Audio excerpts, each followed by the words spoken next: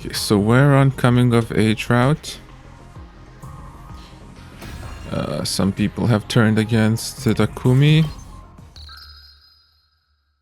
because they think he's colluding with the invaders. Let's see. The next day, something brought me to Nozomi's room. Even though everything was in complete chaos, I thought if Nozomi's symptoms had improved even a little, I might feel the faintest amount of hope. But she was doing worse than ever. She wasn't even conscious. Of course. What did I expect? As if her rejection symptoms would just suddenly go away. Well, they will, right? If the cryptoglobin fully leaves her body. Unless she absorbed some hemoanima, she wouldn't get better, ever.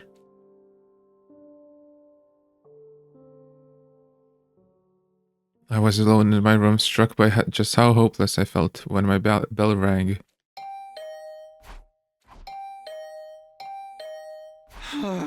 Lay off already. Fed up with the incessant rings, I opened the door to see who it was. Takumi, something big is happening. Eito, what's wrong? Some of the members are trying to leave the school. What? What? Loading, nice. According to Eito, Yuruko, Takemaru, Ima, Kako, Kyoshika, and Yugama were attempting to leave. Because I was colluding with the enemy, because they had no intention of fighting Veshness without any viable plan. They all had their reasons, but it was clear that their minds were made up.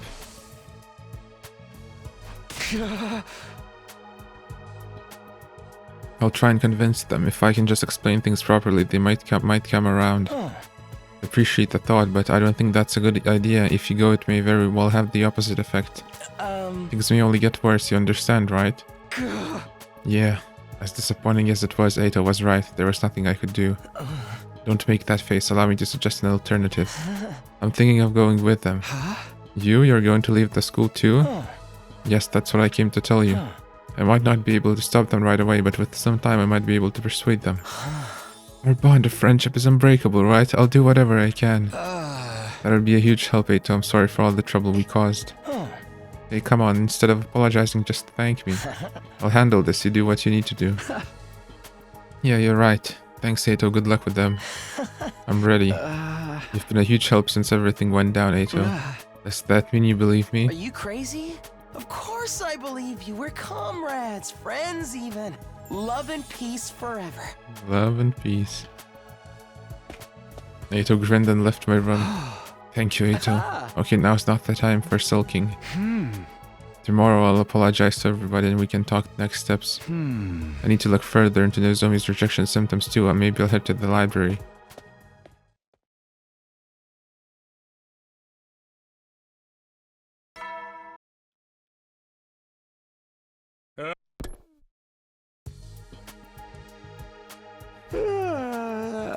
Phew, morning already.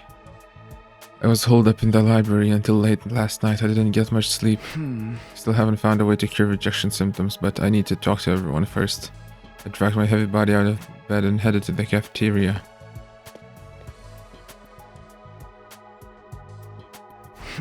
Morning, guys. Oh, Takumi, morning. Good morning. What are you having for breakfast? I'm having bear innards. I think I'll pass. Everyone greeted me with the same enthusiasm as always. They must have been trying to be considerate of my feelings. So I wanted to discuss something with you. What is it? First off, thank you for staying here at the school.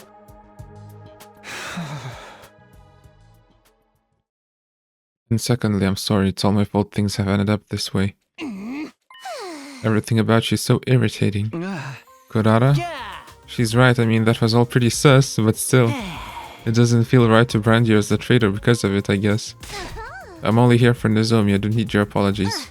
Brooding isn't going to solve anything for us, is it? But Kurara's right. Hello, everybody. My name is Markiplier.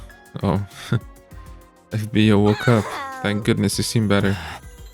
Sorry for worrying you. FB looked around the empty cafeteria. Looks like things didn't go too well. Yeah. told FB everything that happened about Nozomi, that tattoo sticker, and how the special defense unit was falling apart because of it. I see, I understand, but let me say something. You're not the only one responsible for this. I'm one of the sources for all the conflict. Besides, Kurata said it best, we're all here for our own reasons. Exactly, launching right into this tragic protagonist act is a bad habit. Yeah, besides, now's not the time for pessimism, right? You guys. Thank you, you're exactly right. We have a mountain of problems we need to try to solve. Right, optimism suits you, Takumi. Then let's deal with one of our problems right away, Nozomi's rejection symptoms. I know how we can cure them, that's why I came.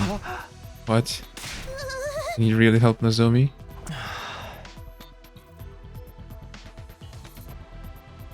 Yes, I'm almost certain. But how? Get some kind of crazy wonder drug? What we need to do is actually quite simple. We transfer my hemo anima to Nozomi. Transfer your hemo anima? Is that even possible? I believe so. The basic principle is the same as absorbing cryptoglobin from a commander. Although if it's the same, that means... Yes, it's likely that I'll die. Wait. In which timeline did we use the last resort? I think in this one, right? So... We don't have the rockets anymore anyways? No way. Well, you can't do that. Are you insane? Tsubasa's right. I don't want to lose anybody else. Thank you. I had a feeling you'd say that. But hear me out. I was too reckless when we launched that missile. I wasn't able to skillfully wield my own power. I won't be of any use in your fight with Veshness. It doesn't matter if you can't fight. Besides, I was never going to be able to live beyond day 100. Everything that I've gotten to experience so far has felt like a miracle, honestly. But that doesn't mean... Think about it calmly and rationally, Takumi. There are no commanders left. Nozomi can't afford to wait a moment longer. This is likely our only option. Too bad. This is a route written by a different person, so she cannot just heal by waiting and losing all cryptoglobin.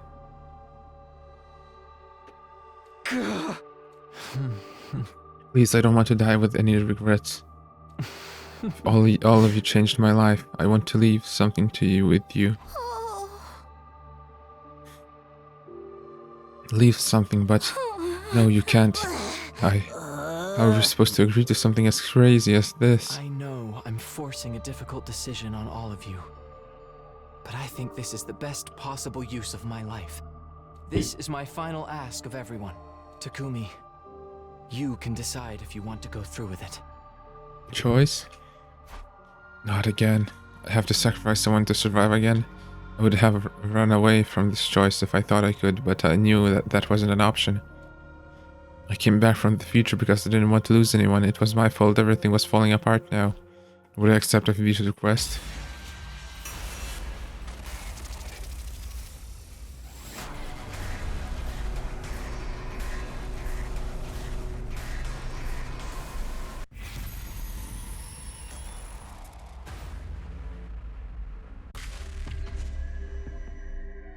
Should we?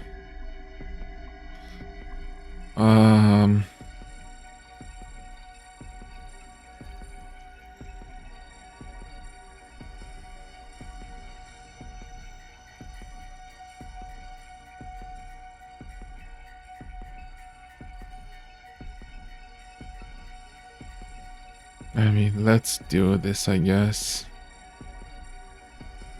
Okay.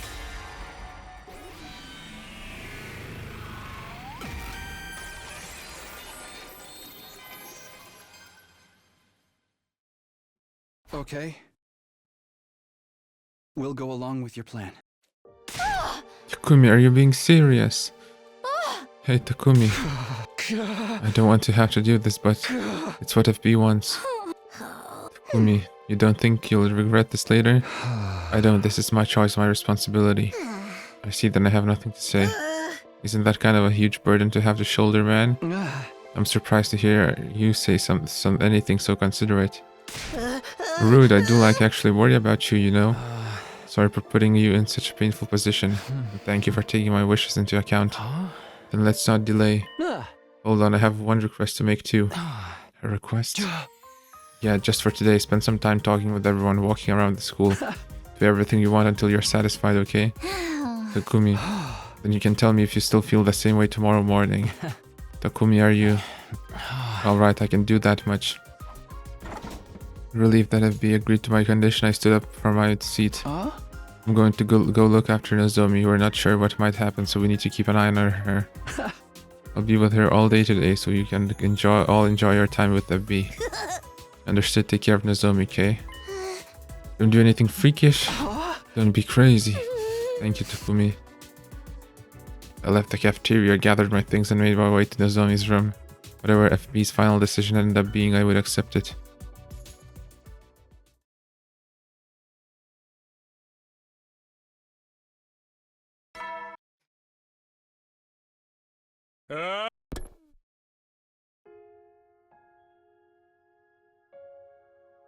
I woke up from my snooze beside Nozomi's bed after I felt a familiar presence. Oh, I woke you up. It's fine, I just dozed off. I stretched hard and all of my joints popping. Did you talk to everybody? Yeah, thanks to all the time with them you gave me. I don't have any regrets. That means, yes, I haven't changed my mind. I'll give my power, my hero anima, my whole life over to Nozomi. Alright, I wasn't in a place to say anything about his choice. I simply accepted his answer in silence. It's a little late to be asking, but is it really possible to transfer hemoanima? Yes. Hemoanima, cryptoglobin, is no doubt a far more erratic power than we could ever imagine. The special defense unit's class weapons and armor are all completely different depending on the wielder. And there are commanders that can change into monstrous forms. This power is essentially omnipotent, capable of transforming in any possible way depending on your mindset. It doesn't just kill enemies. It's capable of saving lives, too. FB's body was enveloped with a flare of light. It wasn't the usual undying flames, it was a warmer, gentler brilliance that wrapped itself around everything. Takumi, 60 days. Huh? I'm not sure how many days it's been for you after you traveled through time. But I've counted 60 days since we met. That was my whole life. The ocean, the fireworks, all of it. I'll never forget. These words broke the dam, holding back all the emotions I'd been hiding away. I'm sorry. I wasn't able to make the right choice. I worried and agonized over it, but I couldn't save everybody. I didn't even come close. And now, I have to lose you too. No. I'm certain this was the right choice. You want to know what I'm thinking right now? I'm so glad I was born. It can't be the wrong decision if I'm able to feel like this in my last moments. So don't look so sad. You can save everyone. All of you can survive. Do it for me. Okay. I promise. He smiled with satisfaction at my response. And this is it, Takumi. Thank you for giving me something to live for. Thank you for being my friend.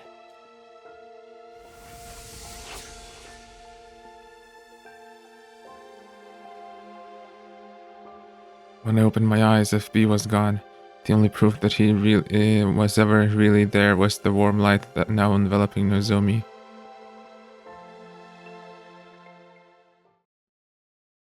Imbued with FB's hemoanima, Nozomi recovered quickly.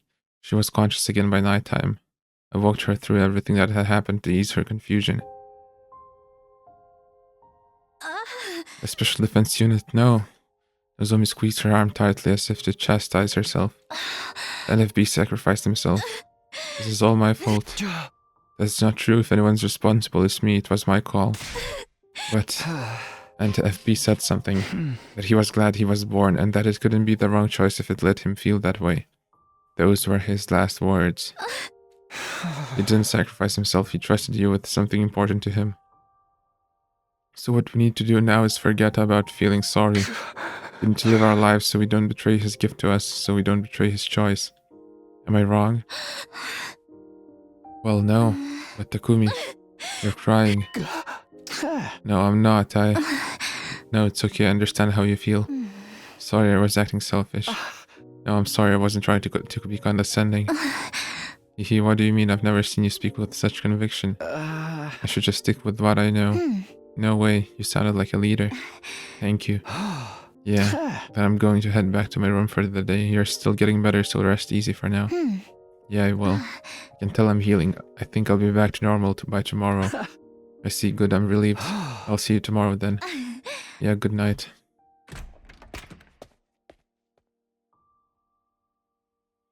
I left Nozomi's room and looked up at the night sky. The massive satellite hung in the air, completely indifferent and unchanged despite everything that had happened. Everyone was up there praying for our mission to be a success. Or maybe they already knew we had no more hope of winning, and had long since abandoned us. But none of that means anything. Turning my back on the dim light of the man-made moon in the sky, I returned to my room.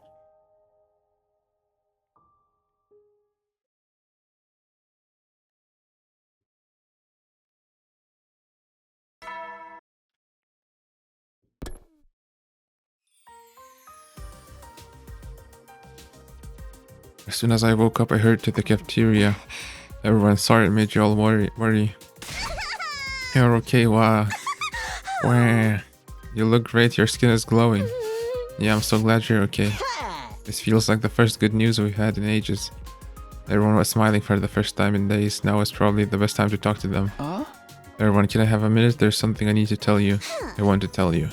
Why are you trying to be a leader all of a sudden? Weren't you just maskless and crying your eyes out? What's that got to do with anything? You're such a little man in every way. What do you mean in every way? No, hold on, this wasn't what I wanted to talk about. But I missed this kind of atmosphere. Same, it's been so tense lately. I'm about to explode from the stress. Rah. I wanna wrestle. Get away from me. Okay, everyone calm down. It's Takumi's time to talk. Thank you, Miss Kawana. What am I, our homeroom teacher now? I tried to take control of the conversation again. I wanted to talk about her next steps. The vibe suddenly turned serious. Veshna's goal was to get the powers of the baby, FB's power, but that power is now with Nozomi. Right, although I doubt I'll be able to wield it very well. Still, I can feel FB's power lying dormant inside of me. That means that Veshnas is going to target Nozomi, but I have no intention of offering her up and begging for mercy. I'm going to fight Veshnas and I'm going to win. But I can't force all of you to join me. In all honesty, this fight is as good as lost. I don't have hope. In some sense, I think everybody who left the school had the right idea. So I would like you to also make your choice. Retreat for your survival or return to the battlefield once again. Everyone was silent. It made sense considering how self-serving my request was. I puzzled over how I could continue the discussion when... Sai, Kurara, and Moko each let out a sigh and lumbered toward me. And then it finally happened.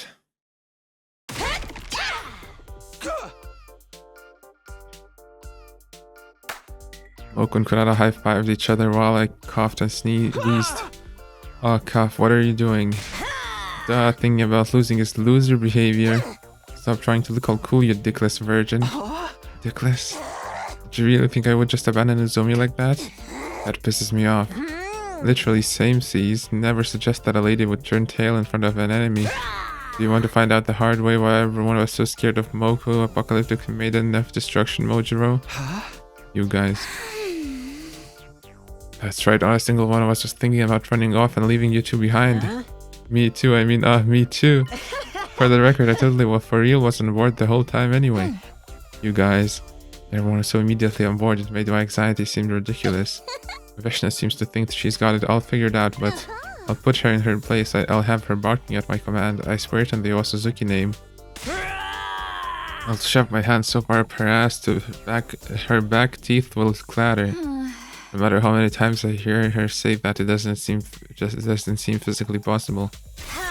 I'll use Himanam and make it possible. That's freaking scary, yo. Yo, you guys are the best, really. Stop being such a wuss. Nobody likes a man who's so considerate all the time. Ladies love a bit of assertiveness now and then. Come on, team leader, do it. Please, Takumi. Alright, I took a quick breath. Everybody, This fight is no longer about the survival of humanity. It's about something much closer to our hearts. It's about fighting for the friends we have right here. Join me! Let's defeat Veshness together!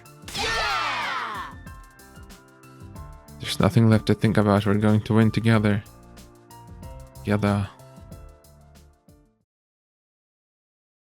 Not that we were determined all over again. I went back to my room. Some time had passed since the last attack. Veshness could show up at any minute. In fact, I was sure it wouldn't be long at all. I could sense it. This might be our last day to prepare. I needed to do everything I could to make sure I had no regrets when this was all over. Okay, who's available? No, no, no. Yes. Yes, no, no, no, no. Yes. Okay, Kurara, I guess. Well, some are available, but I'm just maxed.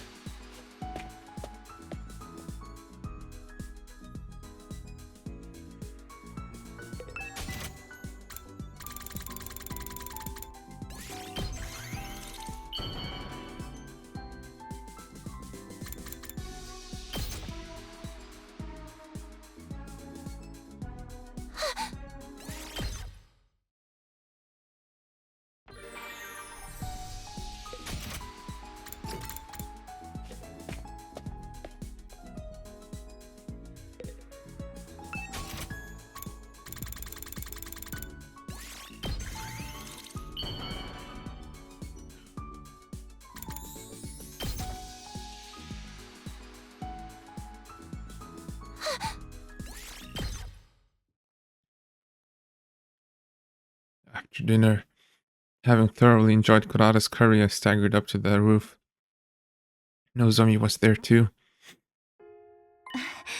Oh, Takumi, fancy meeting you here. What are you up to? Huh? I just didn't feel like going to my room. What are you doing anyway? I was looking at the sky. The sky? Yeah, I was just thinking about everything that happened as I stared up at it. We've been through a lot since we got here. You said it. All the more so for you. You came back from the future after all. Yeah, the idea that it'll all be over with this next battle is scary. Honestly, I don't even care that I might die. It's just, what if I can't protect you after all? You've all trusted me and stood by my side. That's what scares me. I see. I suppose just telling you things will be alright isn't going to do the trick. Well then, let me cast a good luck spell on you. Good luck spell. Yeah, when I was little, my mom would do this for me when I would cry from being lonely or anxious. Give me your hand. Like this. Yeah, now we put our palms together and squeeze tight while saying, it's okay, it's alright. Ready? It's okay, it's alright. Well, do you feel a little lighter? Yeah, I really do. Sorry you had to see me like that. Thanks, Nozomi. Yeah, no problem. Then I'm going to add my own little twist to the end of the spell. Ooh. Okay, now it's perfect. Alright, see you. I'm going to get going. Let's win this last fight no matter what, okay? Good night. You got it. You got it. No way. No way.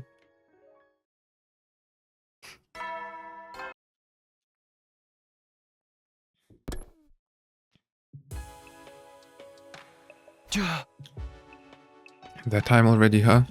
I thought about Eito. I wondered how he was managing with persuading the others. If he didn't manage to convince them before the fight with Veshness, actually maybe that's for the best. As long as they got away safely, that's enough for me. Well, we've done everything we could. All we have to do now is fight Veshness. We have to defeat her and bring an end to all of this. I spent a long night visiting memories of my life at the academy, and then... will they come back when we most need them? When we need them most? At the fight? Yeah. She's here. Let's go.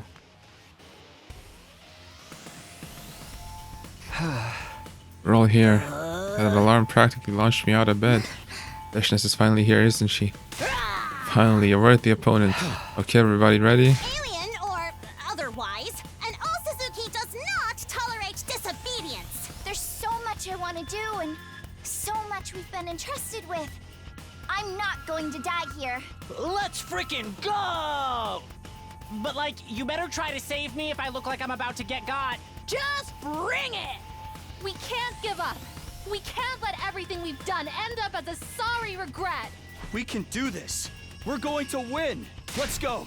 This will be our final defensive battle.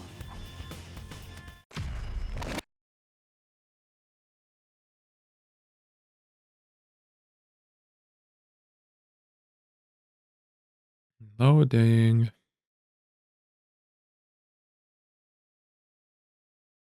We're determined and ready for combat, but to our surprise, what awaited us was...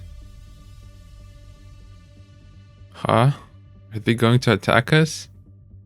The other half of the special defense unit. What the hell are you guys doing here? Did Ato really manage to convince you guys to come back?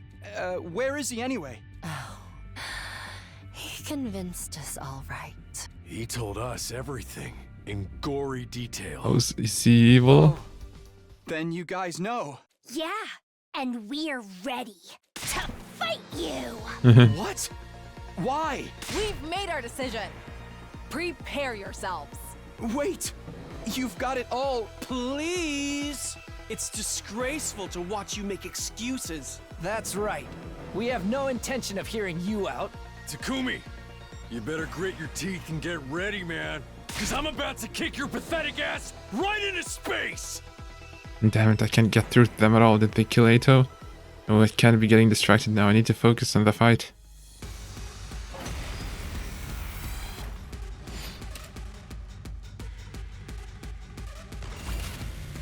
Let's go. Oh, what? Use of beast power to boost all sets. What? Health 28? I'm good to go. What?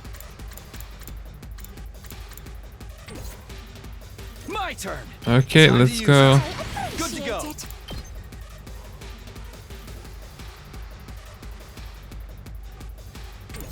They won't drop Here we AP, go. right? I've got this. This should do it. Thank you. My turn. Stubborn, aren't they? Here we go. There. I They're can't better than I believe- thought. Let's do this. Yes, this is it.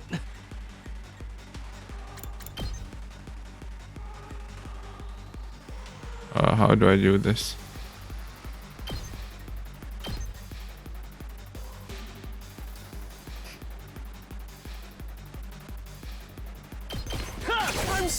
I'm sorry, turn. Sister Dearest. There. I'm in bad shape. Ready when you are. Time to use it. And ready. Y'all can just hide Ready, here. Helen. 4 waves. Flash. How's this? I'll give it all I've got. What? Special? Takumi, no. Can't give up. I can't move. Ooh, this is dangerous if they're doing specials. I'm not done yet. We'll do Power This should do Panacea it. maybe later. That all you got? Oh, I can do a special and kill myself.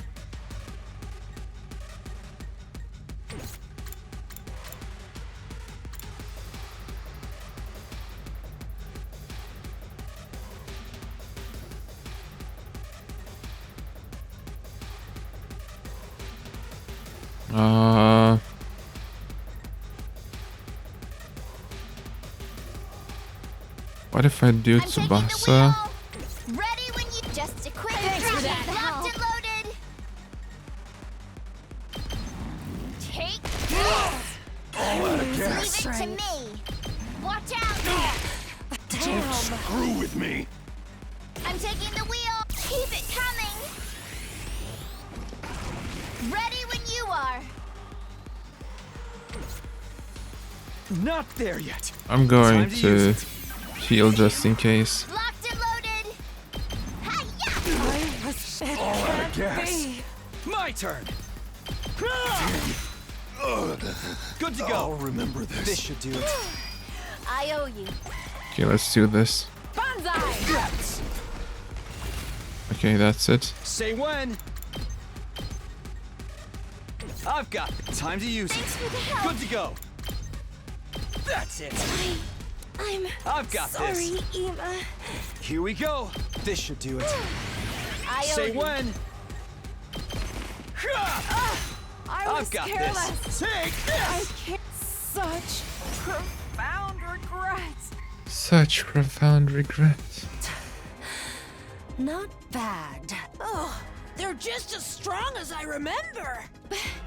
But we did it. Are you done now? Listen to me. Why are you... Can you drop the act already? It's not gonna win you any awards. We lost. All of this is what you wanted, isn't it? Stop monologuing and just finish the job. I ain't scared.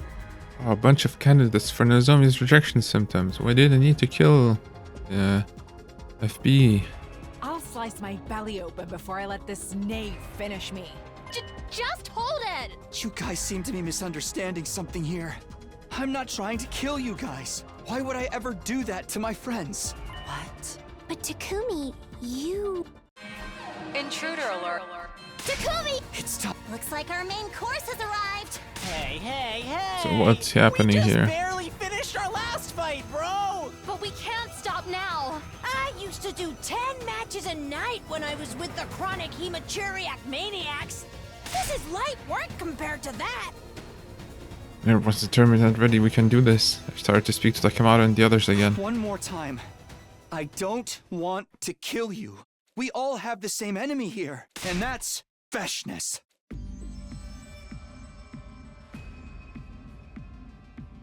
Looking completely dazed and empty, the Supreme Commander began to walk towards us. Dazed and empty. A shiver ran down my spine the second I looked into her vacant eyes. She was barely there anymore. Oh, she's crazy. Then she stopped right in front of us as well as we all stood on guard. Oh, the insects have been fighting amongst themselves. No concern of mine.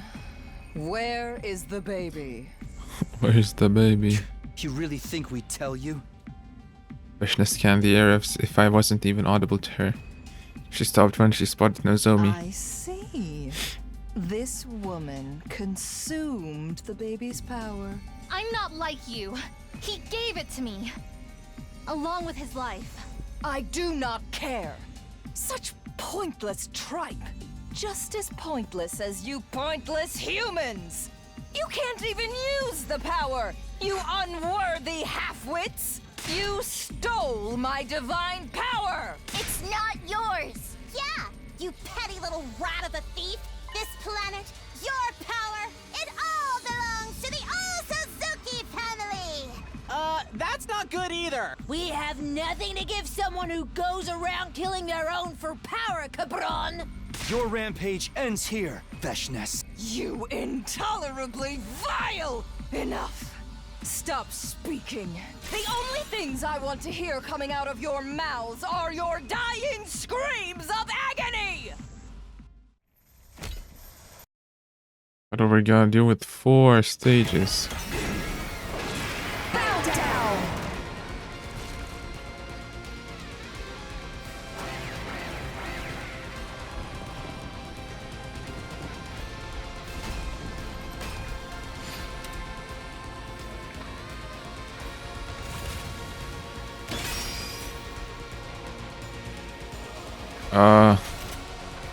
Annihilate enemy boss. Good to go. Time to use Okay. it. Ready when you are. My turn.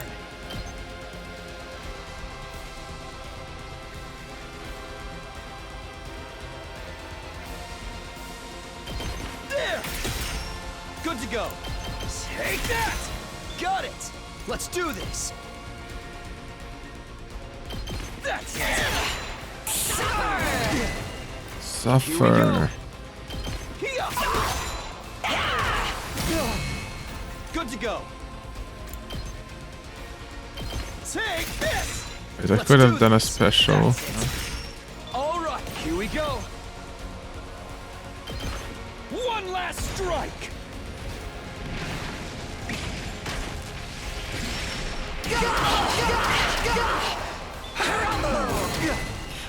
Rumble. I got this. All good. Thanks. Ready when you are.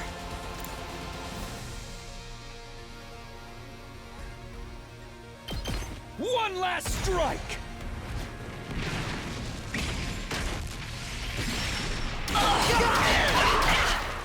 Take care. I'm good to go. I'll help. I owe you. Good to go.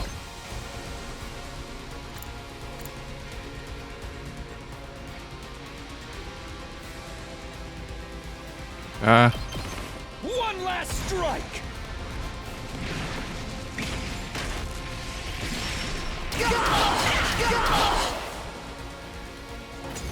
Yay. I feel the burn! But we're doing it. Never underestimate the 1%. Disgusting maggots! Get out of my sight!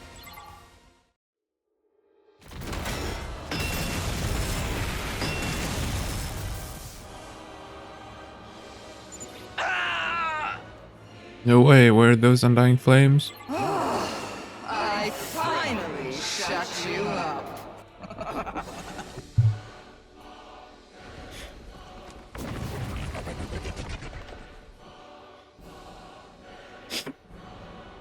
Veshnes undid her transformation and approached us as we stood paralyzed in place. Are you ready to die now? Damn it. For the crime of displeasing me, I will kill you one by one, in front of your friends, starting with this ghoulish woman. This blasphemous, insolent harlot who dared defile a power that belongs to God. Your shrieks will be like a hymn to me as I slice off your fingers, carve off your nose, and crush your eyeballs. No!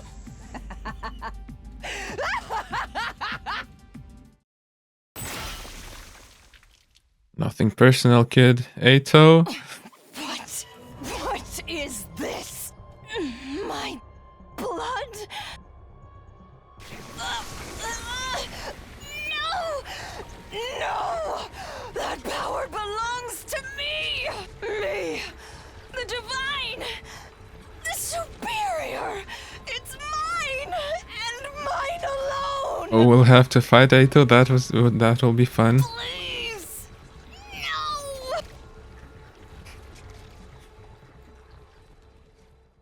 But isn't this a bit too easy to beat her? Despite her incredible strength, Veshnes turned unceremoniously into a pitiful black mummy. I mean, you just backstab her once and that's it? It all happened so suddenly I could barely keep up, but I recognized who it was. Ato. Ato was standing there, his glass weapon at the ready. What's Ato doing here? He saved us! Our knight in shining armor! I don't appreciate this timing. He's upstaging me. You're a real show-off. Why aren't you saying anything? Oh, are you hurt? Are you okay? I was worried you failed your mission to convince them and got killed. Get away, you filthy monster. Ato?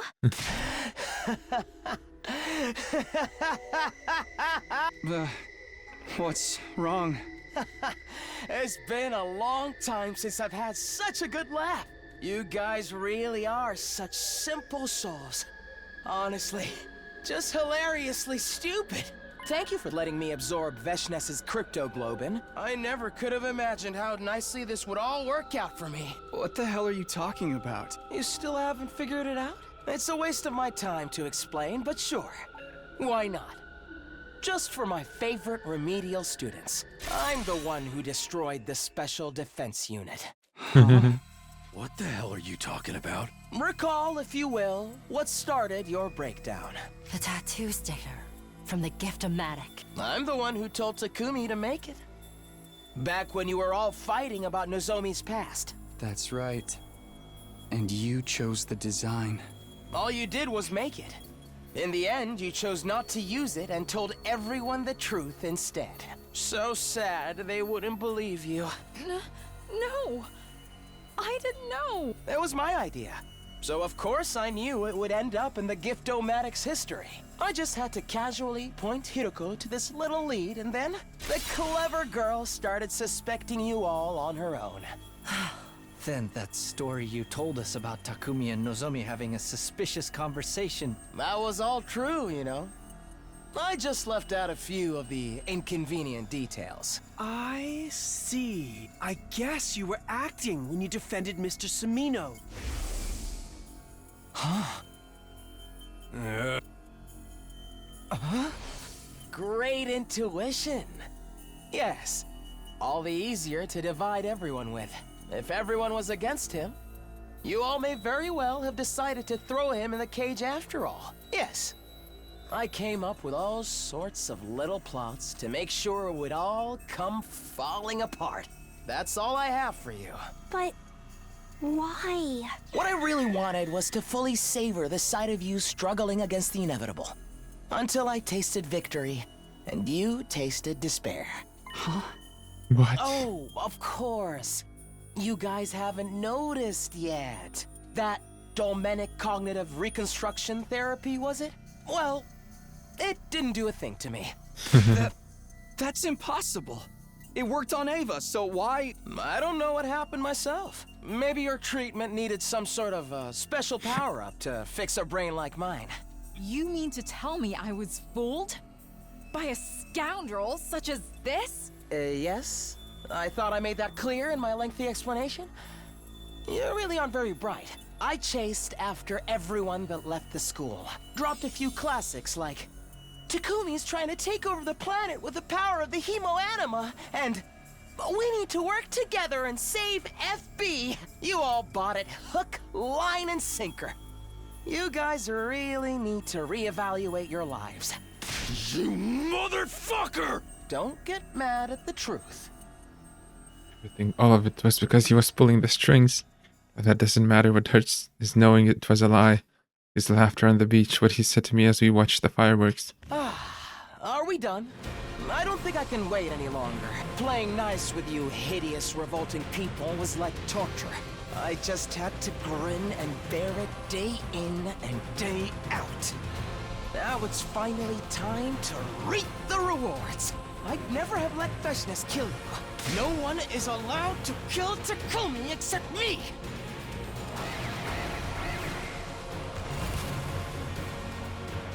$60 health. Let's do this. 4 attack potions. We just have to kill him, right? Say Yeah. what? Let's do this. This should do it. I appreciate the I've help. got this. Here we go. Take this. Let's do this. Take that. Good to go. That's it. Say when. Time to use it. I've got this. Will this work? This should do it. Here we go! Nice. You cannot be stunned, yeah. Let's go. I've got time Okay, to use it. Good to go. we'll run out of this, okay. Let's do this. No more attack Say when. potions. Here. Let's go. One last strike.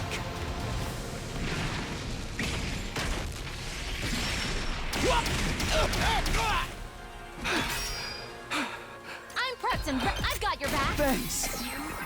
Thanks for the help. Good to go. This should do it. You're in the way. Oh, nice. Weak and worthless! So hideous and frail!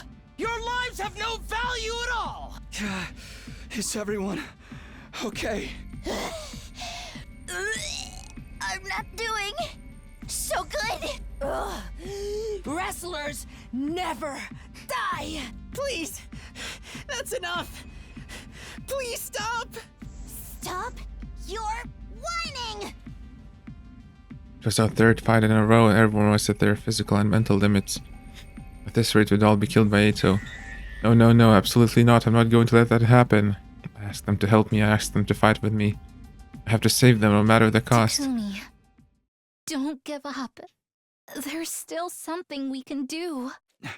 Nozomi, what is it? Don't absorb her. Don't absorb her. Use my hemo. Oh my god. Takumi.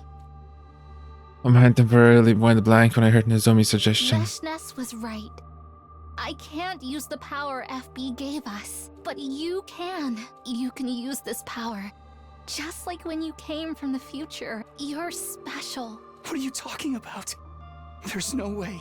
I could never do that. Because if you give me your hemo anima, that means... Yeah. I die. No. I can't let you sacrifice. He didn't sacrifice himself.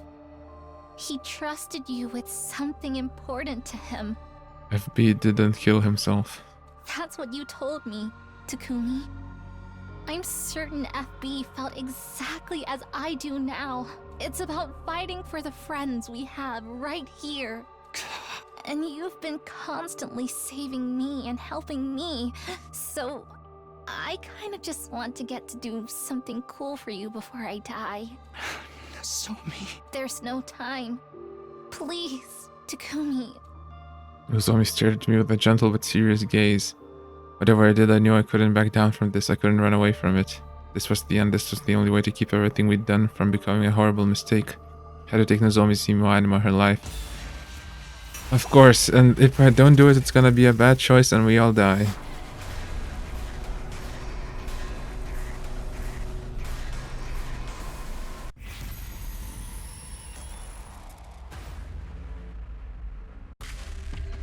One thing I'm afraid of if I choose no and we die is I'm gonna have to do the whole battle once again from the start.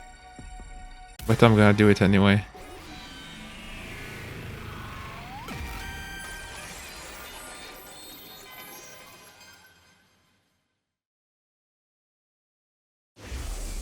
You can't do it for... No. I answered firmly. What? I said no. Why? I promised FB we'd all survive, so I won't use your hemo anima. No matter what happens. Then, what are we supposed to do? We'll figure it out. Stop being such a child. I'm still in school. But you're also a soldier in the Special Defense Unit. Stop arguing just for argument's sake. Even as death drew near, I wasn't sure what had come over me. I wasn't reasonably frustrated with Nozomi because she didn't understand anything. All I could do was desperately yell whatever came to my mind. Stop pushing me! How am I supposed to kill the girl I love? What are you talking about? We're about to die! Nozomi's confused face turned an incandescent red. Are you crazy? I'm perfectly sane. There's a time and place! Huh? Pardon me. Huh? Would you like us to leave? Look, even Ato's in shock, man. I could have sworn I was on death's door, but... Oh my god, that was so embarrassing just to watch! And I love it! Stop it! Stop it! What do we do now? We'll figure it out, okay? The point is, I'm not going to let you die. I heard laughter in the schoolyard after I made my resolute declaration. Whoa! Get him, Tiger! That's right, boy! You defend your woman. Takemaru! My bad. I don't know if any apology could ever make up for how bad I screwed up, but my life is on the line for you. Same for me. I can't believe I was used for his whims. I'm truly, deeply sorry. It makes me sick how stupid I was. I want to slice open his belly and make him apologize. Same. Dissect me, torture me, do whatever you want with me. I submit to your control. Are you just describing your fantasy, Mr. Omakage? Oh, I also apologize for our little misunderstanding, by the way. By the way. Ima, that's not an apology. I'm really sorry, Takumi. I felt weird doubting you. You guys! You'd better lick the soles of our shoes, bark thrice, and swear your allegiance! And then we're still not going to forgive you. She's right, man. You gotta pay a hefty sum for pain and suffering. Gaku hasn't matured at all. We're parejas. Viva la amistad. Oh, pay a hefty sum. He wants money. Actually, like literally. Okay. Revolting. Nasty, bile-stained, rotted, gutted, horrible, disgusting, revolting, stomach-churning, nauseating, vile. What a filthy, degenerate, putrid, foul little display of friendship. Ugh, gives me chills. Enough! I need you gone now! Transform. I'll kill all of you abominations! Whoa. Hell no. Hell no. What is this madman doing? It's my fault we're in this predicament. I'll shield you to buy you some time. You figure out what to do next. The hell? That's my line! This ain't no place for a woman! No, I want to help, even if I have to be a human shield. No way. I'll be a meat shield long before I let Kako do such a thing. Damn it, we're all going to die if only FB was here. Just then there was a faint sound and something glimmered around my chest. This is... The Special Defense Unit's badge. It was the badge FB had given me. I could hear his voice in my head as it gleamed. I'm... right here. Remember what you must do. Remember what you must protect. You have something important to protect. It's something only you can do. That's why you came back here. Was that FB's voice? What was that? What was that? Did you guys hear that too? He's talking. Right. Put my power into them. Huh? I don't believe it. The will of FB is still in the power he put in the badge. But what in the world does he want me to remember? Yes. This power, it doesn't just... Erratic. That's right. Takumi? That's exactly right. Hemoanima is completely erratic, which means we can do it too. Takumi, what's gotten into you? Everybody, hold hands, okay? Old hands, power of friendship. Just hurry. Hate to just looking at us like, what the hell are we doing? All of us have been stealing and killing for Hemoanima as a tool for violence. But I'm sure that's not what it's really about. I'm sure it's much more flexible and capable. It's a much kinder power than we think it is. Capable of growing stronger if we believe in each other and come together, instead of stealing it. Capable of connecting us through our bond. Power of Everybody, friendship. believe in each other. And trust each other with your power. Whoa. The music. Power is welling up inside of me. I felt everyone's might and emotion inside of my heart, the fight fading into the background. I had no idea Hemoanima was like something from a shonen manga. Nothing wrong with getting a little fired up sometimes. I'll trust you all with everything I have. I can feel it. Your insides. Your emotions. This is completely out of character for me. Who cares? This is how we finish this. Friendship. Hard work. And don't forget, utter triumph. Here I come, servants. Let's fucking go! We're going to win this. Here we go, guys. FB, I owe you one. You're still saving me even in the final hour. This is it, Ato! Oh, we have his final form. Okay, everyone's powered up. What the hell? Power of friendship. My turn! Time to use it. Thanks. Let's do this! Take that! Die! Oh shit. 10 damage? Let's go! I'll cut you down. Good to go. That's it. It's over. I'm good to go. Oh, it's not gonna heal much. I'll help. I owe you one. I owe you big. Let's go.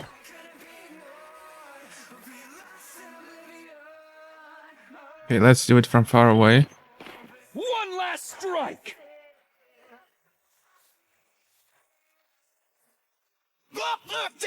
Damn you! Take care. Damn you, of the damn you. rest. Ready whenever. I'll put this to good use. Let's do this. No, no, no, no. Cut you down. Damn it!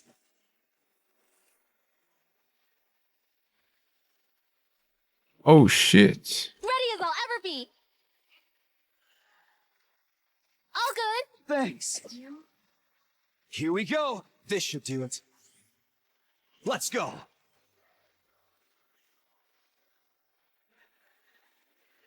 What's his shield?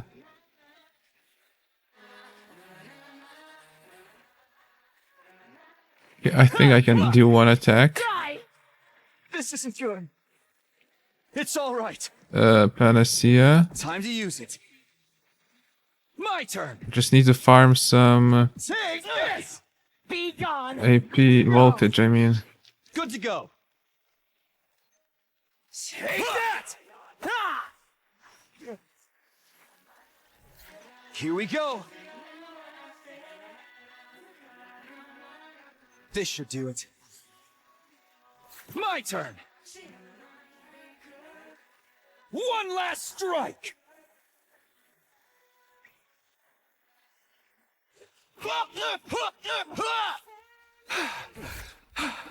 Fuck. Okay, I should have shielded before. I'm prepped and ready. Here's one for them. I don't care. Let's build a bunch of walls.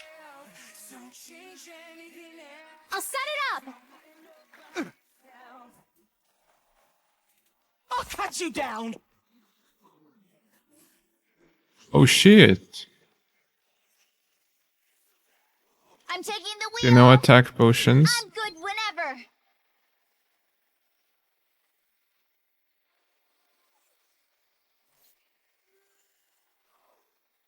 Locked and loaded. I've got this. Whenever you're ready. Spring trap. I'm good to go. I've got your back. I owe you. Ready as I'll ever be. Say when.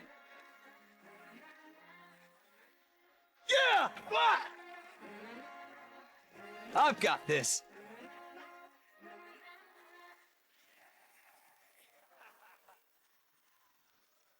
Ha! Ha!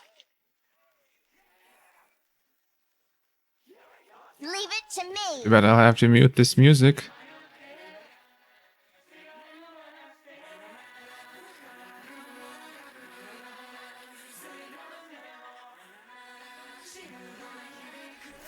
Locked and loaded.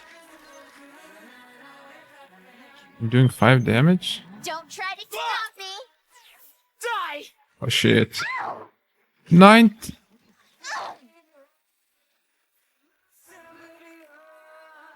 I don't care about the small fry. Oh sheesh. Did my engine die? You little! Things aren't looking good. Can't keep on like this. Minus 96.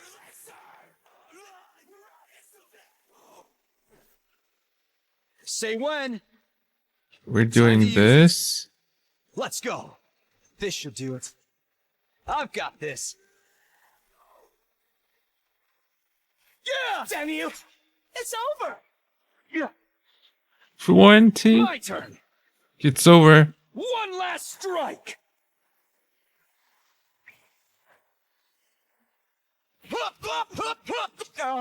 It can't. Yay.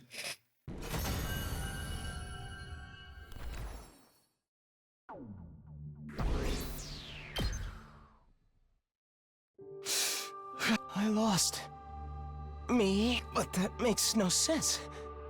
I have Meshness's cryptoglobin. Eizo, no matter how strong you might get, you're all on your own. Untrusting, greedy, and alone. You've lost. You've lost. I'm not going to take any more lives. We're going to seal your hemoanima and restrain you. Don't try to resist. Here, get up. Yeah, okay. Oh, okay. I thought he was gonna attack Takumi. What are you? I refuse to live surrounded by monsters like you. So, this is it for me. Why would you do this? Because I truly despise you all from the bottom of my heart. I can't see anything anymore. Well, I'm just glad I don't have to see your ugly faces while I die. Goodbye, Takumi. Fighting with you, it was the only fun I ever had in my whole life. RIP. With those final words, Eito's pulse stopped. It's over. Yeah. We won. Right? Yeah. We won! Hell yeah! We're the best in the world! The Osazuki family triumphs over all! Incredible! Everybody's power levels were off the charts. But unfortunately, I fear I've reached my limits. Yoshika collapsed on the spot. Everyone else joined her shortly after. The second I relaxed, that was it. I can't even move my little finger. Likewise. Anyway, what the heck do we do now? That's right. The missiles aren't an option anymore, and Sirei is gone. What do we do, team leader? Who knows?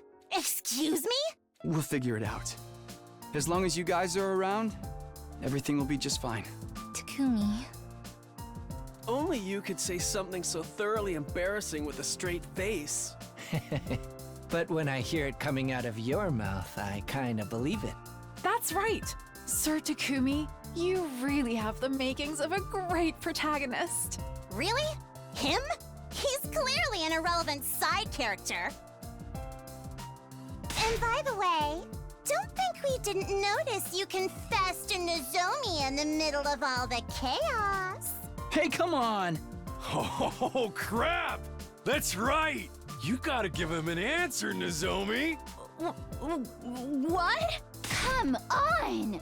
This is a delicate matter! You have no tact at all, you moron. Isn't it basic manners to do pull-ups when you confess? Huh?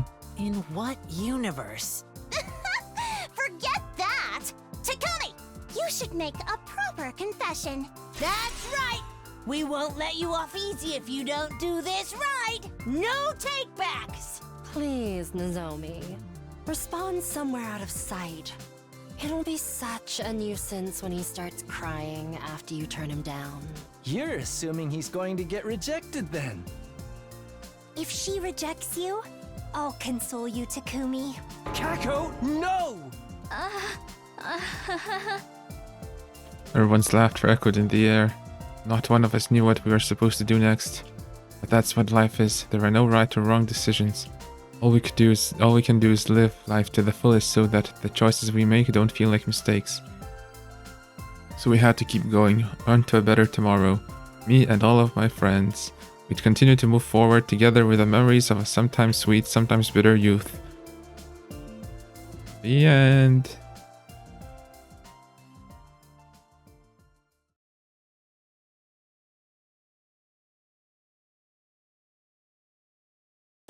Yay.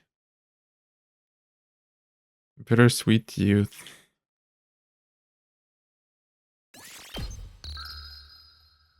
Hype boss battle. Okay, now we have to absorb Nozomi Simo anima, really.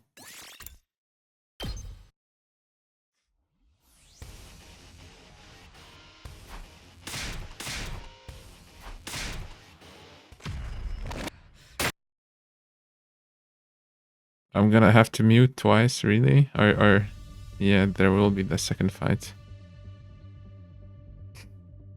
Come on, faster.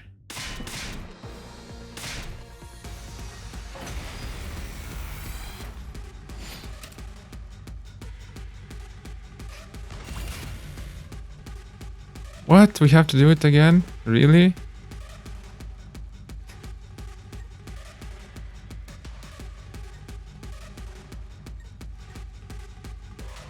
Should kill Kyoshka. Here we go. Time to use it. Ready when you are.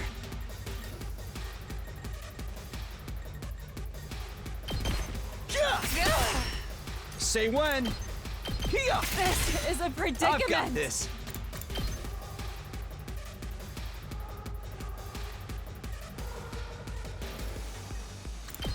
I can't. Say when. It can't be. My turn. This should do it. Okay. Oh, I didn't put the defense. Try this on your size.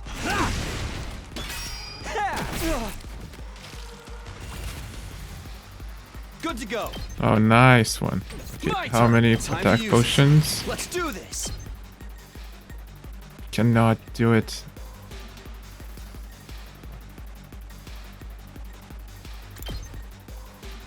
There.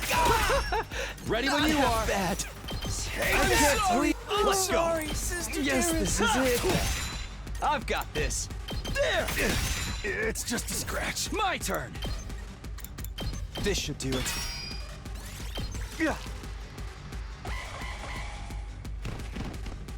Gonna do a special? No? Feeling Oh, you're gonna do a special. Can't give up. This isn't good. It's up to you from here. Not there yet. Yeah! Damn. I'm not done yet. I'm trash. It's all right. There! I have to keep it I'm together. not done yet. I Okay, we have a lot of voltage, that's good.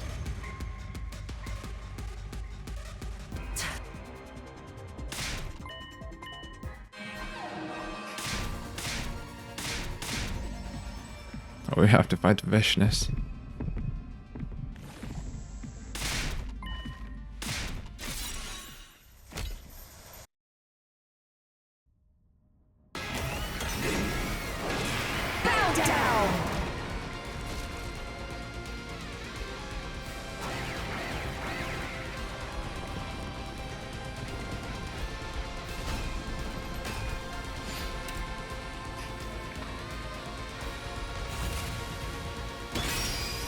Let's go.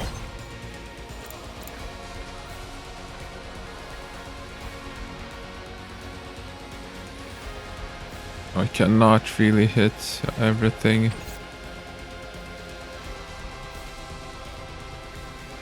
I'm prepped and ready. I've got you. Thanks. Let's do this. I've got this. Take that! Let's do this. Yeah! Ready when you are. One last strike.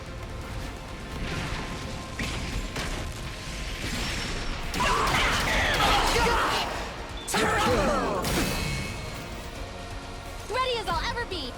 I'll help. I owe you. Let's go. Take this! Good to go. That's it. Let's go. One last strike.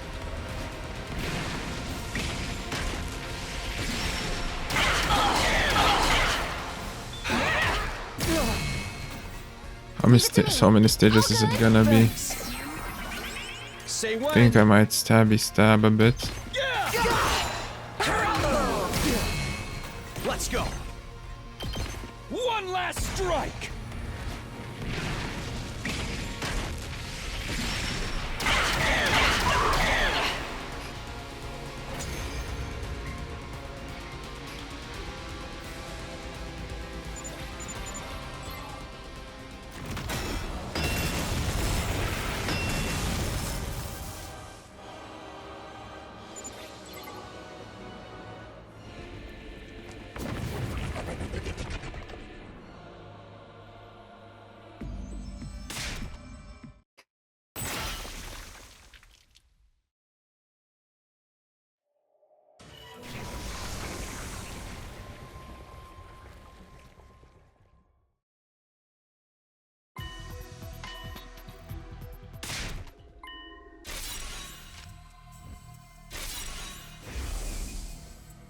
Got all the flashbacks. Skip.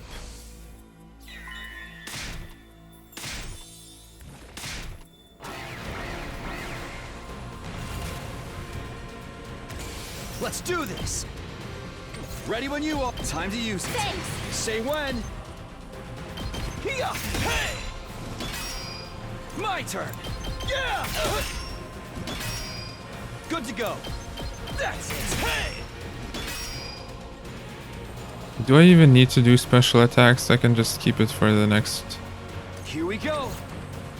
I've got this! Yeah. Here we go! For now, let's just do this.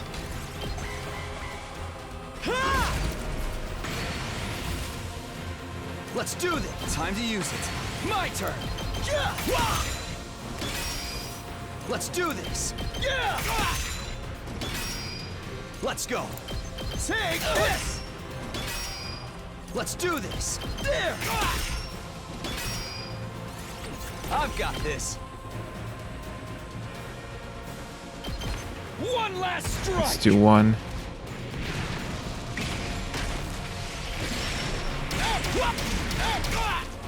Take care of the rest. Locked and loaded. Here's one for them. No! Here we go! Not like Uh. this.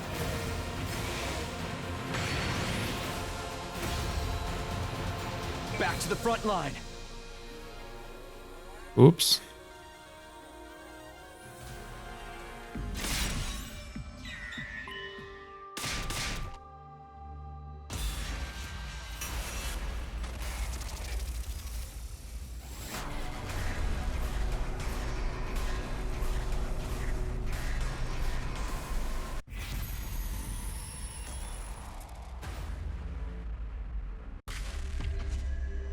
Yeah.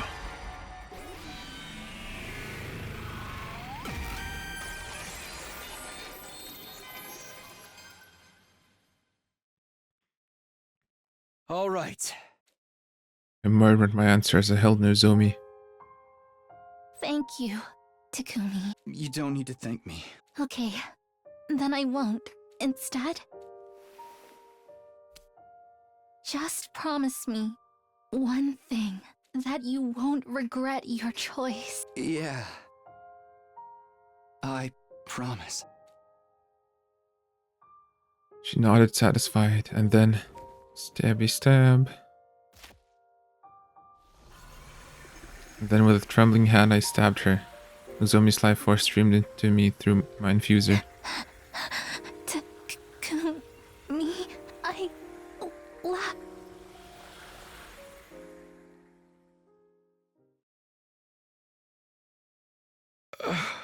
Well done, Takumi.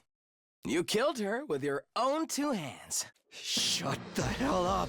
Of course, how could it go any other way? How heroic you are with the power you got from sacrificing her. A shame I'm going to kill you anyway. Ah, you gotta love it. Shut up!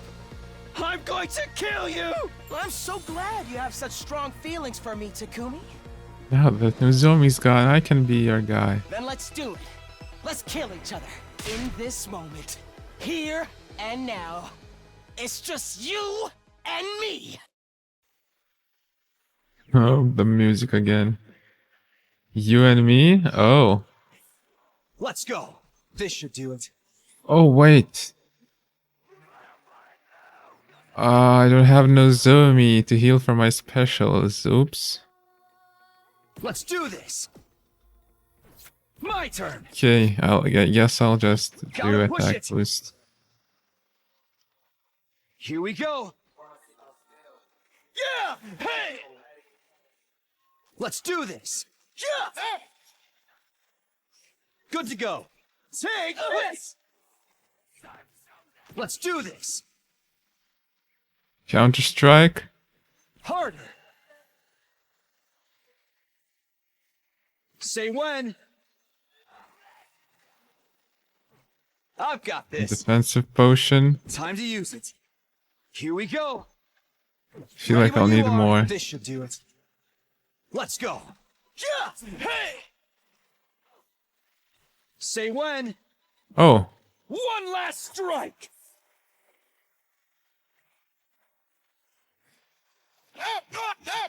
How could this happen?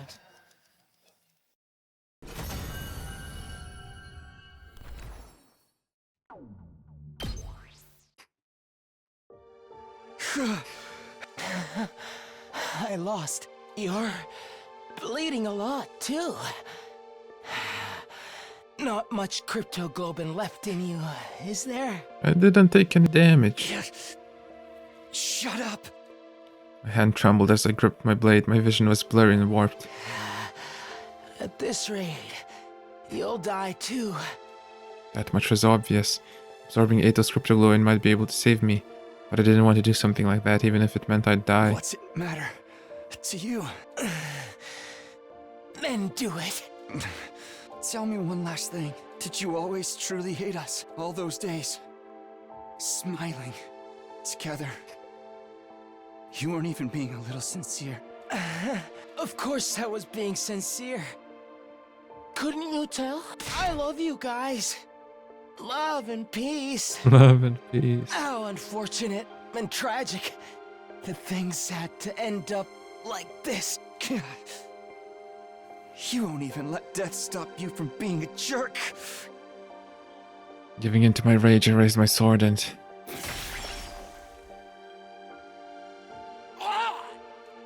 Blood oozed out of Ato's mouth, the life drained out of his face in front of my eyes. Almost as if we were connected, I reached my limit. Strength drained from my body and my vision grew darker and darker. I forgot about everyone, everything, and then... See you around, best friend.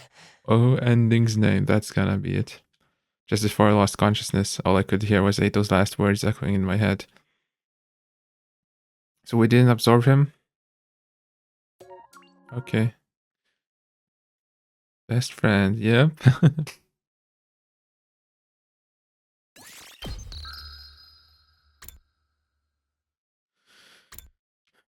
Well. Oh, we have another choice. Accept of B's request. No. I forgot.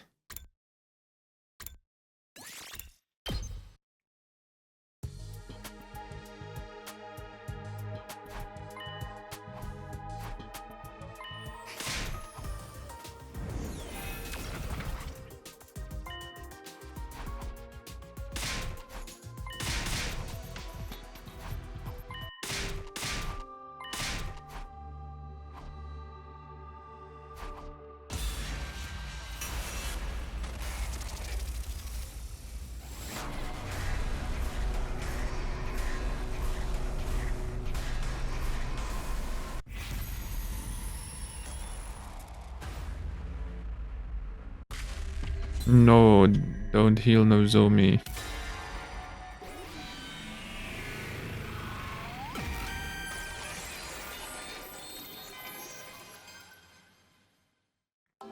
I'm sorry. I can't accept your request. Takumi, I knew it. Takumi. I know I already said this, but I refuse to lose anyone else. I don't have the right to compare the value of two lives, to sacrifice one in order to save another. I see. Are you truly sure about this? Yeah, there has to be another way to help Nozomi. A better way that doesn't mean losing someone I care about. Nicely put, Takumi. We'll just have to find that way together. Well, it's your choice, team leader. I'll do whatever you say. Sometimes answers can just fall in your lap if you think about it long enough. Good idea. This is the first time anything you've said has ever made me feel better, Gaku. That was the first time. Right, we'll find a way to fix her no matter what it takes. I can fix her. I hear you loud and clear. I'll move on. We might be able to find another way if you just hold on. I'm willing to bet on it. We weren't going to sacrifice anybody. We're all united on that front. It will be okay. We can do this. We will find a way to save Nozomi. We set to work with renewed determination. Things are going to be okay. We can do this. We can overcome any obstacle in our way. Can we absorb Ato? But of course, my hopes proved to be baseless. They were cruelly and unceremoniously dashed.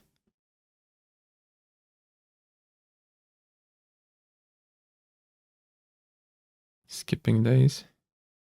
I woke up to the sound of my door being pounded furiously. Suspicious, I slowly opened the door. Takumi, it's horrible. Moko flew into my room pale as a ghost. There was only one thing that could warrant this much panic. Dread welled up inside of me. What's wrong? After swallowing hard, seemingly trying to calm herself, Moko opened her mouth with trembling lips. Nozomi. Nozomi stopped breathing. What? What? My memories after that are hazy. They're vague to me now, like they were just something that happened on a screen. I went to Nozomi's room at Moko's urging. I saw Nozomi there, unmoving, eyes closed. I touched her beautiful face. The lifeless sensation of her skin, like heavy rubber, was terrifying. Kurara stood up, and after breaking down in tears, she hit me in the face as hard as she could. It hurt badly, but I kept quiet because I knew I deserved the punishment that only provoked her more. She climbed on top of me and beat me until everyone else finally managed to restrain her. I knew there was blood running out of my nose, but it barely even registered. The end? No? Okay. The next day, we built a coffin and buried Nozomi. She got to die young and beautiful. Maybe she was lucky that way. I was completely repulsed at myself for trying to find comfort in a thought like that. In the end, I never got to share any of it with her. My feelings for her, the things I wanted to say to her, and none of it. I was unable to cling to her coffin, unable to shed a tear, unable to even pray for her soul. I simply watched her final moments in stunned silence.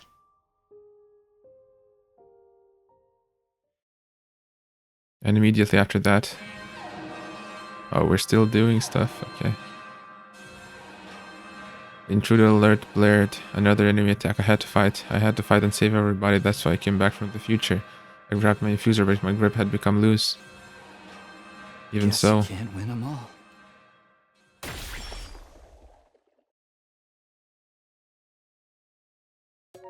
Huh? I was supposed to interpret it. Unending nightmare. Did I stab myself like with the infuser to transform, or did I just kill myself? What? Coming of age? That's it, okay.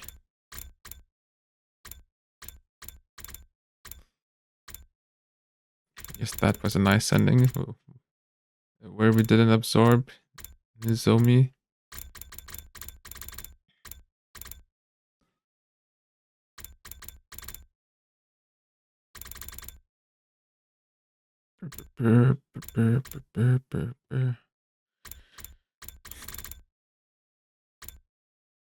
What's this route? Second scenario. Reveal Nozomi's secret. No. Save which school we decided. So we did that. And now reveal your secret. No. Okay. Let's not reveal our secret that we are from the future.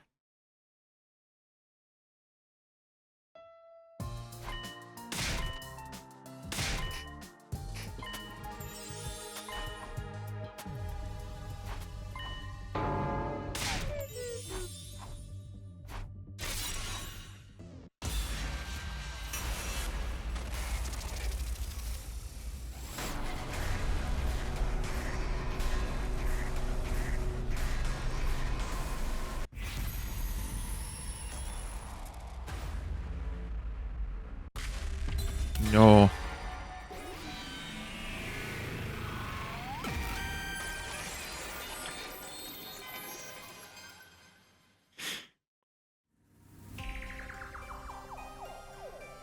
If I want to get everyone on my side, I should really tell them the truth. But it sounds like they'll all believe I'm a time traveler right away. Even if they did, that could come with its own problems. If they learn about the future, history will change again. If you change too... You could... Of course. Being able to predict what will happen next is a huge advantage. I didn't want to lose that, especially not if it could help me guide everyone toward a brighter future. With that in mind, I did the only thing I could. Why did you climb up all of a sudden and answer us? How did you know it was a traitor? Well, I lied to them. Last night I went to Ito's room to talk to him about what we were going to do here. And I just happened to see his diary left open on his desk. He'd written out his whole plan in it. That's not what you told. I gave Sir a sharp look. I hoped that he would see the message in my eyes. I'll explain later. Anyway, that's how I found out what Ada was up to. Everyone exchanged dubious glances. They clearly weren't sure whether to believe me or not. Well, it's not important how you got this information. What we really need to do is figure out if he really is a traitor or not. Hey, you're right. Let's go hear what Ada has to say about it. I agree with my dear sister. The others nodded in agreement, and they all started filing out of the war room. What, don't you guys believe me? Sorry, ran off after them, leaving just me and Hiruka. For some reason, she was looking at me with an odd, confused expression. Why? She muttered that single solitary word to herself and then left. Why? Did she say why? Why that? Well, whatever, I'd better go after the others myself. They said they were going to talk to Eito. That means they're heading for the courtyard. Oh, I have to talk to Sir A. I found Sir A waiting for me in the hallway. I thought about it and realized there was no need for me to get involved. It's no skin off my nose if the others want to get Aotsuki's side of the story. What's he gonna tell them? You're being tricked? Sir A and Takumi are lying to you?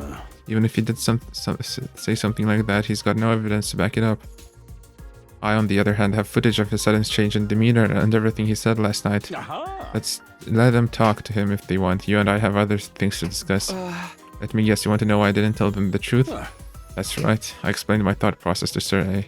If everyone found out about what was coming in the future would change again. To maintain the advantage of my foreknowledge gave me, I decided to keep them in the dark for now. Didn't you come back because you wanted to change the future though? Yeah, but to a future where all of us survive. If I can't do that, there's no point in any of this. I want to be the light that guides us towards that future. I see. In other words, your ultimate objective is for everyone to watch the final attack together with smiles on their faces, yes? Not exactly. I really couldn't care less about the final attack. But he had the part about everyone being right, so I just kept quiet and nodded. I like it. Your interests and mine match up perfectly. So what do you say we work together? I'll keep it a secret from the others that you came from the future, and if it'll help the Special Defense Unit function more efficiently, I'm more than happy to practice a little deception. Thanks, I appreciate it. One more thing, how much do you know about our mission here exactly? And so I told Suri how things went down during my original 100 days at the Academy. Starting with what happened when I went to second to last Events Academy and met Nigo and the other team members. Then the revelations that followed, World Death Crypto Loop and the Exodus Project and the artificial satellite. And of course the fact that the boy made of undying flames we'd spoken with last night was what, or rather who was in the defense room. I told him more or less everything I knew. The only thing I left out was what I learned about Nozomi, the secrets she'd shared that first time we were between her and me. I see, and is that all? Is that all? You mean there's more? What? No, of course not. You already learned a crazy amount of stuff. That's enough, isn't it? Actually, there was still something that bothered me. That was bothering me. That's what you think the truth is. You got it all wrong, though. Anyway, I'd better get going. I'll pretend like we never had this conversation, all sneaky-like. Sneaky, incognito, reliable, ethical, inside man, that's me. Sir A hurried away, looking more suspicious than sneaky. Do I really not know the whole truth yet? Was Eito right? Well, even if he was, it's no use asking him now. This version of him has only been here for 3 days. He doesn't know all the things he told me in the defense room back then. Still, though, maybe I'll go talk to him anyway. Everyone else is probably there already.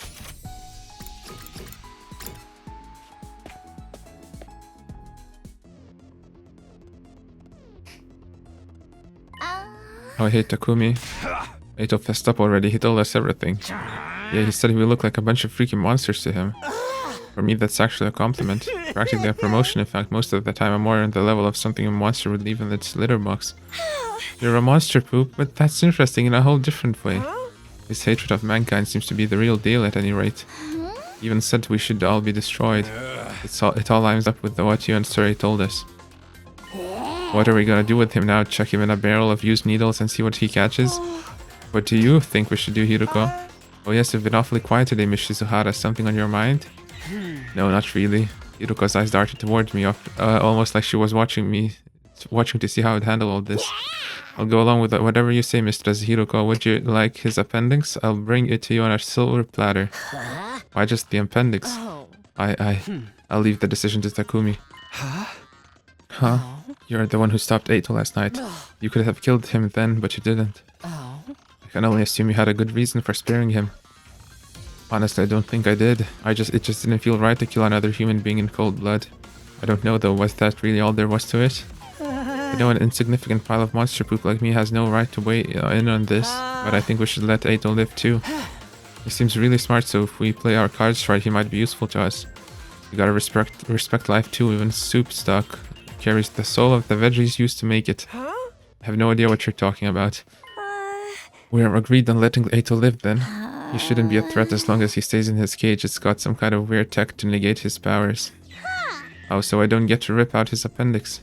If this were a killing game, he'd be a perfect candidate for the first murder victim. The matter was decided. Ato would be kept in his cage in the courtyard from now on. As the others left, no one spared a word for the prisoner himself. All they gave him was brief glares of contempt.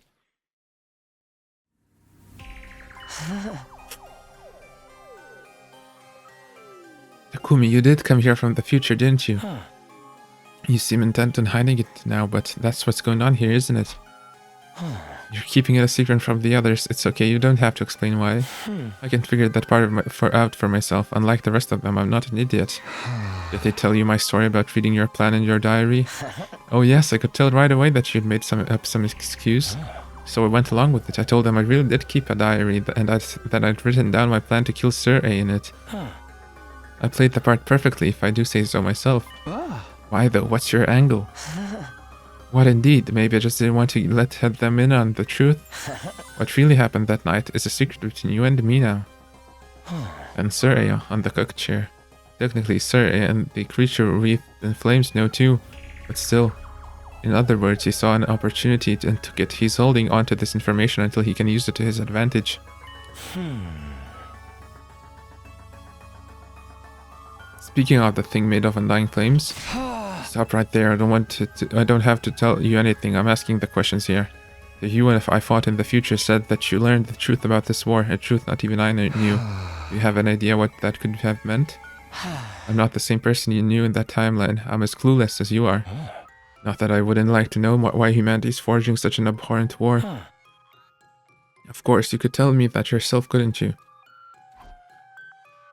I left without saying any more. I looked back just once. Ato was watching me intently, his eyes alight with intelligence and malice.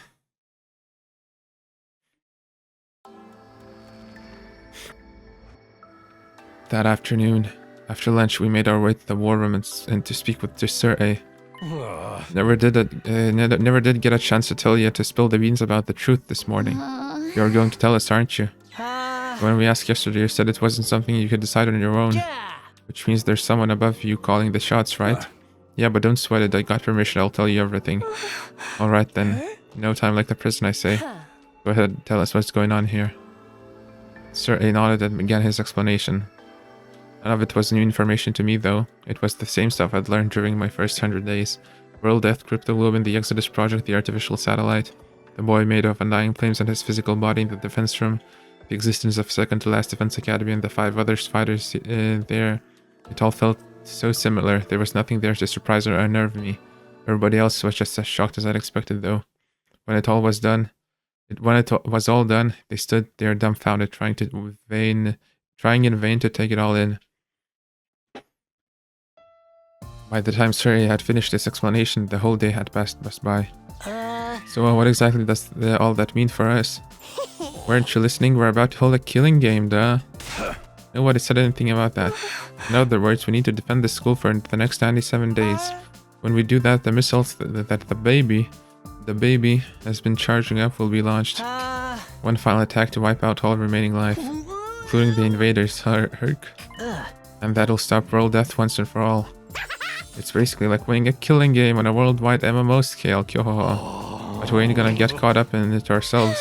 Right before the attack, we'll board on an escape pod and take off into outer space. Then we'll join the rest of humanity back on the artificial satellite. I knew you guys would get it. How could you not when I explained it so well? For some reason, Hiroko remained silent through all this. She refused to even make eye contact with any of us. It seemed like she was thinking hard about something. And this explanation has helped elevate your will to fight to a whole new level, am I right? Hell yeah, I'm ready for this.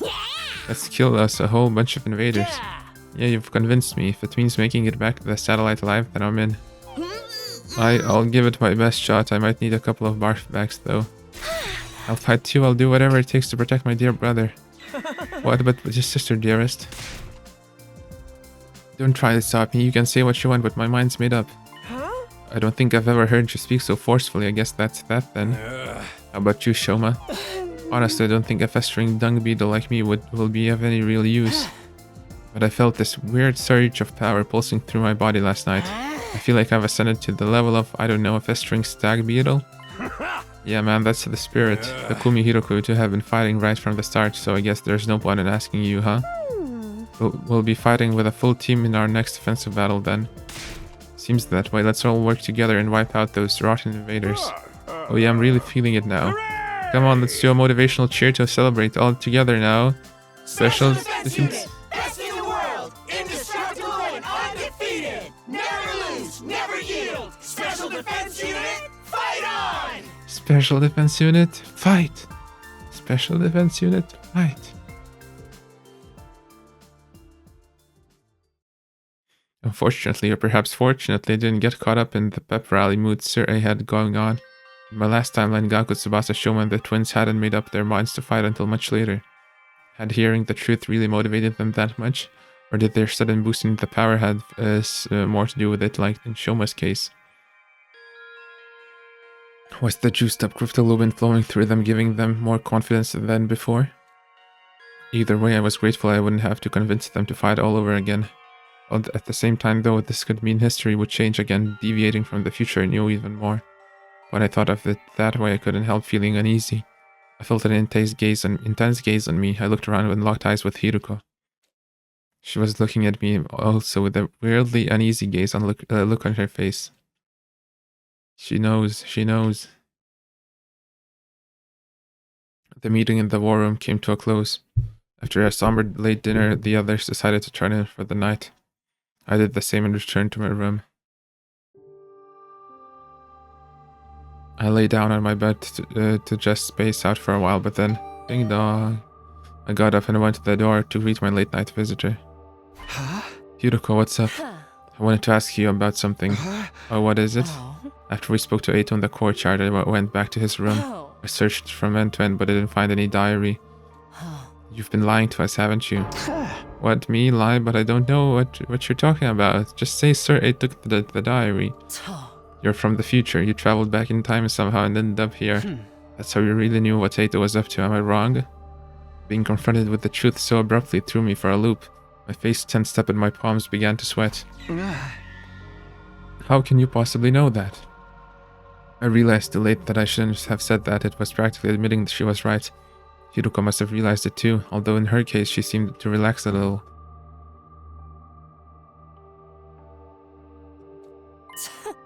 Thought so. Well, that's all I wanted to know. I'll be going now. Hey, come back. Tell me what this is all about. I knew you were acting weird today, ever since yesterday when I lied to the others, actually. When they all left, you stayed behind and you asked why. You didn't look happy either. What did you mean by that? Just how much do you know anyway? Hiruko didn't answer. She just looked away. Her brows were furrowed, and she was biting her lip in thought. We stood there in silence for a while until she gave a sigh and spoke up again. Let me sleep on it. I'll tell you everything tomorrow if I don't change my mind before then. You will? Yes. But I'll tell you one thing right now. Two, in fact.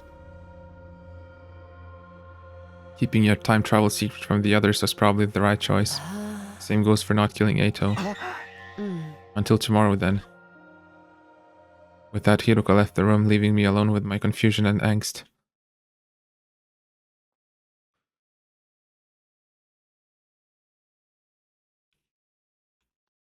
Oh, day 4, it's gonna be a long game. Cannot click. Get ready. Why the music? Aha!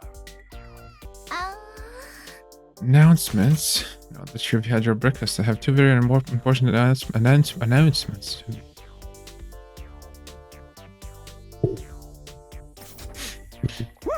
First of all, I've decided to give you the run of the school. Every classroom is now unlocked.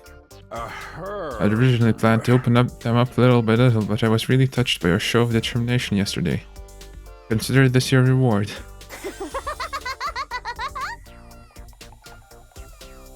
Awesome. Dibs on first try in the guillotine room. Whatever that is, we don't have one here. What about the second announcement? In order to make you a more efficient fighting unit, you need a team leader. The invaders have commanders, so we should have one too, and the position goes to... Seriously, you want me to be the leader? Nobody said anything yet. Yeah, besides, it's Sumino. Me? You exposed the traitor in our midst and saved your commanding officer from a terrible fate. You've also demonstrated your ability to rally others behind you. Your personality makes you a perfect candidate too. What do you guys think? Any objections? I think it's a good idea. Yeah, I'm fine with it. I'll cast my vote for Takumi too. Although in my case, it's probably only worth...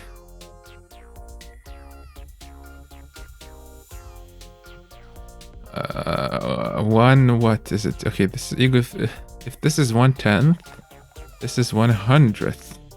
This is 1/10, 100th, 1000th, 10,000, 100,000, million, 10 million, 100 million, 1/1000th of a percent of a normal vote. Did I calculate that correctly? It's always the Red Ranger that leads the team in these hero shows. Takumi's got red hair, so he should do fine. My dear sister and I dressed in red too, but Mr. Sumino is probably the better choice. I had a vision that this would happen. Takumi will lead us all toward a brighter future. So, fine, if that's all you feel. I'll step down and let Takumi take over. I'm more the cool outsider type anyway. How about you, Shizuhara? Hiroko took a moment to think about it before answering. I have no reason to oppose this decision. Good enough for me. Takumi Sumino, hereby confer upon you the position of captain of the Special Defense Unit. I expect you to help your team members grow and lead them all toward a spectacular victory. What was I supposed to say? Thanks, but no thanks? I don't think anyone would have let me weasel out of it like that. Instead, I resigned myself to the inevitable and nodded. Yeah, okay, I'll do my best. I mumbled a half-assed acceptance. Everyone said things like, nice to meet you, Captain, or don't let us down, Captain. I think they were just teasing me, though. After a few slaps on the back, they filed out of the cafeteria. The last to leave was Hiroko. I hurried over to her before she could get out of the door. Hiroko, wait. What is it? What do you think it is? We're supposed to talk. You told me you'd tell me what you have been hiding today. I don't remember making any such promise. What? I said I'd tell you everything if I didn't change my mind. I thought about it all last night, and unfortunately for you, I did change my mind. You've got to be kidding me. I have never kidded anyone in my entire life. Hiroko pushed her glasses up to the bridge of her nose for emphasis. She looked tired out somehow. I thought you were on my side. Your side? You didn't object when Sir A made me captain.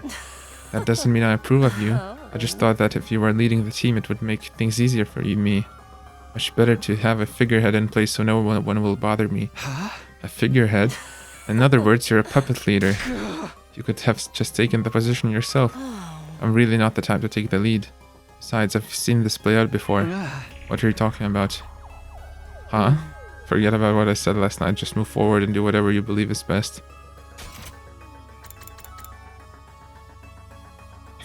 Is she once again in a time loop or something? With that, Hiroko turned and left. The clacking of her heels echoed through the cafeteria down to the halls and eventually faded away completely.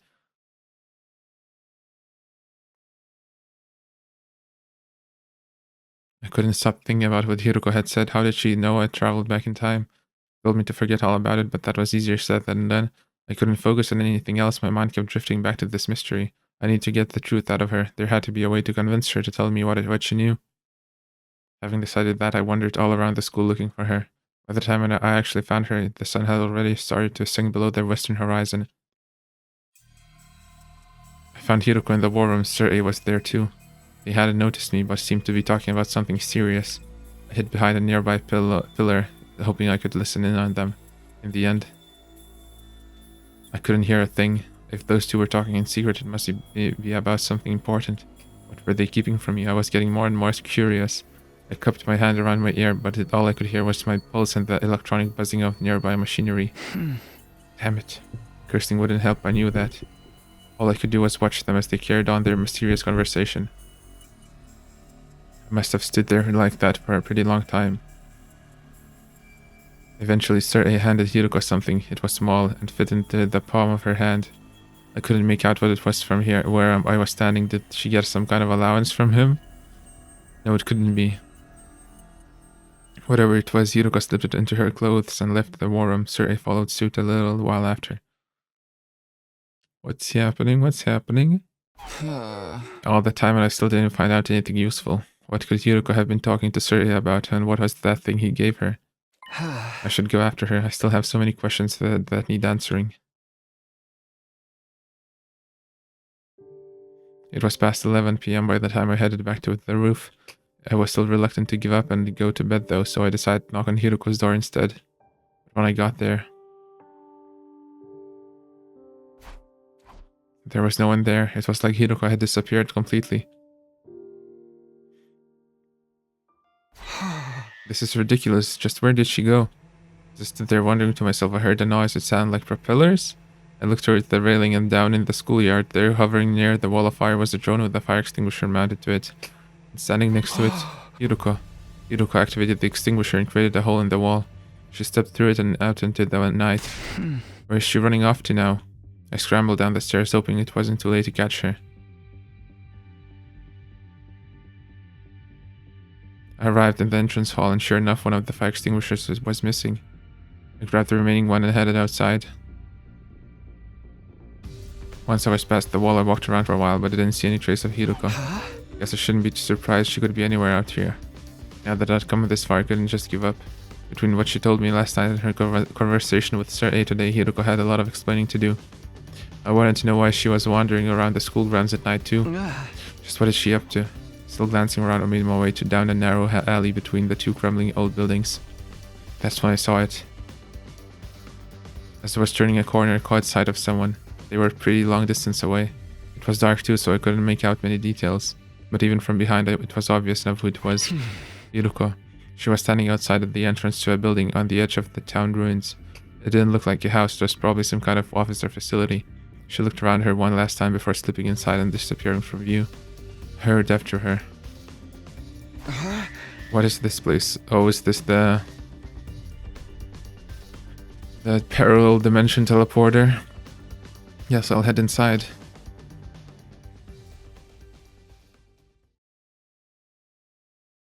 I went through the entrance gate and headed toward the main building. I opened the door as slowly and quietly as I could and went inside. Right away I noticed that one of the doors in the hall was slightly ajar and light was spilling out from the room beyond. I crept closer and peered through. Yep, what the teleporter. My hand shot up to cover my mouth. I'd almost said that out loud. Hiruko was in there, alright, but she hadn't noticed I was here yet. I noticed some kind of large machine casing a few feet away from the door. I darted in and snuck behind it. Phew, with a sigh of relief, I took another look around the room. It was packed with weird-looking machinery, most of it rusting or broken. Maybe this was a research lab once. Doesn't look like it's been used in a long time. I poked my head out from my hiding place to see what Hiruko was doing. She seemed to be operating one of the machines, pausing every now and then to adjust her glasses. That should do it. Now. She walked over to a giant locker and pulled the door open. Inside were... Oh, well, they were some kind of all bodysuits, like what deep sea divers or astronauts would wear. Or Shenman. Yay. So, they were our copies or something? From parallel universes? There were several hanging in that locker, more than 10 at least. There were helmets too, old-timey, heavy-looking ones. Hiruko grabbed a suit and a helmet and took them out of the locker. Wait, she's not going to change right here, is she? The thought of being here while she undressed got me really excited. Really nervous. Luckily or unluckily, she didn't actually strip down, but put the suit on over her clothes.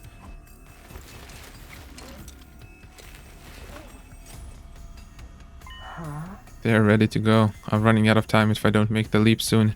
Did she say leap? What was that all about? At the back of the room was a control console of some kind. Hiruko walked up to it and brought her fist down on a big red button. That done, she stepped into a circular platform next to the machine. She got to the center of it and stood there. Then particles of light started to fill the space around her. Wait a minute, what the heck? I had no idea what was going on, but my pulse was racing. My mind was drawing a complete blank. There was just one thought in my head. One thought and a rising sense of panic. Hiruko was going to disappear. I'd never see her again. I couldn't let that happen. What? Hiruko! What are you doing, man?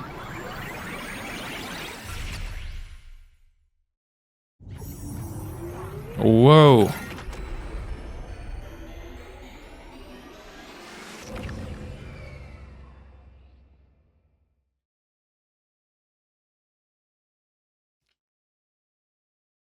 I'm not really sure what happened after that, but when I came to,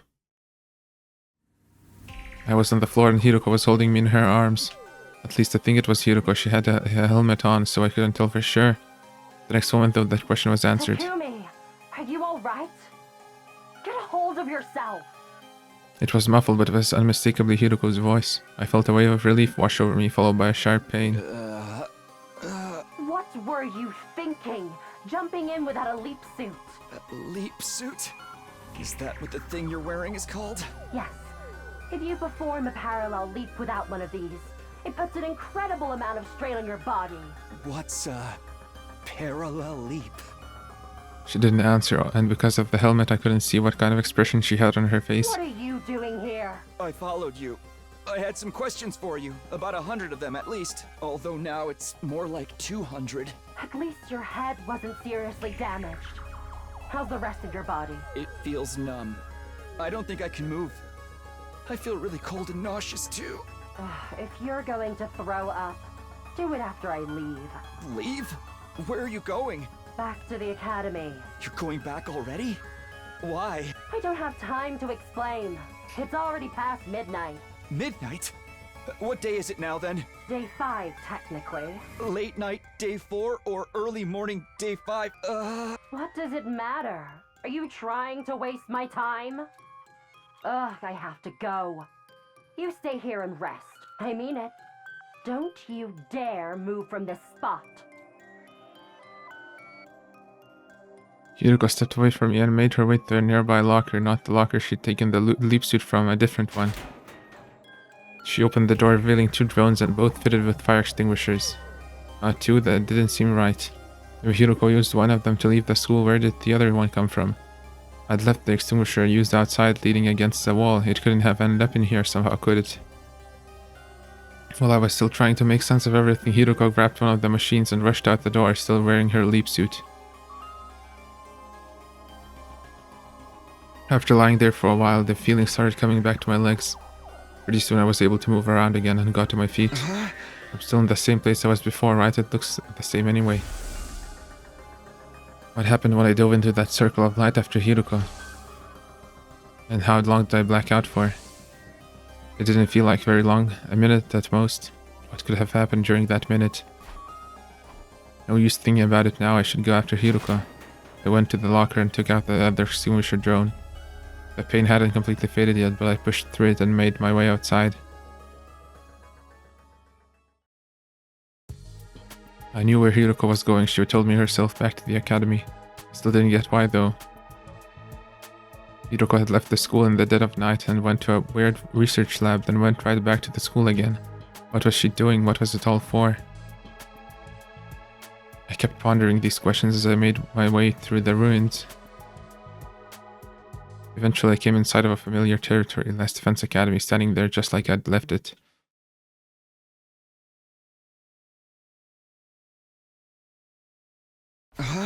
Now where's Hiruko?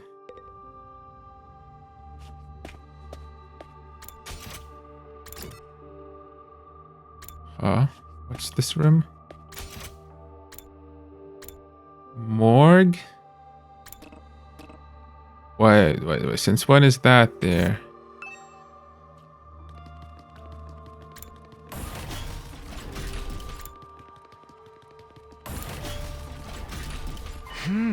Isn't this classroom usually locked? It looks like I can get it inside now. What is that? Several desks were lined up in the strange classroom, and there was something lying on the top of one of them. Something vaguely human-shaped under a white sheet. Slowly walked up to it, grabbed the white sheet. Is it gonna be me? And pulled it off. Oh, Eito. What? Eito? No. It can't be. He was shut up in his cage. There's no way he could have gotten out. So then how? How did he get here? And why is he dead? But before I could do anything, is this the timeline where I killed him? A loud noise erupted from somewhere else in the school. It sounded like it came from above me. Confused and bewildered, I rushed into the hall and up the stairs. When I got to the 3rd floor, I heard the noise again. It's coming from the infirmary.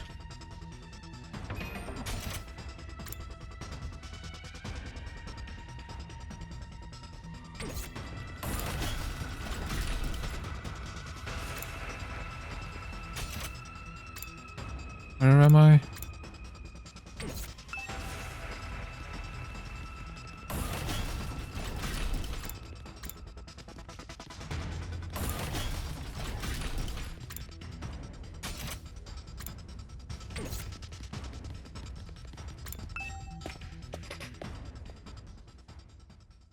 Somebody was collapsed in one corner of the room. She still had the weird suit on, but her helmet was gone now. I could see her face clearly. It was Hiruko. I scrambled over to her and propped her up, just like she'd done for me earlier. Hiruko, are you okay? Come on, hang in there. I shook her shoulders and her eyelids fluttered open. When she saw me, her eyes went wide with shock. And then for some reason she kicked me in the stomach. Oof. I went flying like a rag doll. I smacked into a corpse recovery drone and it fell to the ground with a clatter. And that wasn't the end of it either. When I looked up, Hiruko was standing right in front of me. She reached down and began squeezing my neck hard. It felt like she was trying to wrench my head clean off. Hiruko, what are you doing? Please, stop it! Tried to pry her hands off me, but I wasn't strong enough. Whatever happened in that research facility had taken too much a toll on me. Please, Hiruko, at this rate, I'm really gonna... I never got to finish. The next moment I blacked out completely.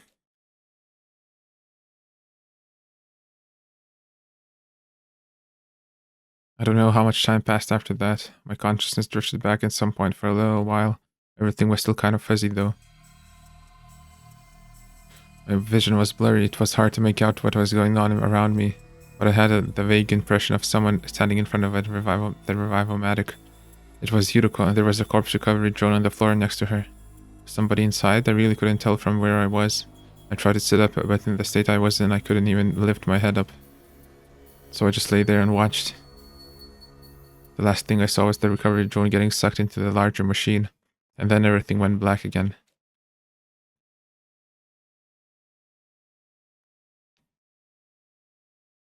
The next time I woke up, it was a lot more sudden and more violent.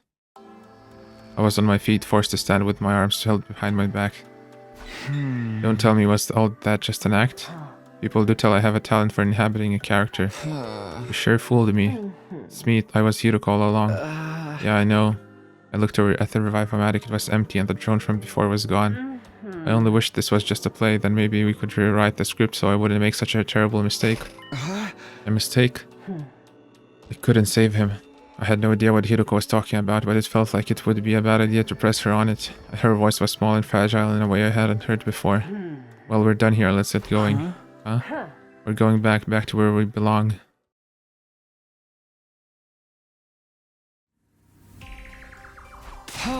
Wait, Hiruko, tell me what's going on. Why are we going back there? You mean the lab? This is some kind of research facility, right? Just what kind of research do they do here? Hiruko wouldn't answer me. She just kept going, leaving me no choice but to follow her. Hiruko, please tell me what's going on. I'm so lost. It's bad enough that we're in this weird lab, but also I saw a body back at the school. A body? Yeah, it was Eito. I saw him with my own 2 eyes. He was in the classroom on the 2nd floor. He'd been drained. He was just a dried up husk. I see. Is that all? Aren't you shocked by that? Not especially. Seriously? Hiruko turned away, shutting down any further conversation. She began flipping the switches and turning dials on different pieces of machinery around the room. I trailed after her, asking question after question, but she ignored me and just kept working. Then she opened up the large locker. Put this on. That was the most she'd said to me in a while.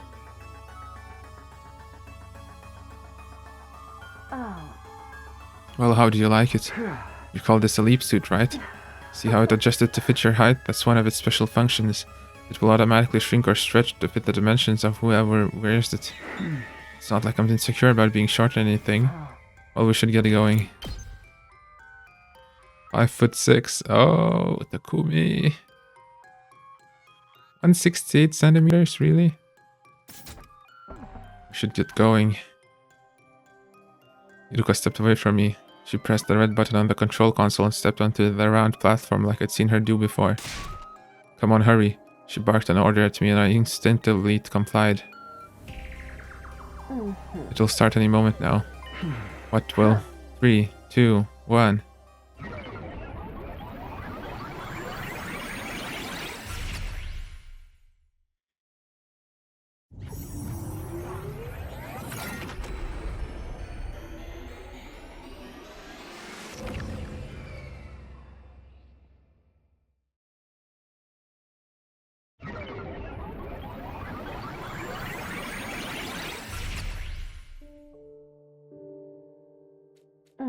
It's done. Huh? Let's head back. What, back where? Are we going to go through this every time? Where else would we be going back to? Hiruka stepped off the platform and hung up her leap suit in the locker. I did the same, still totally at a loss about what is going on. Don't tell anyone what you've seen here today. You understand what will happen to you if you do. Behind her glasses, her eyes were filled with murderous intent. I gulped nervously and nodded. So who did she try to save? What? It was around 4 AM when we got back to the school and still dark. My list of questions I wanted to ask Hiruko was fast approaching 300. But I didn't have the energy to bring any of them up. My body got put through the ringer at the lab, then kicked and strangled shortly after. It was no wonder I was exhausted. She still hasn't apologized for any of that. Oh well, only one thing to do now.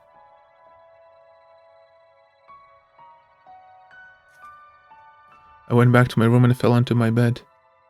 All of a sudden I felt more tired than I had in a long time. I allowed myself to relax and soon fell into a deep, deep sleep.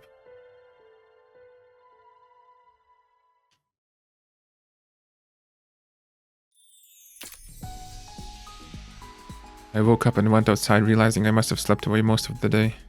I didn't feel so tired or beaten up anymore, but my head was still as fuzzy as ever. Not so much from fatigue as the 300 or so questions swirling around in my mind. For now I decided to focus on just one of them, and I knew which one. Huh? Eito.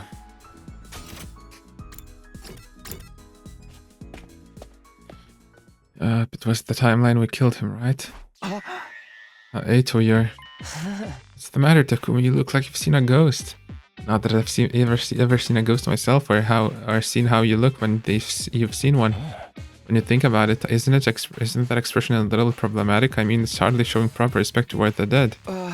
You're alive. In response to my comment, Eito put his hands on the bars of his cage and pushed against them. Last time I checked, yes, if I were a ghost, I'd have phased out of here a long time ago.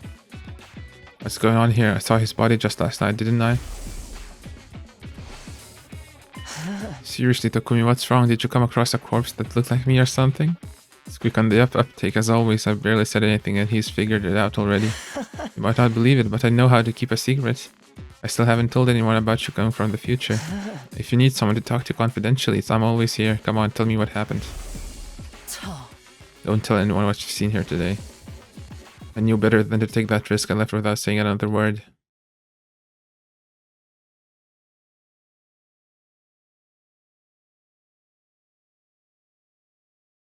That night, the others ate a sumptuous dinner in the cafeteria before heading back to their rooms.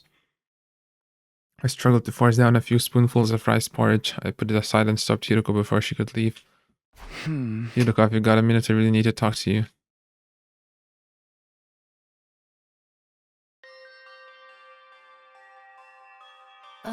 This is that classroom that's always locked.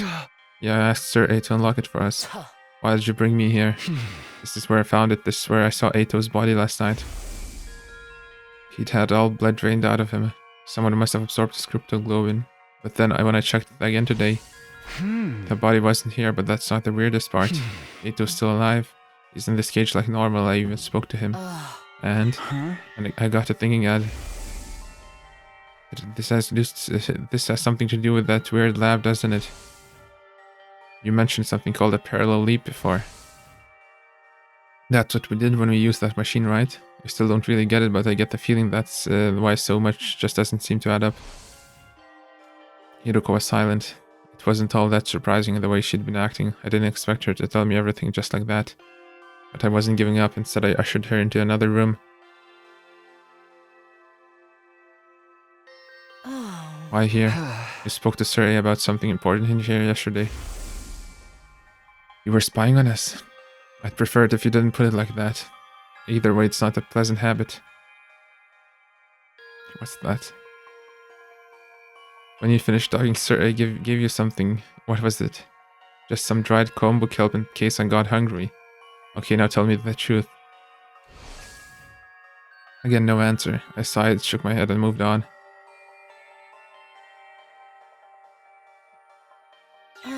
Quite the little tour of the school you're taking me on. This will be our last stop. Last night I rushed in here and found you passed out in the corner. Had no idea what had happened, and things only got more confusing from there. When you woke up, you kicked me in the stomach and tried to strangle me. Maybe you can explain that?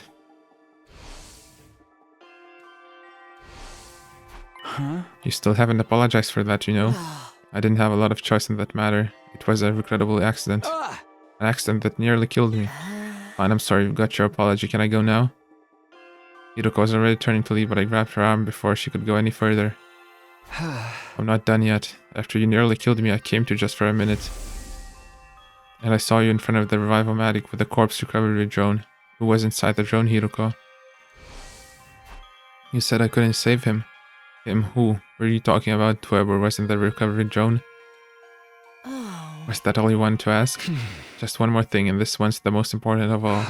You already know what time travel exists. That time travel exists. You knew I came here from the future, how?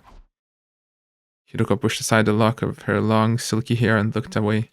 She was clearly nervous. She was biting her lip, fiddling with her choker, tapping her heels. Finally, she made up her mind and spoke up. Alright, I'll tell you. You will? On one condition. Starting tomorrow, I'm going to have a lot to do. I might struggle to get it all done by myself, so I'll need someone to help me, to help with it. You mean me? Naturally. What exactly would you want me to do? Just do as you're told, follow my instructions, and don't ask questions. I need to be able to work in peace without stopping to explain things to you. Provided the work gets done, I'll answer all your questions on the evening of day 9. You really will this time, right? You're not going to change your mind again. I give you my word, just so long as you hold up your end of the bargain. Hiroko looked at me dead in the eye. I met her gaze without flinching. Okay, you've got yourself a deal. Mystery after mystery, what?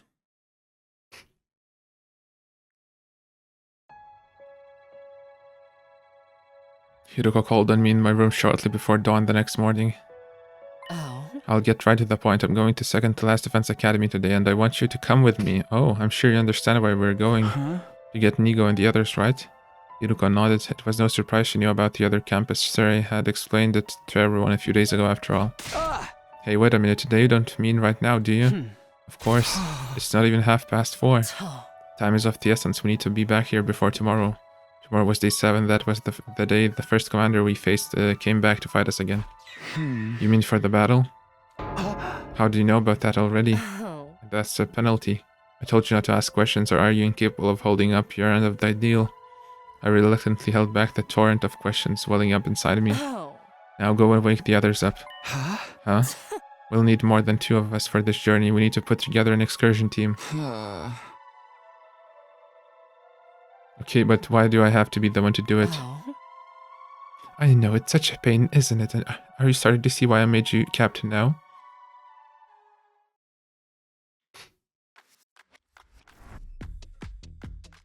I decided to run things by Sir A before getting the others involved. In my future, the other academy was attacked on day 10. During that battle, Moko was taken prisoner and later killed. It's better for us to avoid losing soldiers if we can help it, right? So I was thinking of going there and bringing them back here. Why so early in the day though? Because there will be an invader attack here tomorrow. We'll have to leave soon if we want to make it back in time for that. Sir, I spent a few minutes thinking the matter over. Alright, I'll allow it. Thanks. There's just one thing worrying me though. When the attack does come, everyone's probably going to ask how I knew about it. I already decided not to tell them about the time travel, so don't sweat it, I'll come up with something.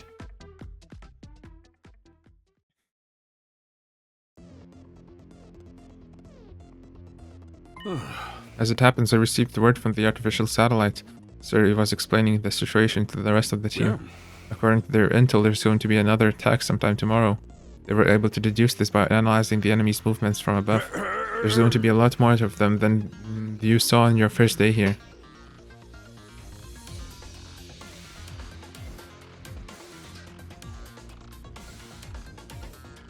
So I've made the decision to call in the troops from the other campus to supplement our current fighting strength.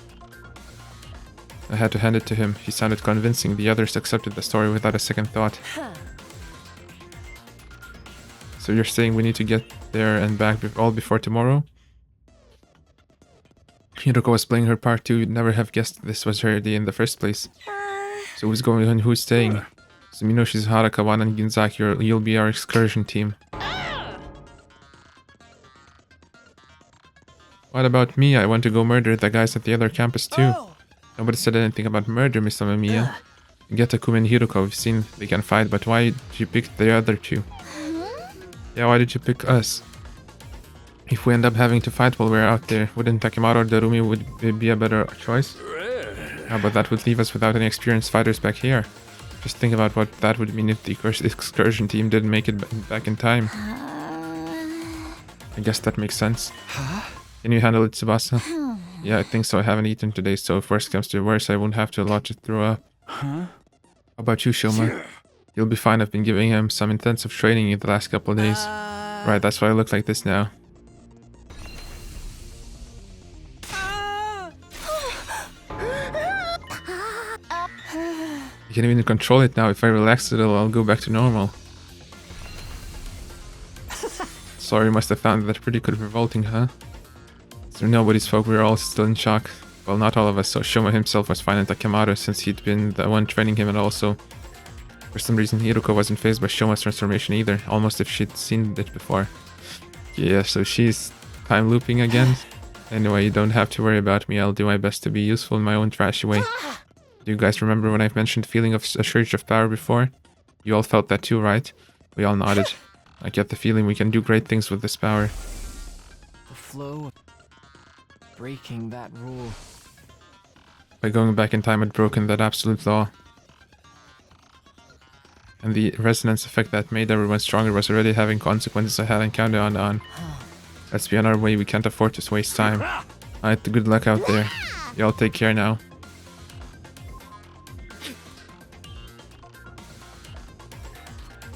With that, the members of our excursion team went to the war room for an additional briefing with Sir A from Sir A. Apparently there was a shortcut we could take by putting out flames in strategic places.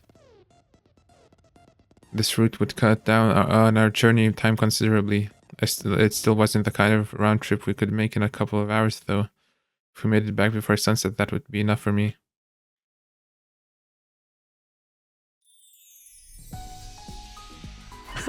Is everybody ready? Yes, ready. I don't know. We'll take good care of the place while you're gone. Then let's go.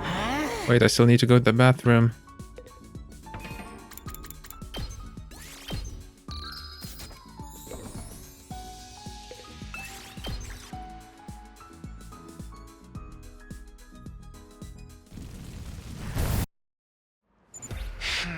According to the map, the shortcut is right over there. How'd you know that? Sir, he told us so, didn't he? Oh yeah, I guess. Don't just stand there mumbling, get moving.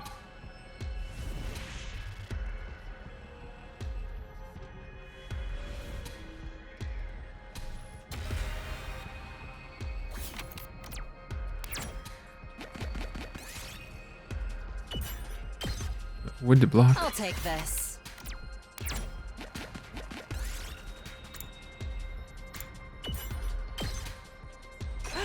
I found something!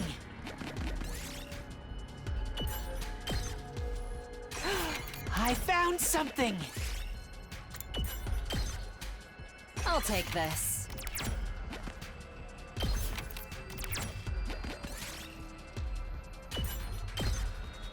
I'll take that.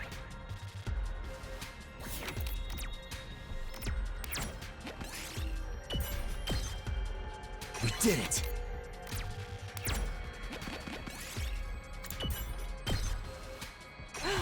I found something!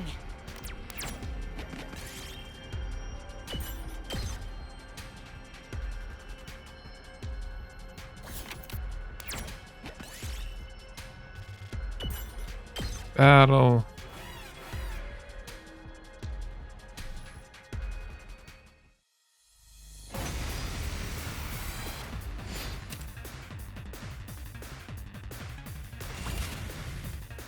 Let's go! I'm taking the. This should slow them down. very Ready when you much. are. Ah! I'm taking the wheel. Watch out. I'm good whenever.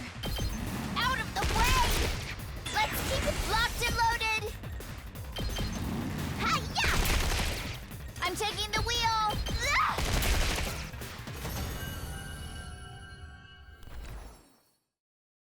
I'll take that. Wow. Battle. Yes!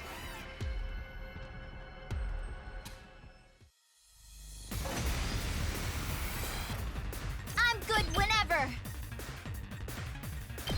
How's this? I'm taking the wheel. Watch out. Ready when you are. Out of the way. I'm good when I don't try to stop me.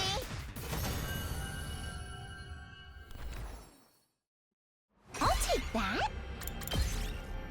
I don't need those tokens. What am I doing?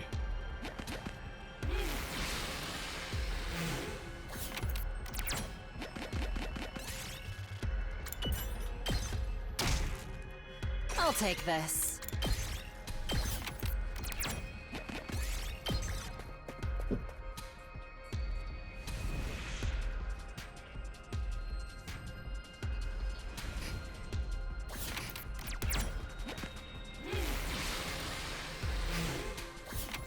Let's collect some parts. I'll take this.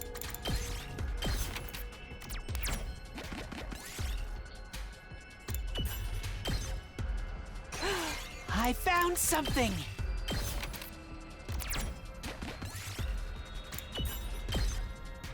We did it!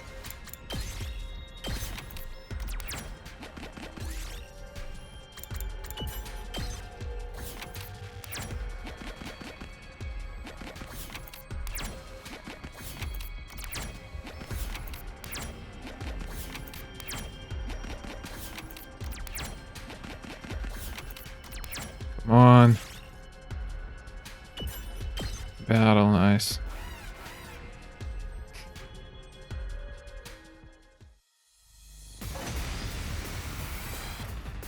I'm taking the. Just a quick drop. Leave It's it more to than me. trash like me deserves! Take this. I'm good whenever. Ah! Locked and loaded. Watch out. Let's keep it up. Ready when you are. Ah! Locked and loaded. Let's roll.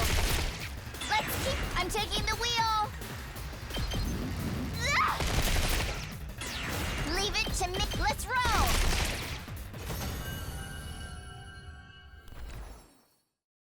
I'll take that.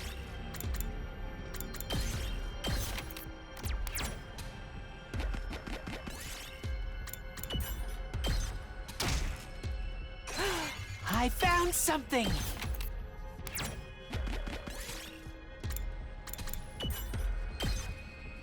I'll take this.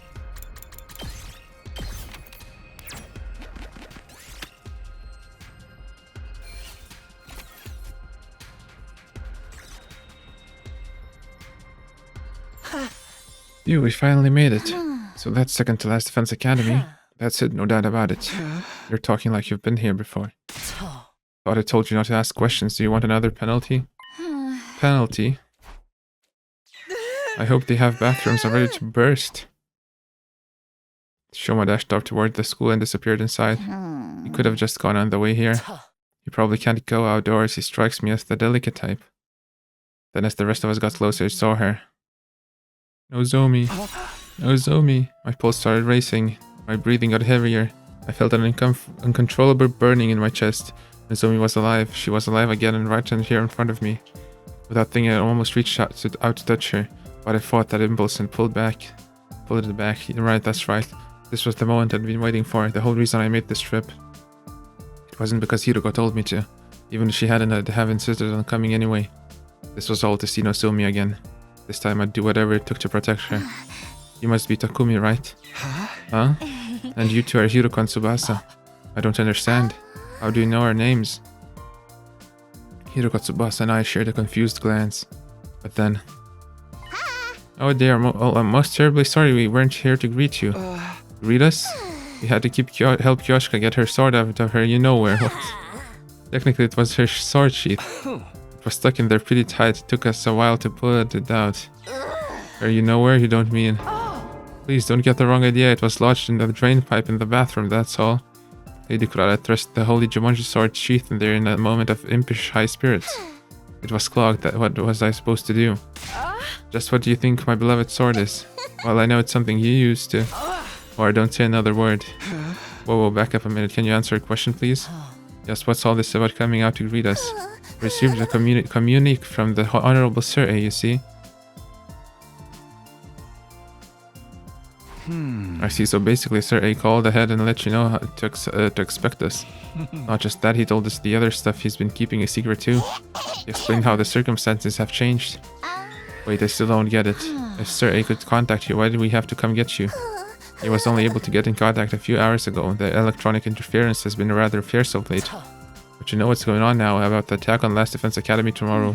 Yes, we do. That makes things easier. I wouldn't want to waste time explaining things to you.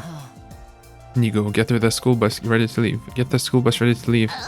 It already is. I'm afraid that I won't be joining you though. What?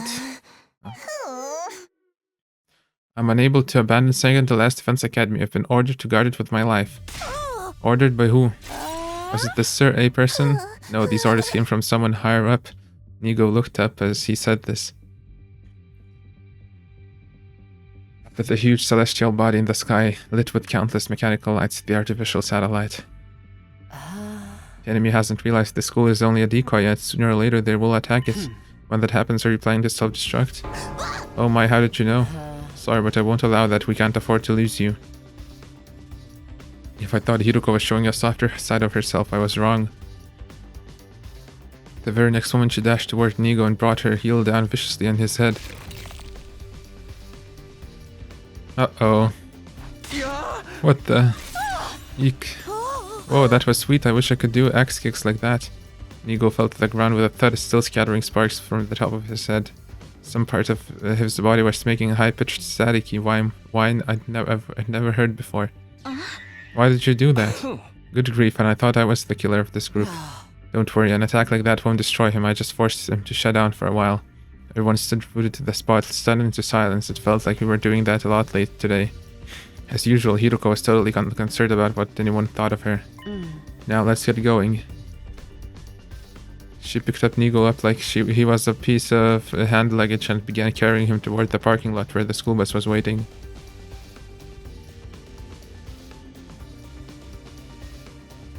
And then, with all of us safely on board the school bus, we left second to Last Defense Academy behind without another word.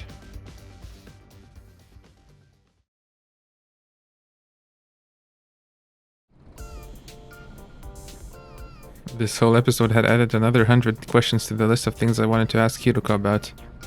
But I'd just have to keep them to myself until the end of day 9. I sat squirming in my seat, reminding myself to be patient, no matter how difficult that might be. By the way, does it feel like we're forgetting something important? Oh. Showma in the toilet. Something important? I've got all 28 volumes of my favorite manga. What's so important about that? And I've got my signed World Championship belt. Ugh, nobody cares. Now that you mention it. Weren't there supposed to be 4 of you? Oh no! Shoma! We forgot all about him. Uh-oh. We made a U-turn and rushed back to second to last Defense Academy. Sure enough, we found Shoma in the courtyard there, tears streaming down his face. We picked him up and made a fresh start on our return journey. It's fine. Really, I don't mind. It's no wonder you'd forget about me. I know my existence is about as flimsy as a 0.01 millimeter thin piece of rubber. That's not true. Did you actually understand what that meant? Not exactly, but I kind of got the gist of it, you know? Flimsy as a 0.01 piece of... Okay.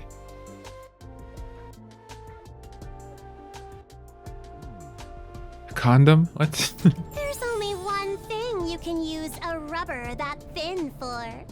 Don't say it! We spent the rest of the journey doing our very best to cheer Shoma up. Eventually we built his self-esteem back up to its normal, albeit still low level, and Last Defense Academy came into view on the horizon.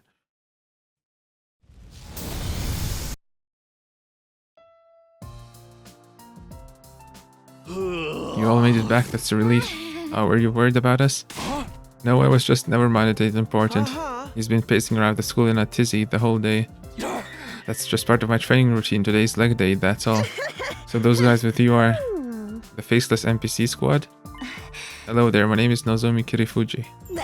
I'm Moko Mojiro, the apocalyptic maiden of destruction. Yoshika Magadori at your service. Are your heads peasants? I'm Kuraro Suzuki, the great and powerful. And I'm Yugamo Omokage, a teenage assassin, hopeless romantic, and all-around nice guy. They're all totally distinct characters. Maybe a little too distinct. We gotta introduce ourselves too, or we'll look boring next to them. That's alright, Nigo already told us all about you. Nigo is that little critter in the red beret. Right? Yes? Ahem, I'm second to last academies. You're basically Suri's underling, right? He filled on us in your on your guys from the second campus already. Anyway, let's get started. What are the rules for this killing game, sir? Eh? There's no killing game. We have a battle coming up tomorrow. Now that the introductions are over, we should rest up until then. So you guys are really gonna fight with us? You know it. We'd scarce come all this way just to deny you now. We'd scarce come...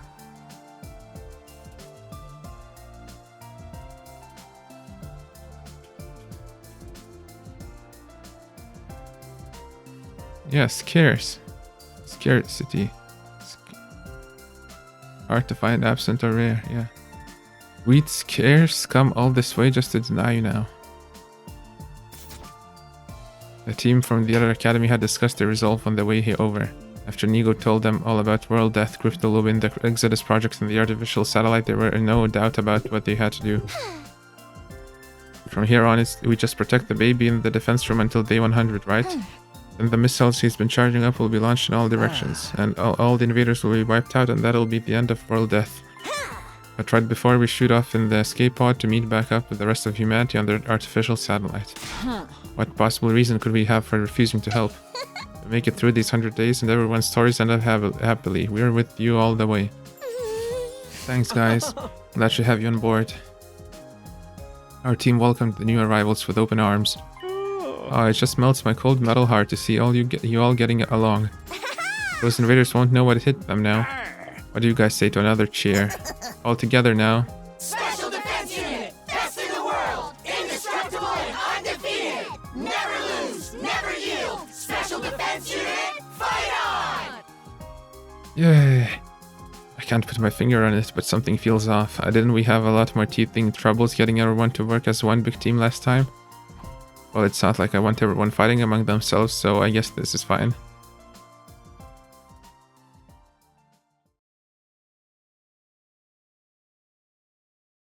With night drawing on, everyone went back to their rooms, including the new team members, who had new rooms assigned to them. For some reason, Nozomi stayed back after the others had gone. Is something wrong? No, I just want to thank you for going to all the trouble of coming to collect us. That school was only a decoy, so if we'd stayed there sooner or later, we'd... Anyway, I really appreciate it. Knock it off, I haven't really done anything to deserve your thanks. If you want to thank me, do it after we make it through this, right here on day 100. He had never expected you to say something like that. Sorry, too corny. Not at all, I agree, we'll pick this up again on day 100. That's right, this is what I'm here for. This is why I came back to the past. To protect Nozomi and to make sure everyone survives. This time I won't make the same mistakes. Well then, Takumi, good night. With those parting words, Nozomi left and went to her room for the night. I thought I was alone, but then I heard a noise. I turned around, but there was nobody there. Must have been my imagination. Still not totally convinced, I made my way to my own room. What was that sound? Okay, we cannot hear it again. There was a faint aroma of lavender in the air, a scent that felt weirdly familiar. Lavender?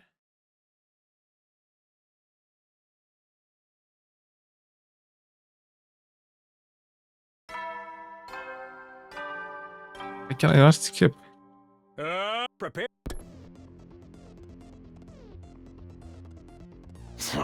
Alright, so when are those disgusting freaks gonna show up? I'm already here. I wasn't talking about you. I meant the invaders, right? Sorry, do you know where they'll be coming?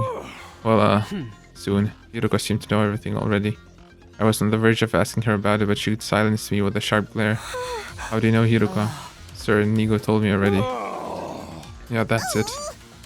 Indeed, she asked us shortly before you all got here. We'll be fighting the same commander that I skipped on day 1, isn't that right? Exactly, gosh, you're such a good listener, Shizuhara. Since you already have experience fighting him, we have a strategic advantage. Not to mention we've got a much bigger team this time. Yes, quite, it should be no challenge at all.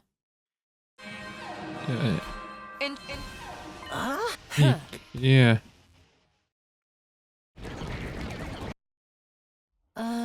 Alright, Takumi, go ahead. You're their captain, don't you have anything to say? Right, is everyone ready? You bet.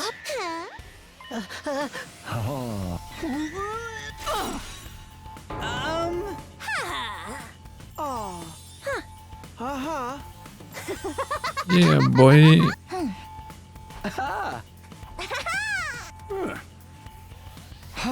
Leave it to me. Come on, guys. Let's do all this.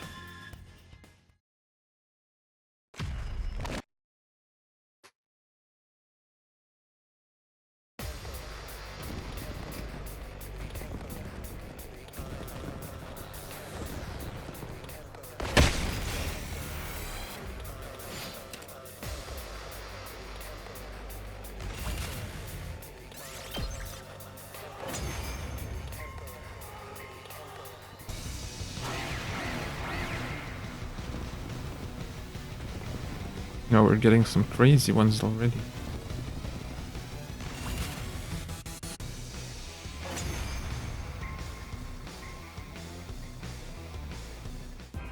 Huh? Is that the command? No. Yeah. Maybe he's gonna transform it. Don't get over there. Who's this? Ah, yes.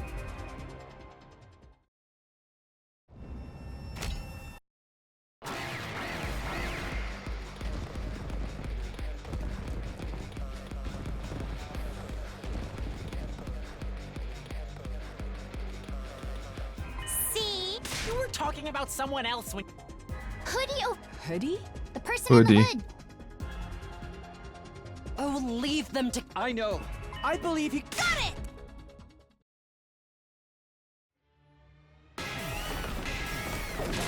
I will run.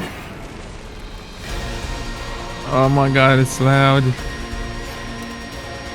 Skip.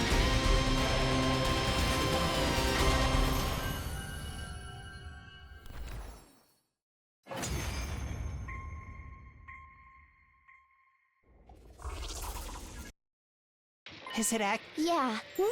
Excuse. Why just... What happened? Who was that? Mayhap is... What do we do with this? I think... Let me take a look. His vocal cords have been crushed. Someone must have hit him right in the throat. Oh, What? yeah. Those throat chops can really do a number on you. Believe me, I know. He's not going to be able to talk then? No. Sorry. Even if he could, it's not like we can understand their language. Yes, we can. When he first showed up, he told us his name and stuff, remember? I am Mervrim, the Paragon of Order. In the name of order, I will strike you down. He was the one who got struck down, though. Epic fail! Epic fail. Yeah, so what do we do now? Did you call me? Nobody even mentioned you. But you're all in need of guidance, right? You want to know what to do with Mervrim? Well, yeah. The answer's easy. Just put him out of his misery. Do what? Finish him off and take his hemoanima for yourself. If you guys want to win this war, you'll need to do everything you can to increase your power. This is for your own good, not to mention the good of humanity. Kumi, don't you know that already? You know it makes sense. Give him what for, Mr. Sumino? I'm for finishing him off, too. I'll let you decide who does it, Takumi. Just do as you provide. Make your choice.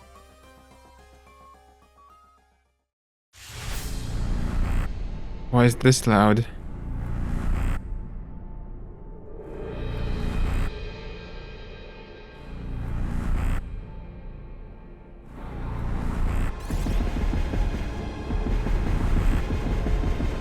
Whoa. Okay, Tsubasa, your last buff.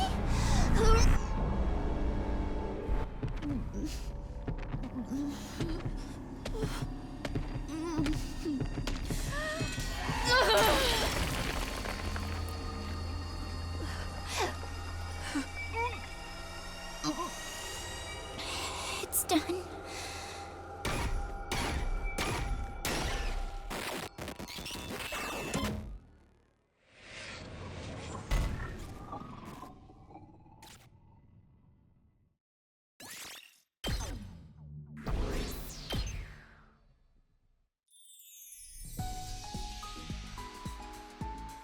Somehow we all made it through the battle in one piece. I took a shower afterwards to try and get my head together.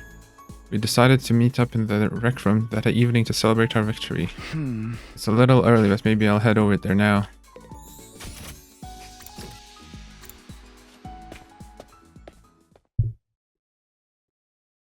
Only 3 other people were in the rec room and I got there. Hiruko, Sir, and Nigo.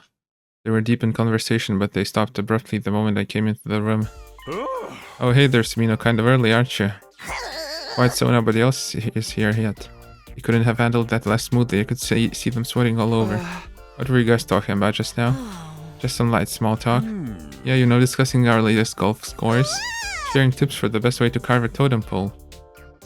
Before I could press them, the others arrived and the mood was suddenly a lot more lively.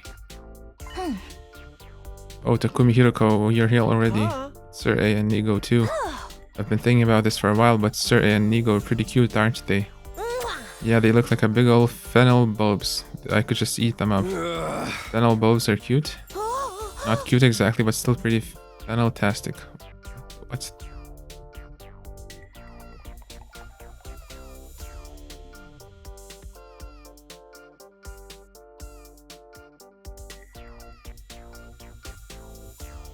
Are those what I think these are?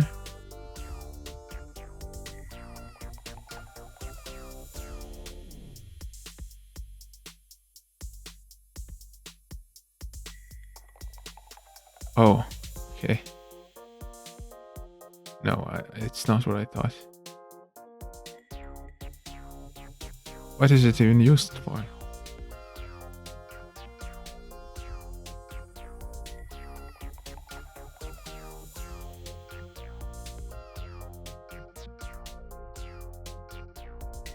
Spices?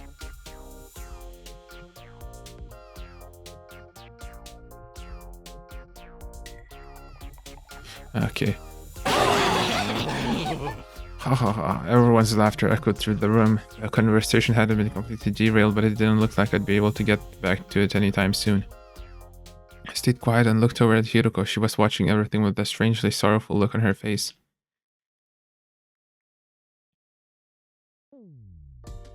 From there, the little party got started. Everyone seemed to have a good time.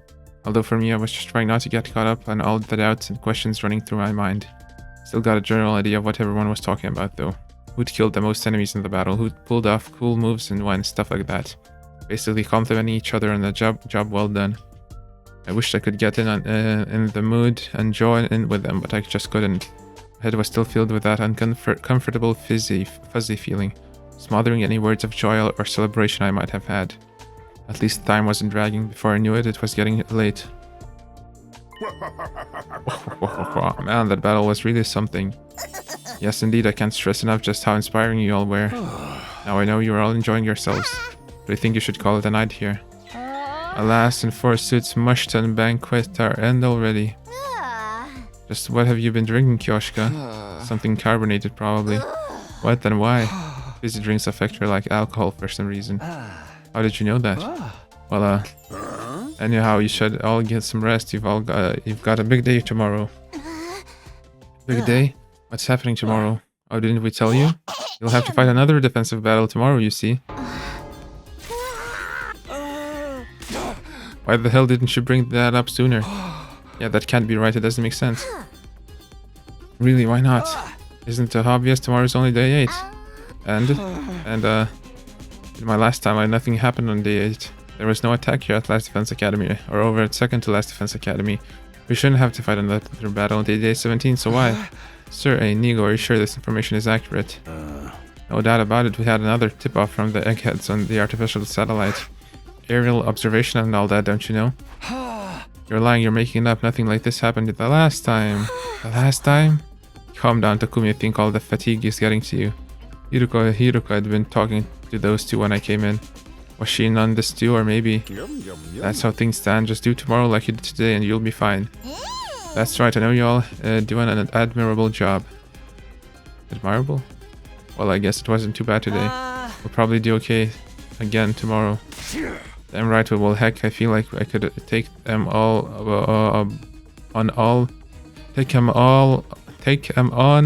all by myself. Count me in, I'm always down for killing stuff. If we work together, I know we can do this. Let's show these jobbers who the real main event is around here. I guess we have no choice. If this party is over, then on to the after party.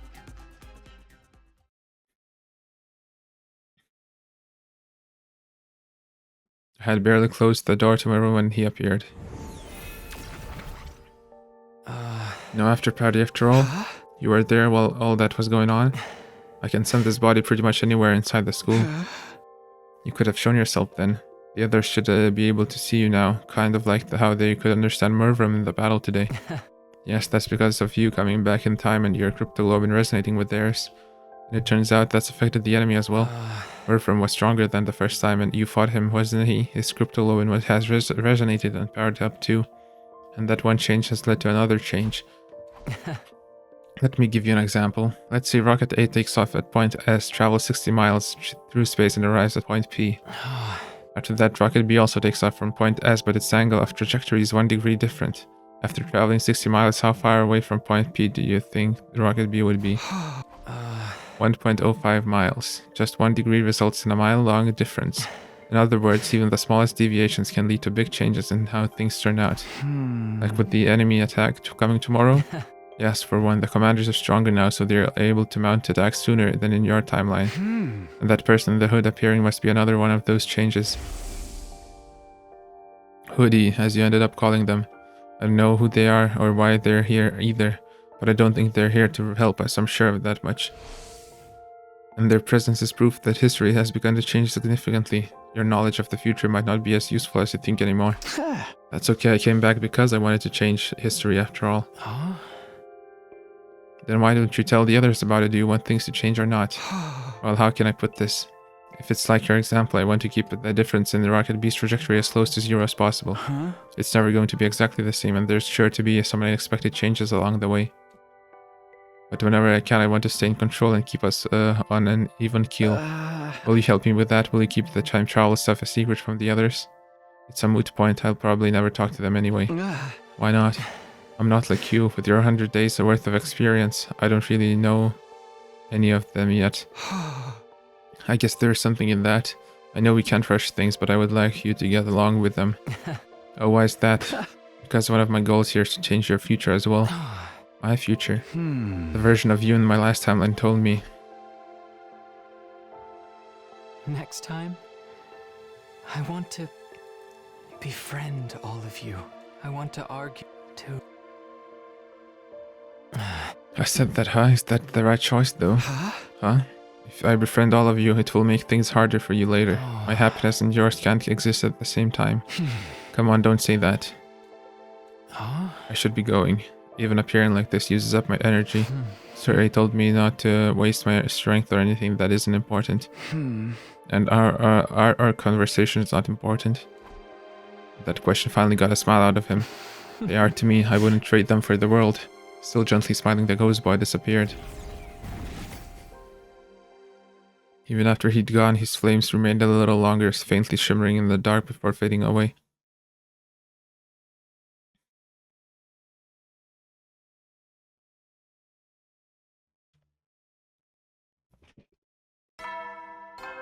Yeah, I cannot skip Ding Dong Bing Bong.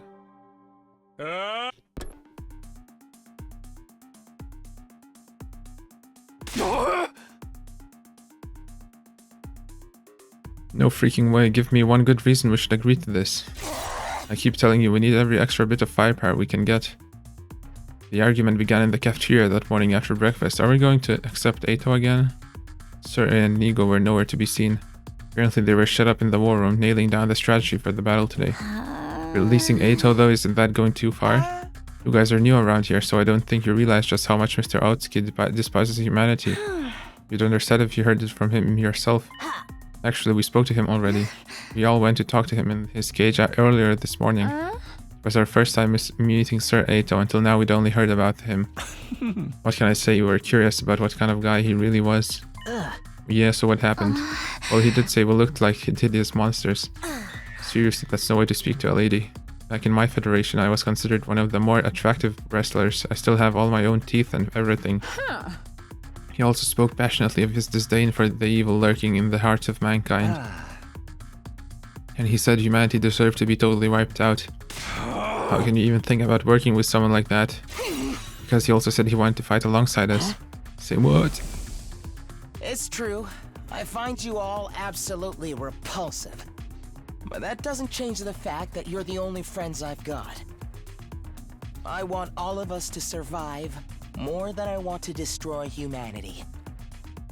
So please, allow me on the battlefield again. You believed him? That's all it took to get you on his side? Not exactly, but it doesn't seem right to keep him locked up in like that.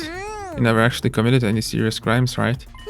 Of course he did. He tried to destroy Sir A. Tried and failed.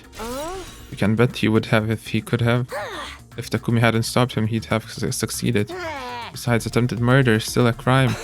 Is it really murder in this case, or more like destruction of property? Either way, the punishment feels a little harsh. It would be a different story if he'd, say, torn the team apart from the inside and killed a bunch of people. That's exactly what he did, and without any of us ever knowing until it was too late. It's just that no one here knows that, not the new guys or the ones who started out here. The fact that they're even thinking about giving him another chance shows they have no idea what he's really capable of. If they'd experienced what I have, if they'd seen what he did, I was seriously considering telling everyone the whole truth, but before I could, I'll kill him. When Hiroko said that, everyone turned to look at her. If you let Eito out, I will kill him, and then I'll kill myself. The air in the room immediately got a lot more tense. I heard someone gulp and it echoed like a gunshot in the silence. You're not being serious, are you? Dead serious. If Eito is allowed to go free, it's all over for us. We'd be better off resetting the whole thing. Resetting? My point is we won't actually gain anything by freeing Eito. Quite the contrary, we'll actually lose at least one member of the team. Because you'll kill yourself if we let him out? No one dared to say anything. Hiroko was exuding an ice-cold pressure that cowed us into silence. Of course, it's not my decision to make. We should really leave this to the captain. Hey, yeah, you haven't said anything in a while, Takumi. Is something the matter? And just like that, everyone's eyes were on me. I wasn't about to get intimidated, though. Even if Hiroko hadn't spoken up, my mind was already made up a long time ago. The answer is no, we're not letting Eito out. You can all say what you want, but I won't allow it. Not now, not ever. Members of the team who started out here all looked relieved when they heard me say that. The ones who came from the other academy looked a little disappointed but didn't argue. Well, if you feel that strongly about it, I guess that's that.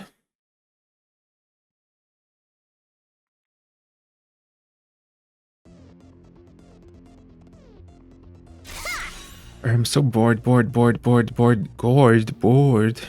long are they going to make us wait? Did you say gourd at one point? It will be night soon. Sheesh, aren't they ever gonna get here? For real, I'm starting to get sleepy. Don't be so harsh, guys. I'm sure the enemy has a good reason for taking so long. Perhaps they missed their train and had to wait for the next one. How about we all do that to kill some time? Do what? Killing game. Of course, who wants to die first? Sorry, Darumi, looks like the killing game will have to wait. Well, that stings. I'll just have to kill a bunch of invaders until it feels better.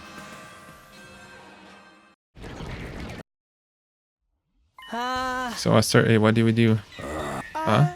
Aren't you and Nigo supposed to be nailing down a strategy all this time? Oh, sure, we nailed one down all right. Nailed it good.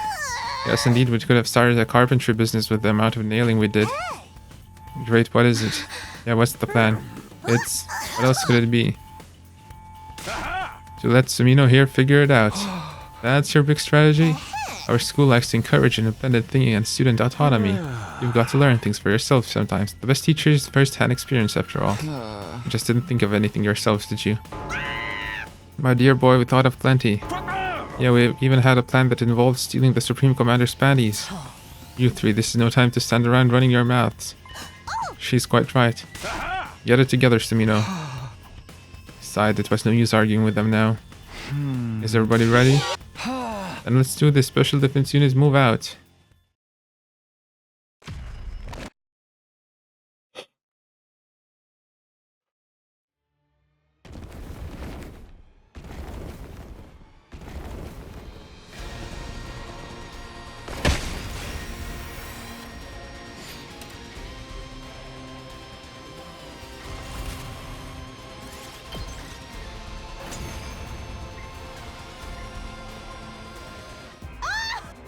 Don't let your...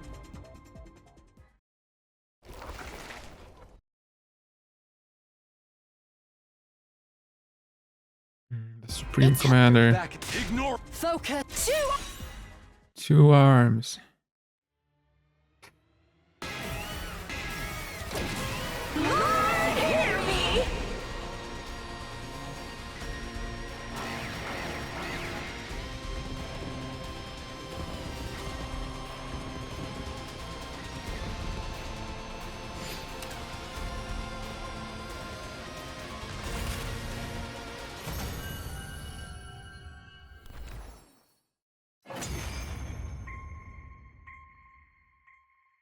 Another? Are we naming our attack? Electric bazooka. More important?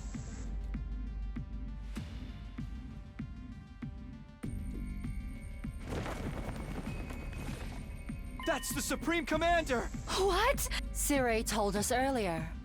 This is who's leading the invader army. Her?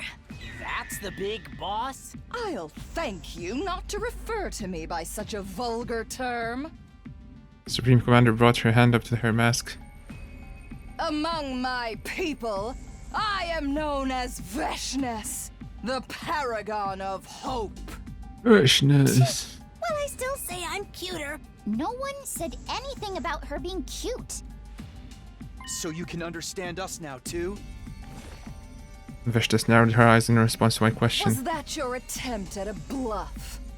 Or do you really not know? The hell are you talking about? She was silent for a moment. It seemed like she was thinking about something. Finally, she spoke again. I see. Some days ago, my warriors and I experienced a sudden surge of power. That was also when we became able to understand your language. I came here to find out what caused it. But it seems you don't know either. Everyone cast troubled glances at each other, only Hiruko reacted differently. It was subtle, but for a moment it looked like her mouth twisted into a satisfied smile. All this is going over my head. We gonna kill this girl or what? That's right. If we can defeat their leader, it will end the war here and now. Don't bother. If you fought me now, I'd only massacre you in one fell swoop. We're all max upgraded. And where's the fun in that? I'd rather take my time and make it really hurt. I'll pick you off one at a time to make it clear just how powerless you are, and inflict true despair on the rest of you. She pointed upwards as she said this right at the artificial satellite. Now, if you'll excuse me, I need to take back Pakron's remains. Pakron? That's the commander we just defeated, isn't it? In the last battle, one of you absorbed Mervrum's cryptoglobin. You saw that? Yes. I wanted to see your vile, barbaric nature in action. But I won't let the same thing happen today. Huh? Veshta's moved before we had a chance to react. In a flash, she leapt over us to where Pakron's corpse lay, gathered it in her arms, and was gone. So she's not gonna absorb her? Wow. Pretty mortifying how easy that was for her. Damn it! How enraging! If you have to get a rager, do it in your own time. Well, even if she got away, it's not all bad. Yeah, we still won the battle. We can be happy about that, can't we? I guess you're right. All right then. Here we go. Special defense. Unit! Best in the world! Indestructible and undefeated! Never lose! Never yield! Special Defense Unit, fight on! We'd made it through our second defensive battle, on our third if you counted the one on the very first day. And so far none of us had died. I just hoped we could keep this up, but I didn't want to bring the others down thinking like that. After everything we've been through the last couple of days, they deserve to enjoy their victory.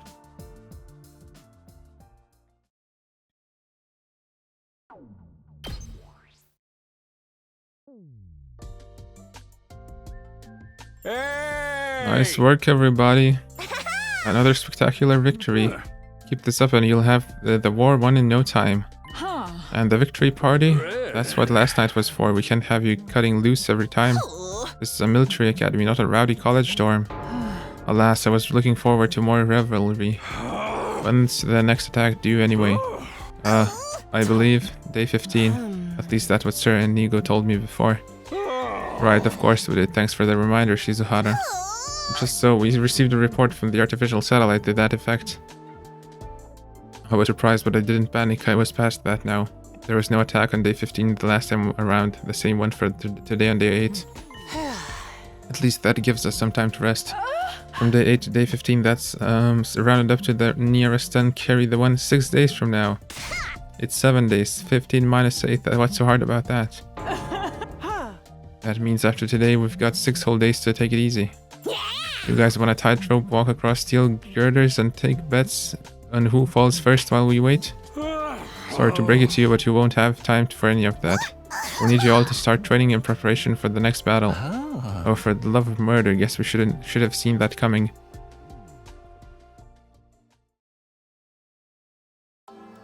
After the battle, we took our time over a late dinner and went back to our rooms. I stayed out on the roof though. I was thinking about Hiruko. Starting tomorrow. Just do... provide... Tomorrow. That was on day 5, and for the past 3 days I'd done everything she asked me. There really was a lot to do. We'd been so busy I hadn't even had time to think about all the things I wanted to ask her. But all that was about to change. Tomorrow was day 9, the day I'd get my answers. I'm holding you to it this time, Hiruko. I won't back down until you've told me everything. I was conscious of a weird, restless feeling in my chest. Was it from anticipation or was it something more like fear? At that point I still couldn't say for sure.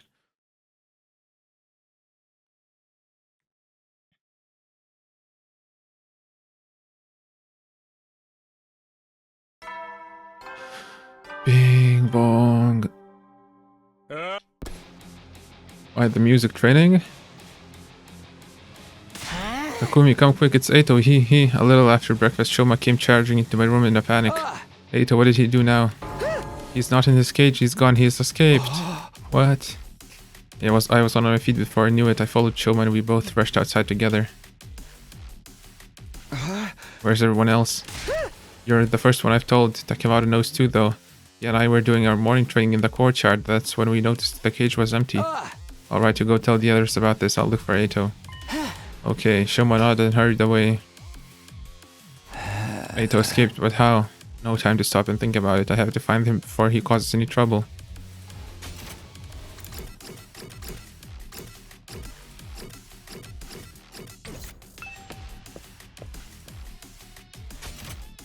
How do I look around? Do I just have to run around? Toilet, of course, he's here.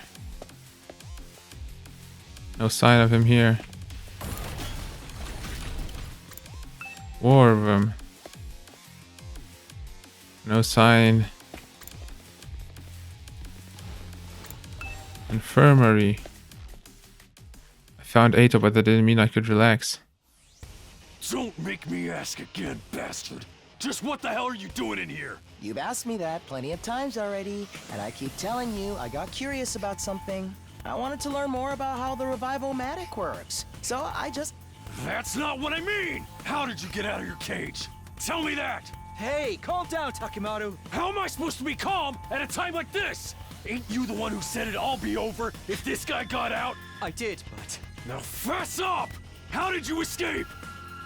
Takemaru shook Eito violently, but he didn't look the least bit concerned. I had some help from a friend. Let's just call them K.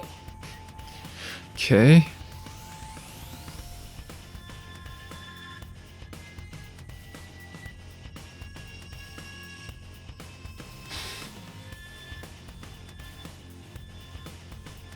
Who's K? Kako?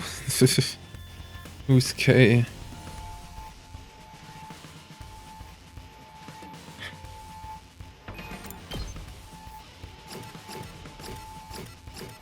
Kawana?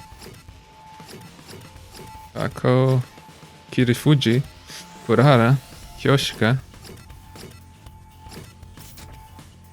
They unlocked my cage for me. What? Well, who was it? Who's K? No, I'm afraid I can't tell you. I could never betray a friend's confidence like that. Then I'll just have to force it out of you! Takemaru, no! Takemaru already had his fist raised high. I tried to grab his arm and pull him away from Eito. It didn't exactly work out.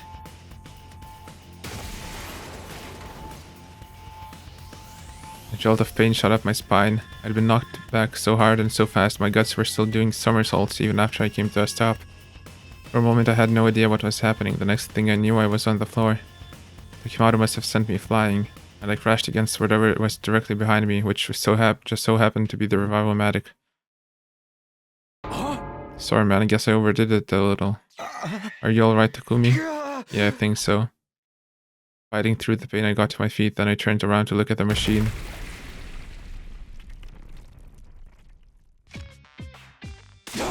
Huh? Oh, it's broken? An ominous plume of black smoke was rising from the wreckage of the Revival-matic. I had a feeling things were about to get a whole lot worse. This is bad, right? That's one way of putting it. It was long before everyone else heard the noise and came running. Yo, just what the heck did you guys do in here? The Revival-matic, it's oh dear, oh dear, oh dear. Eito, you did this, didn't you? Eito just sighed and shook his head in exasperation. Perhaps you'd care to explain what happened, Takumi? I reluctantly gave everyone a quick summary of the events that led to our current predicament. So basically Takemaru did it? It wasn't on purpose. Takumi grabbed my arm and I just lost control. Whoever is to blame, this is a catastrophe nonetheless. If we can't use the Revival-matic anymore and any of us die in battle, then we stay dead. There's no coming back anymore. The whole group seemed to freeze up for a moment. A lot of them started to glare accusingly at Takemaru. Come on everyone, it's not all bad. Maybe we can repurpose the wreckage and use it to grill fish. I'd better inspect the damage and see if I can repair it. Before you start, it's back to the cage for you, Aotsuki. I don't remember saying you could wander around as you please. You guys take him back to the courtyard. Nigo and I will get the thing started here. Who's K? K.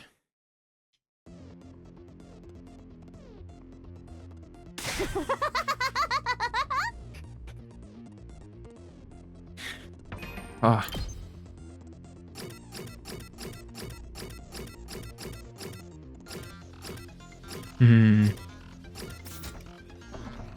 Okay, now that we found Ato, it's time for his execution. Ooh, allow me. Hold on, nobody said anything about killing him. We're just locking him up, right? Let's just get on with it. Everyone, wait a minute. Shoma broke off from the group and ran over to Ato's cage. After inspecting the door, he turned back to us.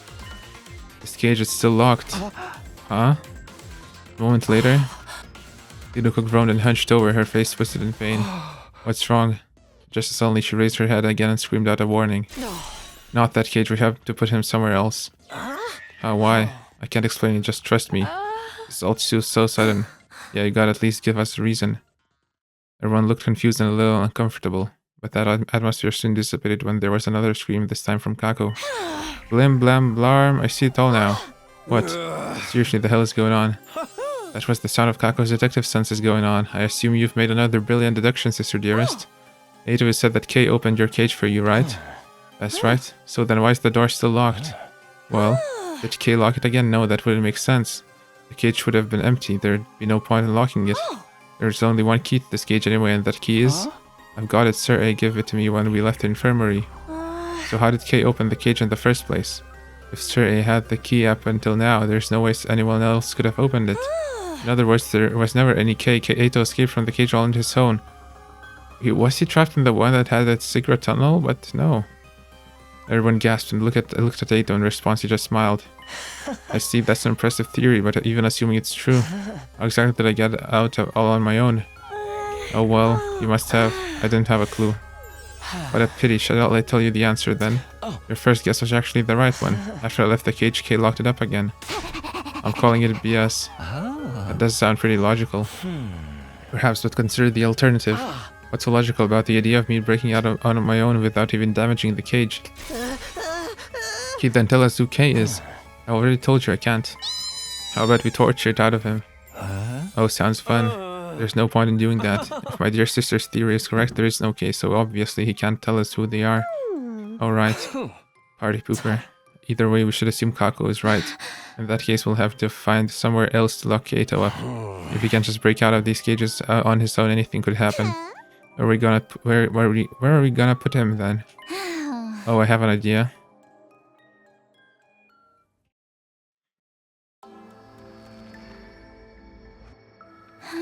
How about in here? There's a lock on the door and no windows, so he won't be able to escape. It's a room we never use ourselves. It suits me fine, it's bigger than my last place, and there's even a bed. I just hope the rent isn't too steep. Yeah, you laugh it off, but... he can just use his hemo anima, right? By bashing his head or heart, I don't remember. And so we decided to hold Ato in the room with no name. It's got these weird capsule-like machines. I guess we'll call it the capsule room for now. Leaving our prisoner inside, the rest of us stepped out of the capsule room. I had got the key from Sir A, and when we told him our plan, I made sure the door was locked up tight. Once I was satisfied there was no way Ato could get it open, we all left. There was no point hanging around there anymore.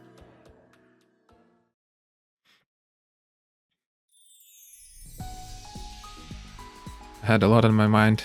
Ato, the broken revival-matic, this mysterious K person, and whether or not they really existed. K, I don't know.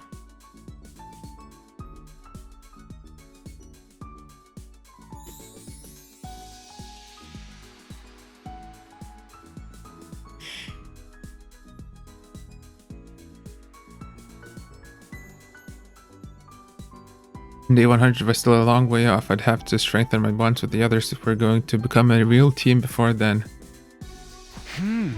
Hiruko said she told me everything tonight actually. That means I still have some time to kill. Maybe I'll go hang out with someone for a while.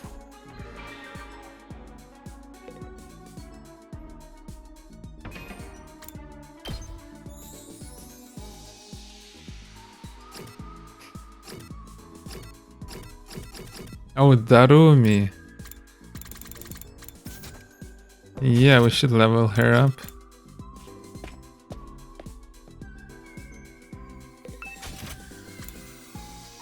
Oh, it costs a lot of screws. What about...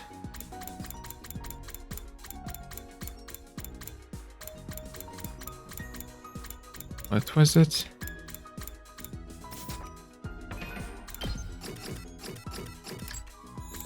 Pressing a rogue.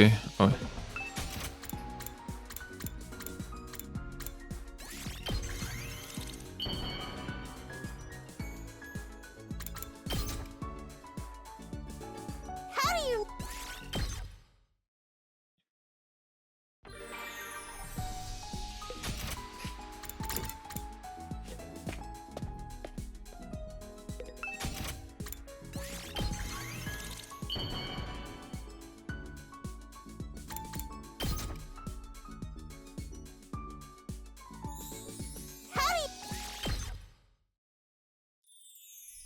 Before I knew it, the sun was sinking beneath the western horizon.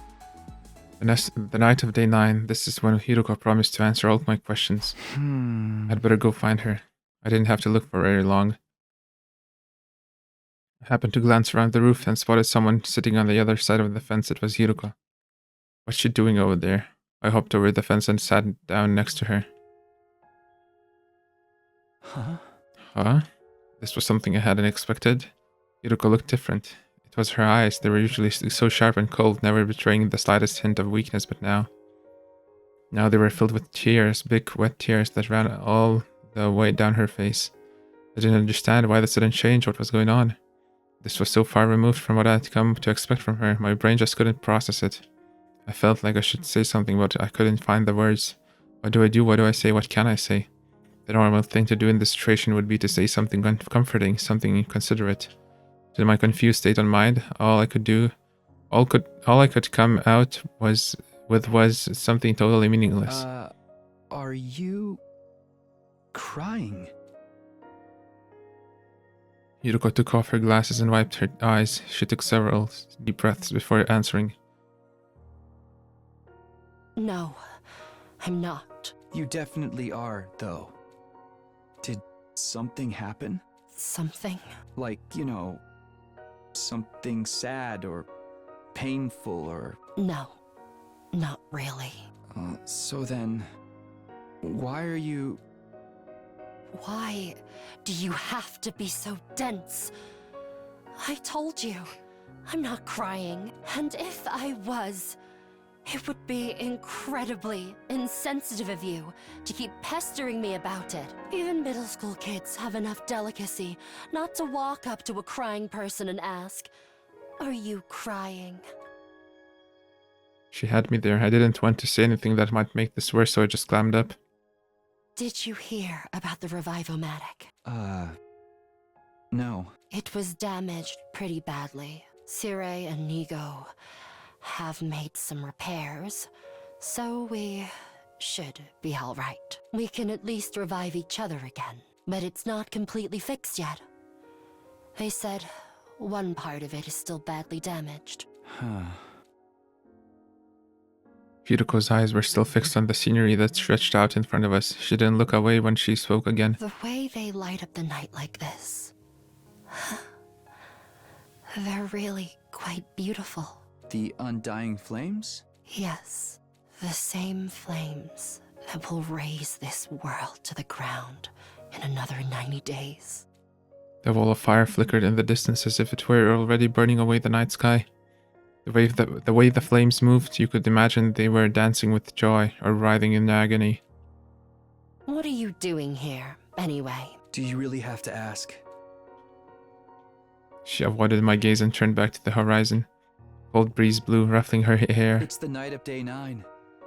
You promised to tell me everything if I made it this far. I've done everything you asked. Followed all your instructions without question. So now it's your turn. It's time for you to keep your promise.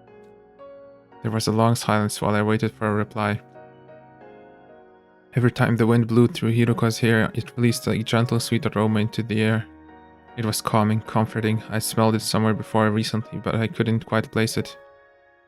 Was the scent lavender? Oh? Just as I started to recognize it, Hiruko spoke up again. No. It's not over yet.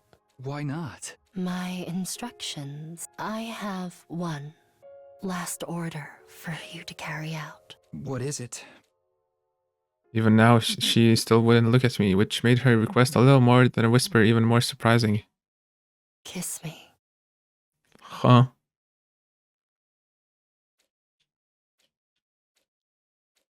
Huh? Huh? Not for the first time that evening, I found myself at a complete loss for words. Was she serious? Was it a joke? I really couldn't tell. No, it had to be a joke. There's no way Hiruko would. Maybe it was a trick. Maybe this was her plan all along. By giving me an impossible order like this, she could weasel out of our deal right at the end. You failed to uphold your end by refusing to carry out my orders. I don't have to tell you a thing. I could imagine her using that excuse to call the whole thing off. This girl was an evil genius. Although, what if it wasn't a joke or a trick? My palms were sweating. My throat was dry. I needed to decide how to deal with this and fast. I couldn't just stand there like a statue all night. I don't understand how it come to this. What am I supposed to do? There's no time to think about it. I just have to make a choice. What do I do here?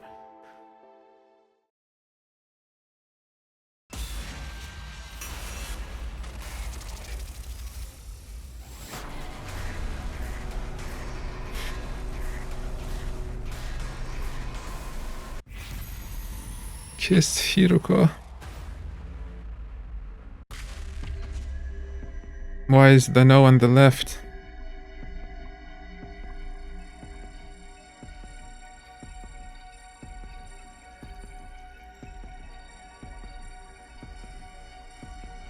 So what do we do? I say we roll with it and do it. Let's do it.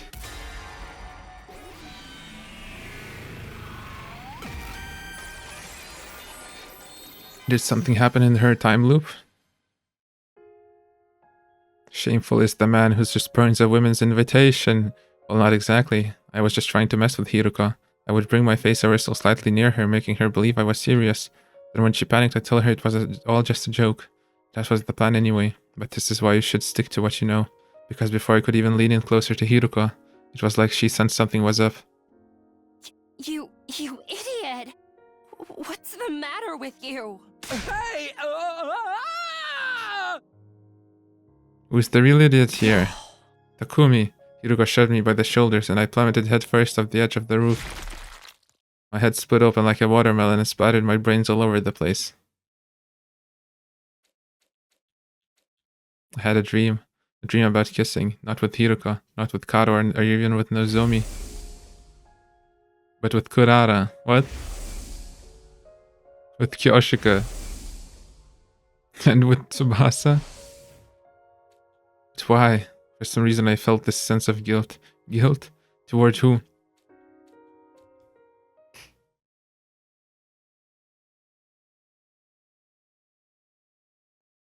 Huh? Why am I sleeping?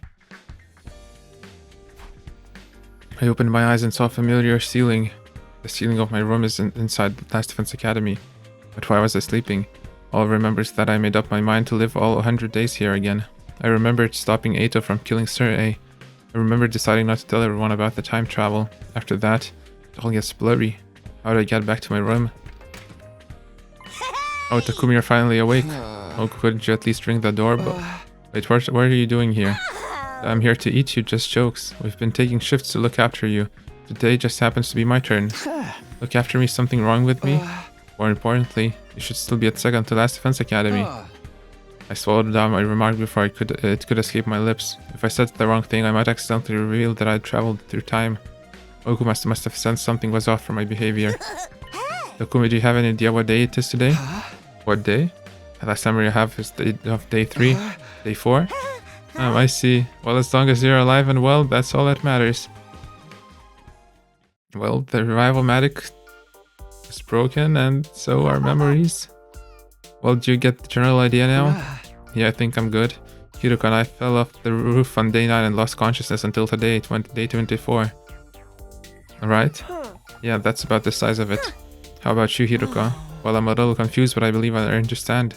After waking up, Moko brought me to the cafeteria where everyone was gathered. They explained everything that happened to me and Hiruka. Let's see if I have this right.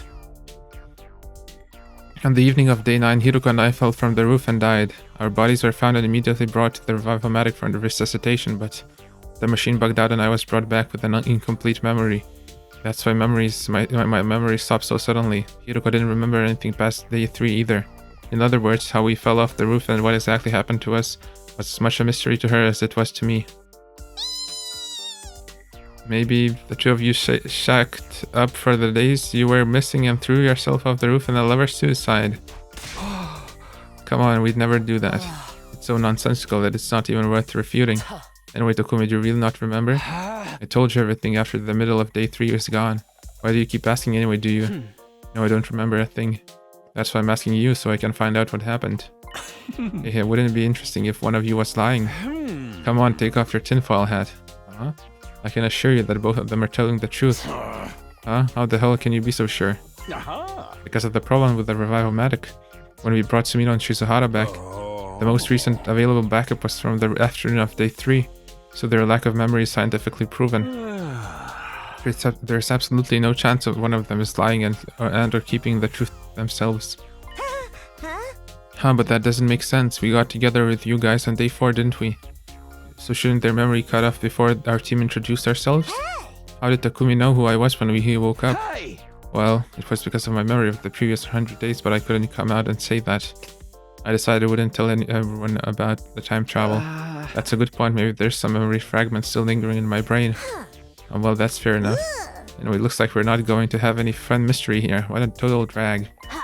Well, I know you're still totally confused, so I guess we should have finished... finish explaining everything.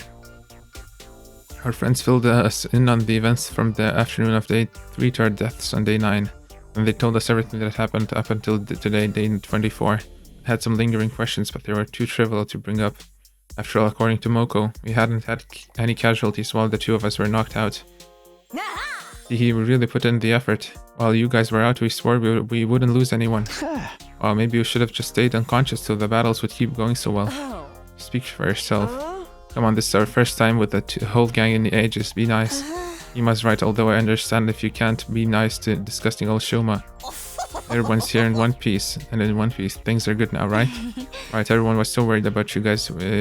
Worried you guys might never wake up. Seriously, I was so freaked out. Thankfully, nothing bad happened, so now you're all caught up. Wait, actually, what is it? Kurara, Kyoshika, Tsubasa. 3 of you were so worried about them, but you haven't said anything today. Oh, right. I'm just feeling like, wow, great to have them back. I'm simply filled with emotion. I'm not nervous or anything. I wasn't worried at all, mind you. Those are the trees that I kissed in my dreams, right? Keep running your mouth and I'll super glue it shut. Oh, then how am I going to get my protein? Oh, right, that dream.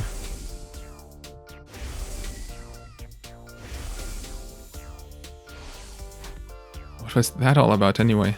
It involved the 3 girls Moko just called out for being especially concerned about us. That's probably just a coincidence, right?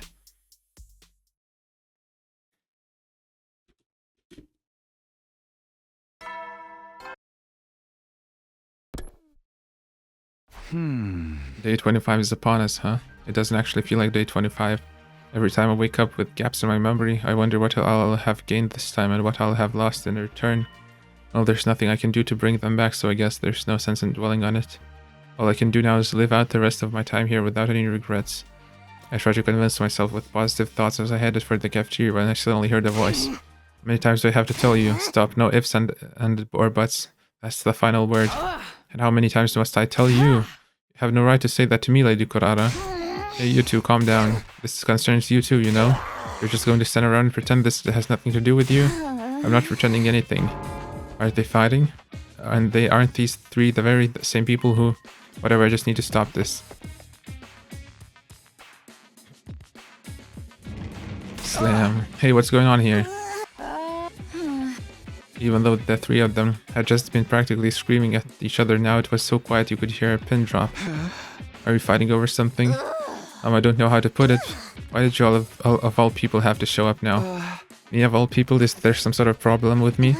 Well, not exactly with you, but because of you. Because of me? Why are the 3 of you fighting because of me? Because we had dreams. Oh no. Dreams where we kissed you, Sir Takumi. It made me believe that you and I are bound by a red string of fate. Hold it, you're not the only one. What? Wait a second, what's going on here? Was this connected to the dreams I had about 3 of them? I can't bring myself to say it. Tsubasa, you tell him. Keep it factual and detached, don't embarrass me. Why me?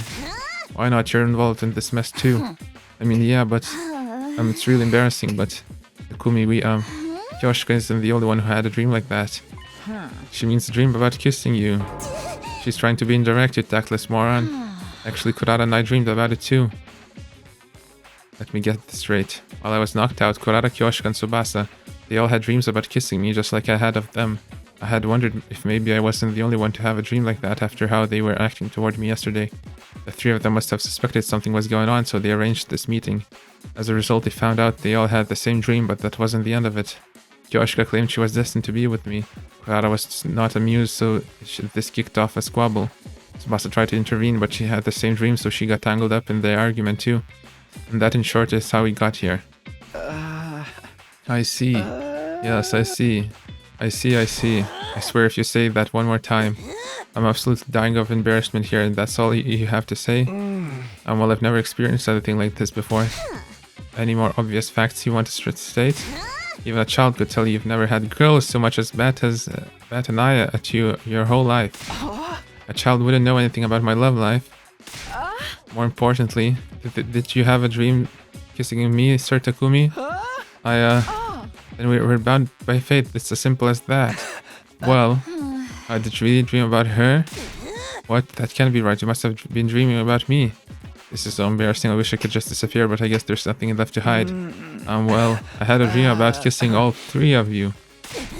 What? All three? So are all three of us bound by fate?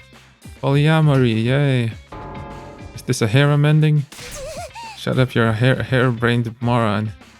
I bet he's truly fated to be with only one of us and the rest are red herrings. Maybe. Whatever the reason is, this is a peculiar situation. There's no chalking it up to coincidence. The dream I had must have some kind of meaning. The problem is figuring out exactly what that is. I heard everything. Moko. I'll handle this torrid love affair. Handle? Normally, when it comes to love, everyone is free to make their own choices. It's no place for outsiders to butt in with their shrieks of excitement. We should live out our own loves and love the loves that we love. Is this her attempt at philosophizing? But right now, Destiny's calling us to join on her journey. If everyone just falls in love willy-nilly, our senses of unity will come crashing down. Even more so if multiple people love the same person. So I'm here to give order to this love. From now on, you'll fall in love according to the rules I've set. A loving game. Excuse me, you think you can show up completely uninvited? And without further ado, the rules of engagement are 1 round every 25 days, one-on-one, winner decided by knockout. 1 round every 25 days, one-on-one, by knockout? That sounds dangerous. Obviously, for whatever reason, Takumi is the new hotness for you ladies. The 3 contenders are Kurara, Kyoshika, and Tsubasa. Indeed, I am besotted with Sir Takumi. Well, however you want to put it, I don't care. Yeah, yes, I agree. But with so many of you madly in love, we can't have you all make a move at once. It will only lead to fighting, and it will be way too much for Takumi to handle. So we'll split the remaining 75 days between the 3 of you. From tomorrow, day 26, until day 50, one of you will make your move on Takumi. From day 51 to day 75, and from day 76 to day 100, same deal. You'll confess and receive your answer during the free time frame allotted to you. In other words, absolutely no flirting or courting outside of your time. I see, so that's why you said 1 round every 25 days. Exactly, thanks for the summary. Any questions or objections? Wait a minute, who put you in charge? Get your nose out of our business. She's right. We never asked for any rules, you seduced me with your lengthy explanation. Oh, your bestie Moko goes out of her way to help you, and this is how you speak to her? You didn't really mean it, did you? Well, come to think of it, maybe having a concrete plan would be good. I'd concur. Now that I think about it, it's a great idea. Wow, you guys are like so emotionally intelligent. I love it. Takumi, Tsubasa, do either of you have any objections? No, none from me. I do. I have so many objections. Think about it. This is crazy. What about how I feel? How you feel, but that's what we're trying to figure out with this game. Wait, don't tell me, does your heart already belong to another girl? That would change everything. The first person I thought of was Nozomi Karuha. Do I like her romantically? I wonder. Before I got here, I had some thoughts about her as a member of the opposite sex, and she's someone important who I still very much want to protect. But at this very moment, I can't say I like her romantically. To me, she's my purpose, the reason I am who I am. No, not really, I don't have any objections then. She's precious to me, but it's not romantic love. I swear. Okay, then that's all good. Any other questions then? Just being sure I have this clear. The first slot is from tomorrow until day 50, right? If the first person confesses and Takumi decides to date, then what happens? Then we have our winner and the game is over. I'm a believer of pure love, no seconds or thirds. Then going earlier gives you an advantage. Wait, that makes me sound really eager. I can't tell you when the best time slot is. That's for Takumi to decide. Star. Wink. What does that even mean? If there's no other questions, then let's figure out who gets to enjoy a taste of romantic whimsy with Takumi when. To keep it fair, the person who wins rock, paper, scissors gets to pick when they want to go. I'm not going to lose. Me neither. Aha, that's the spirit. Oh, but wait. Takumi, could you leave us? Part of the excitement is seeing who will be courting you tomorrow, right? Sure. Chop chop, get on out of here, you creep, you little Casanova, you. What's happening? We practically got chased out, leaving the 4 of them in the cafeteria. Starting tomorrow, there's going to be a competition for my love. Maybe I'm still in a coma. Oh yeah, that's a possibility. Chapter 13b or 138, I don't know. Probably 13b.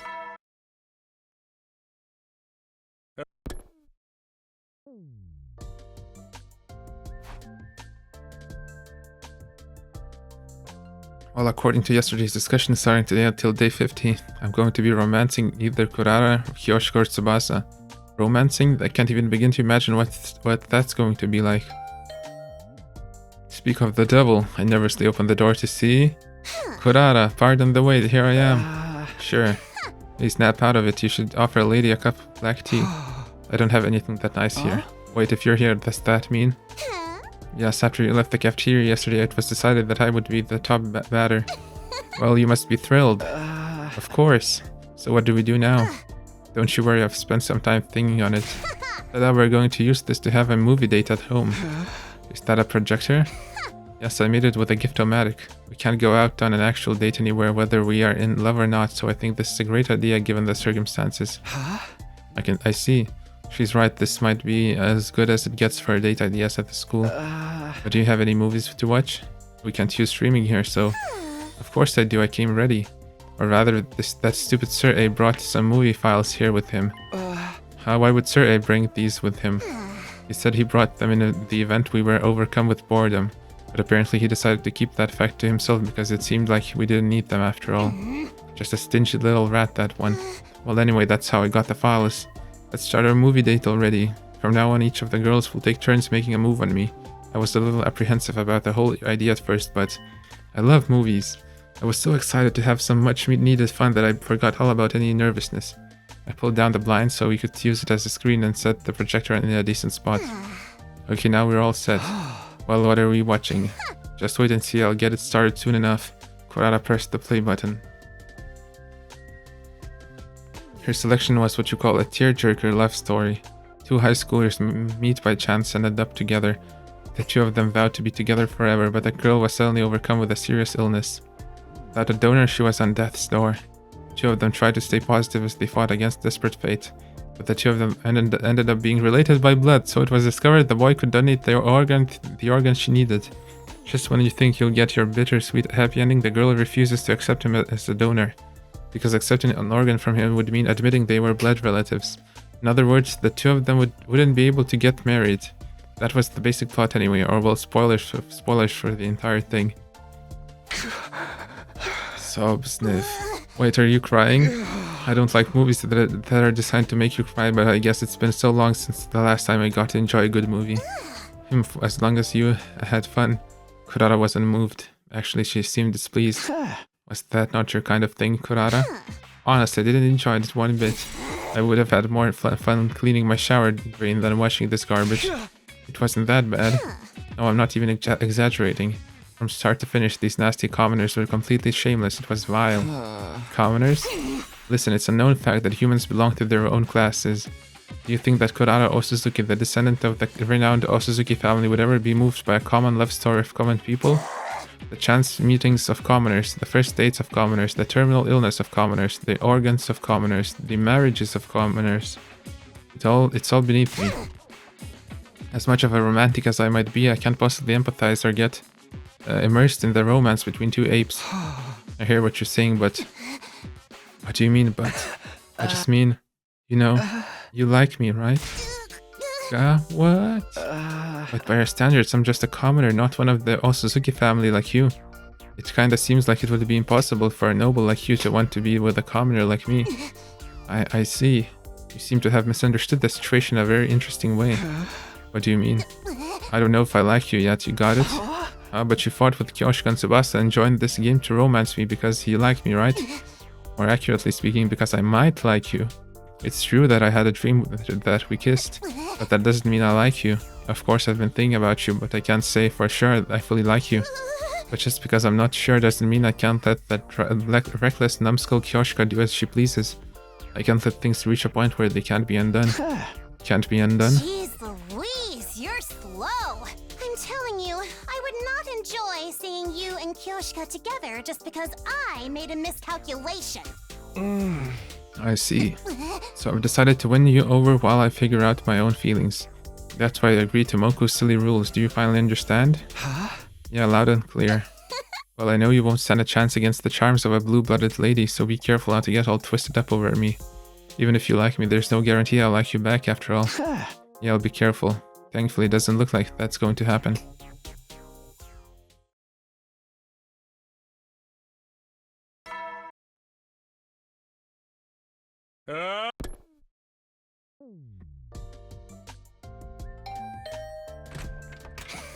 You must be the luckiest man alive. You have a fair maiden like me knocking on your door every day. So what are we doing today? Didn't I tell you we're watching another movie today? What, but you didn't enjoy it at all yesterday? It all depends on the movie and how many commoners are in it. The Osuzukis are more than equipped to find truly interesting things interesting. My critiques of yesterday's film are as follows. It was mediocre, middling, commonplace, and completely average. Additionally, it was simply boring. Right. Let's pray that today's movie isn't a complete waste of my time. Let's hope today's route isn't a complete waste of my time. Childhood friends Nina and Mina are truly close despite having polar opposite personalities. The two of them promise each other that in the future they'll build a castle by the edge of a lake and live there together. But during their first spring as high school students, Nina suddenly disappears. Mina desperately searches for Nina until new facts come to light. Nina's father was murdered. Suspecting it might have some connection with Nina's disappearance, the police get involved, but Mina already knows Nina killed her father. Will Mina find Nina before the police do? Will she be able to find peace with her dearest friend? A lesbian romance mystery where two girls experience the extremes of love and hate, while the secrets behind the slaying of Nina's father are unraveled. And that concludes my summary of Kurata's movie choice. Well, it was better than yesterday's disaster of a film. Was it? That's good to hear. Coming from sharp-tongued Kurata, that must mean it was actually interesting. Even though I wasn't the one who asked her out, I was relieved to hear she enjoyed herself this time. This reminds me, don't you like Nozomi? Why would you ask that out of nowhere? It's not out of nowhere, the movie got me thinking. The second heroine had a similar vibe to Nozomi, didn't she? Really, I don't think so. But why do you think I like Nozomi? There's just something about the way you look at her that makes me suspect it. Like when you look at her, your eyes always momentarily look a little sad. Or maybe just clouded with lust because you want her voluptuous body all to yourself one day. Definitely not the second thing. Oh, so then it's the first thing. No, maybe sometimes I stare at Nozomi when I see Karawa in her, but it's not because I like her. Anyway, what about you, Kurata? Have you ever been in love before? Have you ever dated anyone before? You want to talk about that? I don't know if it was exactly love, but I was engaged when I was little. Engaged? It's not that surprising. In fact, it's incredibly natural that a descendant of the Osuzukis would be engaged. But I've never met any suitor more than once because they're never worthy of me. What do you mean? I must have been 6 or so. My father introduced him to me and told me I was to marry him. But he's a snot-nosed little brat. Anyway, you looked at him, he was nowhere near good enough for me. So I used every trick I had up my sleeve to make my father change his mind. I completely dragged him online for some terrible things he'd done and supplemented it with some stuff I'd fabricated. Even in the real world, I physically dragged him by the... Well, let's not get into that, what? Oh. You mean you dragged him by holding him by the dick? What? No escaping you, huh? Thankfully that helped scrap any discussions of marriage between us. Since then, a number of equally insufferable brats have been brought before me as potential husbands, but, well, I used a similar trick to take care of them. None of them were any good. I would have figured that anyone your parents would suggest as a marriage partner would be pretty normal. Every last one of them triggered a visceral aversion. Just breathing the same air as them repulsed me. Well, it's also possible I was just too prim and fussy back then. I see. Well, you're a step up from them at least. It was painful just speaking to them, but I don't mind talking to you a little sometimes. I see. I don't misunderstand me, okay? I still don't know if I like you or not. I'll kill you if you twist my words. And don't you forget it. Yeah, I'll be careful.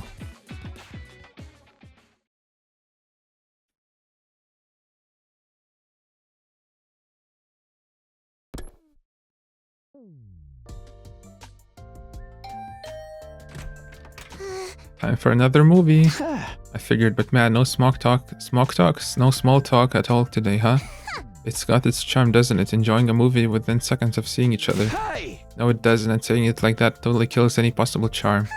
Oh, sit down before you pop a blood vessel. Lick, lick. Slurp, smack. Kurata put on a spy move this time. The protagonist, a rookie spy, goes on his first mission to secure information on a military project being developed by some company. But as the mission goes on, it's clear that the head of the organization the protagonist belongs to is colluding with the head of that company. Or something like that. Honestly, it's all in one ear and it's all in one ear and out the other. Besides, lick lick, slurp smack.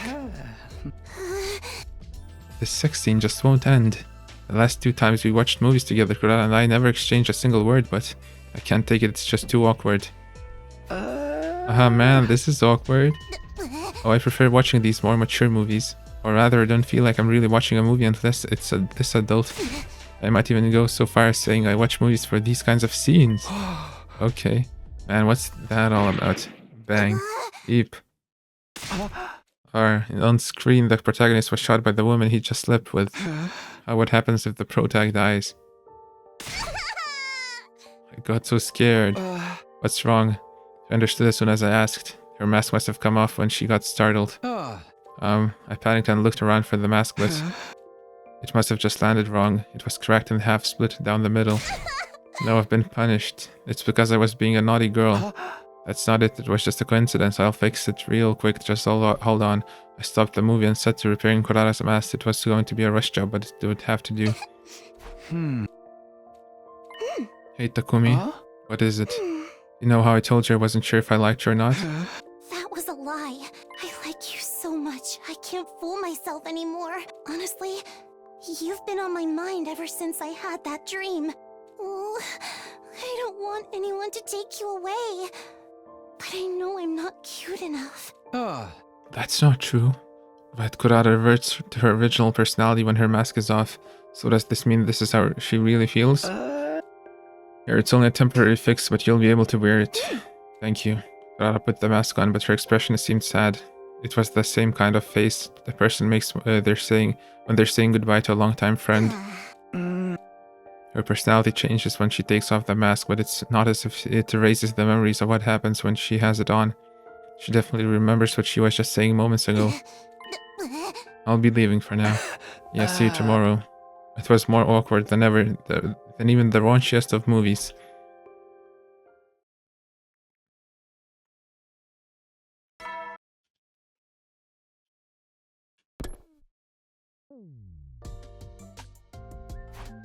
I was feeling a little anxious after what happened yesterday. I thought maybe Kurata wouldn't even come, but sure enough... We meet again. We sure do. It's possible that she was still bothered by yesterday's events, but there she was anyway. Were you able to fix your mask? Yes, I glued it back together well enough. Small impacts like that won't be enough to break it anymore. Let's get on with the movie of the day. I wonder if she made sure this one doesn't have any awkward scenes. Kurata's pick for the day was a superhero movie. The protagonist was just your average high school student. After hearing that criminals were popping up around the city, he hides his identity with a mask and fights up as a hero. The friction of trying to live a double life, the suspense of wondering if his true identity will be revealed. It was corny, but I enjoyed it from start to finish. Actually, maybe I enjoyed it so much because it was corny. How you like this feel-good stuff? Yeah, I'm not great with complicated stuff. I like something you can just have fun with. You enjoyed this one more than usual too, right? Excuse me, why would you think that? Are you suggesting to think I'm some sort of single-celled simpleton like you? Oh no, but... Wait a minute, did she just call me a single-celled simpleton? You wear a mask just like the protagonist. I figured it felt even more personal to you than it did to me. I see, so that's what you mean. It's true, the scene where his mask makes his scalp itchy hit a little too close to home. I was tearing up. Okay, she would focus on that. If I remember right, you wear the mask to project the confidence expected of an Osuzuki. It lets you adopt a persona to hide your insecurities, right? Well, yes, but who told you that? Oh crap, that was something I heard about in my last timeline. I'm probably Moko. I'm sorry, Moko. That muscle-bound Moran has the loosest lips I've ever seen. But well, I wasn't hiding it anyway, so who cares? It's true I do put on the mask to hide my insecurities. But what about it? Oh, I was just thinking, it must be hard to push that down inside of you. Indeed, an Osuzuki must always be on the side of that's winning and gaining. They must be strong, frightening, and grand. That philosophy is a part of me now, but it was tough when I was younger. I live my life with this nagging feeling that this isn't the real me. But you absolutely don't need to feel sorry for me. In fact, it's your funeral if you do. Being the daughter of a wealthy family means I never had to worry about money. And in some ways, putting in the effort comes easy. Easy how? It's stressful when you're riddled with anxiety and unsure what to do. But it was clear what I needed to do. I simply need to follow the path destined for me in order to become a person worthy of the Osuzuki name. My only real obstacle at the time was how much I hated myself when things didn't go how I wanted. I see. I understand what she's getting at, but it still strikes me as a little sad. It wouldn't hurt to be your true self in front of us, would it? What are you yapping about? I'm just saying, if it's ever hard and uncomfortable behaving like an Osuzuki, then there's no problem if you're the real Kurara when you're with us. I could never do that. Being aware of my place as an Osuzuki is what makes me who I am. Telling me to throw that away is like bleaching a panda's spots. I'd lose my whole identity. Oh well, you don't have to if you don't want to. I just thought maybe it would be easier on you. Enough of your utter nonsense drivel and codswallop. And is it just me or is it hot in here? It feels like a sauna inside my mask. Feels the same as always to me. Oh, then it's not the room that's hot, it's... I'm leaving. Okay. Thank you. Oh, what for? Nothing, goodbye. Slam, what was that all about? Are we just gonna watch a movie every day?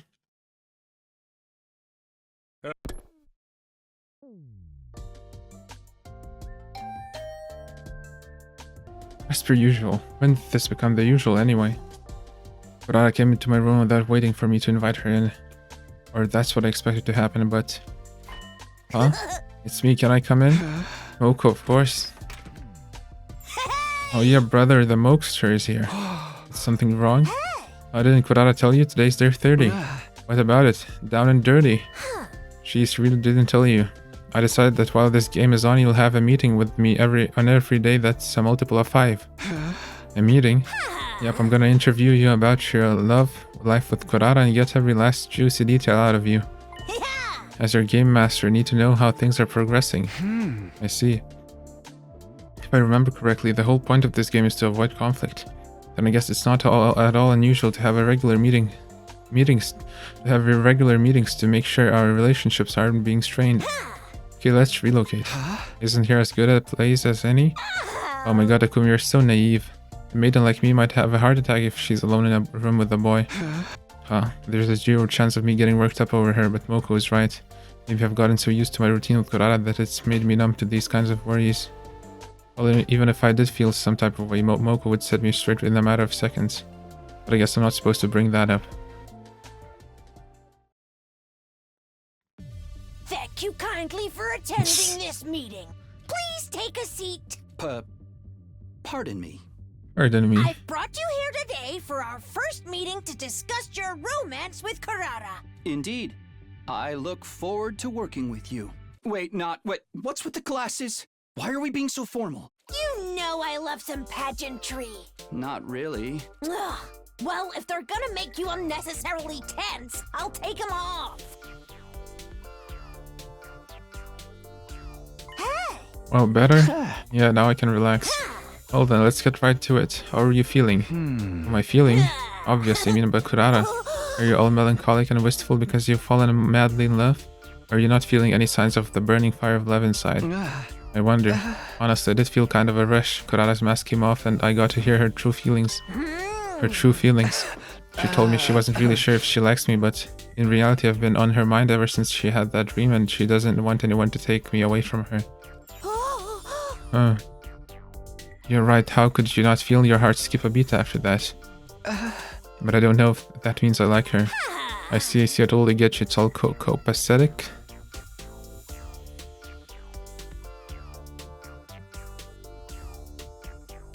Very satisfactory or acceptable, fine. Completely satisfactory, fine, excellent, okay. Copacetic. I get the general idea, it's consistent with what Kurara told me too. What Kurara told you? Oh, I didn't mention it? I've already had a meeting with Kurara. I can't look at things objectively without hearing both sides, right? I see. Maybe Moko's better suited to being a game master than I thought. Well, let's end this meeting here. I'm going to give you a little piece of advice, just as your friendly gal pal. What is it? As you've noticed, Kurara is pretty serious, which means she seriously likes you. If you let her down, she'll definitely be really hurt. I'm not saying you can't let her down, though, and I'm not even telling you to let her down gently either. Even though we're calling this a game, it's still a game where people's hearts are on the line. That's just how love is, no matter how you slice it. Just wanted to remind you. Thanks, I'll keep it in mind. A game where people's hearts are on the line, Okay, that's it for the gal pal advice. We're really for sure done here. I let Kurara know you two won't be seeing each other on meeting days, so you should chill for the day. Chill and think about your feelings, okay? Yeah, we'll do.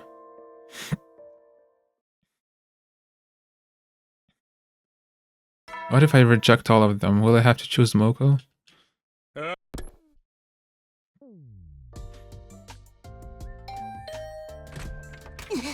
It's only been a day since I last saw you, but I feel shy, like it's been way longer. Right. The movie Kurara put on today was... Honestly, who knows? I wasn't paying attention at all. Because...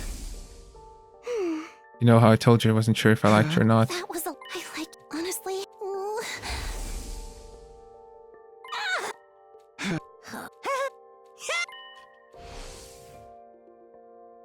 I had been thinking about what Moko said ever since our meeting, but I couldn't find any answers. Do I like Kurara? Could I like her? Will I hurt her? Can I forgive myself if I do? If one thing was for certain, I wanted to be sincere with her. But the more I thought about being sincere...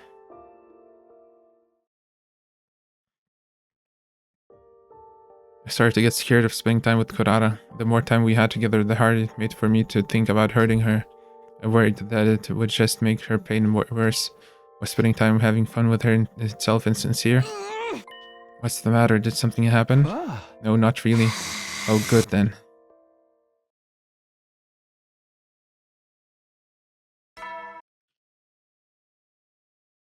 Uh.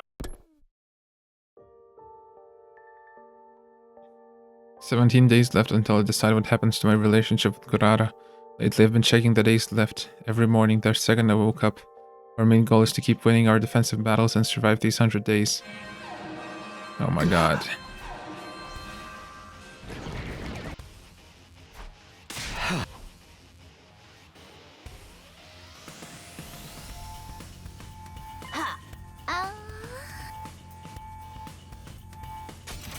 Timmy is in leader.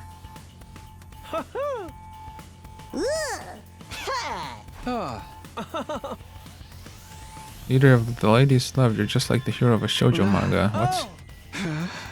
Wait, you know about my love life situation? Oh, I didn't mention it? Everybody knows we're running a game to win your heart. This whole thing could cause some serious trouble after all. That's why I thought I'd better share with everyone ASAP. Hey Taku, I bet you're gonna get rejected by all of them. Don't go acting too chivalrous. Don't bet on my love life. Nozomi weighed on my mind as I mumbled my retort. As far as I could tell, she didn't seem inclined to join the conversation about my love life. Somehow I felt relieved. These invaders sure know how to surprise somebody. How are they going to make it up to me for being woken up by the alarm makes me break out? I miss how mentally prepared we were when the artificial satellite was contacting us. The artificial satellite contacted you? Oh yeah, we didn't tell you or Hiroko yet. I guess it just slipped my mind. In a nutshell, yeah. That didn't happen in my previous 100 days. It was just a little change in trajectory. No need to think too deeply about it, right? Hey! Well, we're just back to where we started, so don't worry about it and just give it your all.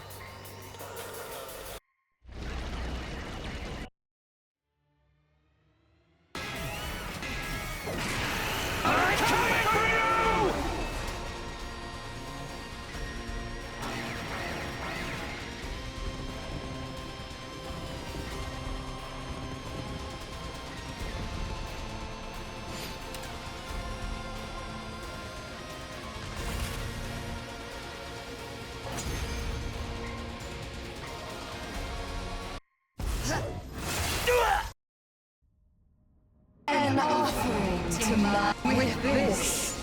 Wow! Why are you happy? She's absorbing her allies' Damn her!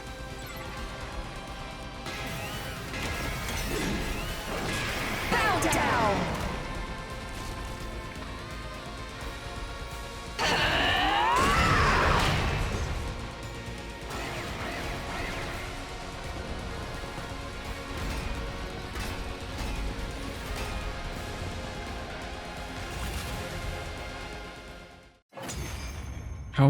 How many waves? What? I am the path to him. I want them. And when Oh, okay.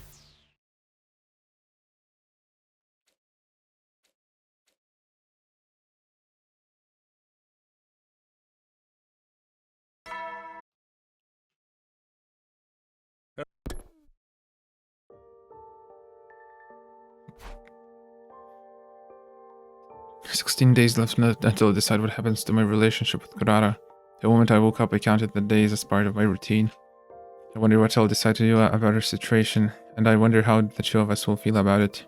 Once again, I was contemplating questions with no answer until... It's me, I'm coming in. You bet. Today I'm not gonna overthink, I'm just gonna focus on my time with Kurara. What's with you? You look awful. Are you still tired from yesterday? I feel about the same as always. Anyways, what kind of movie are we watching today? The Osuzuki Cinema is closed today. Osuzuki Cinema? Wait, that wasn't part of... I had questions about... Closed? As such, we'll be going on a date today. I'm not following you.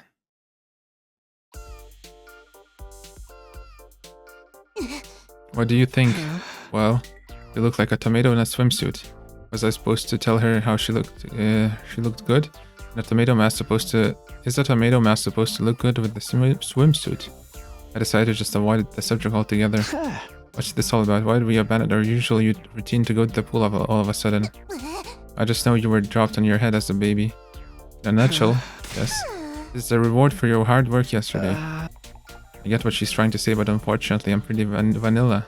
I didn't have any niche tastes, like for example a preference for girls in tomato masks wearing swimsuits. But I guess it's the sentiment that counts. Thanks, I really appreciate it. You'd better. If you decide to have a little fun by yourself tonight, I want you to have a vivid image in your head. I'm not gonna do that. Anyway, come here. But I immediately turned away from me and started to walk. What now? Enough, just do as I say. And don't you ever delay either. Not in any situation, even if you're on the toilet. I don't even think you'd want that. What?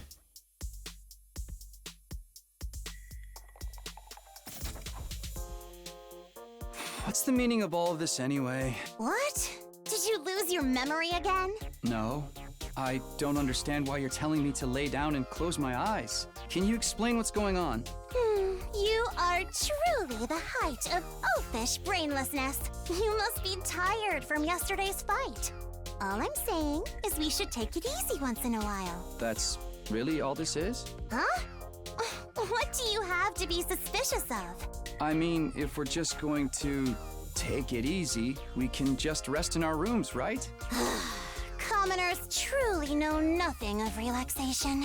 There is such a thing as a luxurious first-class way to rest, you know. Sounds suspicious. Like something out of a cash grab self-help book. Say whatever you want. I'm going to show you how to really relax. So follow closely and don't take a single step out of line. Well, if we're going to relax, it can't hurt to do it with her, I suppose. It won't hurt, right? Picture this. We're no longer at Last Defense Academy. We're at a resort somewhere. We don't have a thing to worry about. You can hear birds trill in the distance, and every once in a while, a soft breeze caresses your skin. Nothing else exists in this moment. That is all there is. I'll try to imagine it's how Kurara described it. We're no longer at Last Defense Academy, we're at a resort somewhere. Birds trill in the distance, a soft breeze. Hey, are you going to sleep forever, you idiot? If you don't wake up this instant, I'm going to shave half of your head bald and you'll look like a greasy metalhead. No, anything but that. You were at the deepest, most relaxed point of your sleep cycle. You understand, right? This is the first-class resting technique of the Osuzukis passed down through the generations. Yeah, thanks so much. Somehow my body and soul felt more refreshed than it did after a regular night's sleep. I have to hand it to the Osuzukis. Now then, you're able to watch movies with me without letting your mind turn to pointless things, right? Not again. Did you think I didn't notice? You've been completely restless the last few days with me. It's like your mind was elsewhere or like something was worrying you. So I invited you out today to help you rest. Reset. Of course, the part about rewarding you for your hard work yesterday was still true too. If perhaps possibly, you're worried about whether or not you'll hurt me. I don't want to worry about that in the least. It's disrespectful, actually. I have to hand it to the Osuzukis. No, that's not quite right. I have to hand it to Kurara. Nothing gets hurt by her. I can't keep anything from you. Do I like Kurara? Will I choose her or... Well, I don't know yet, but I feel like I finally understand how to approach Kurara. Actually, I think she just showed me how.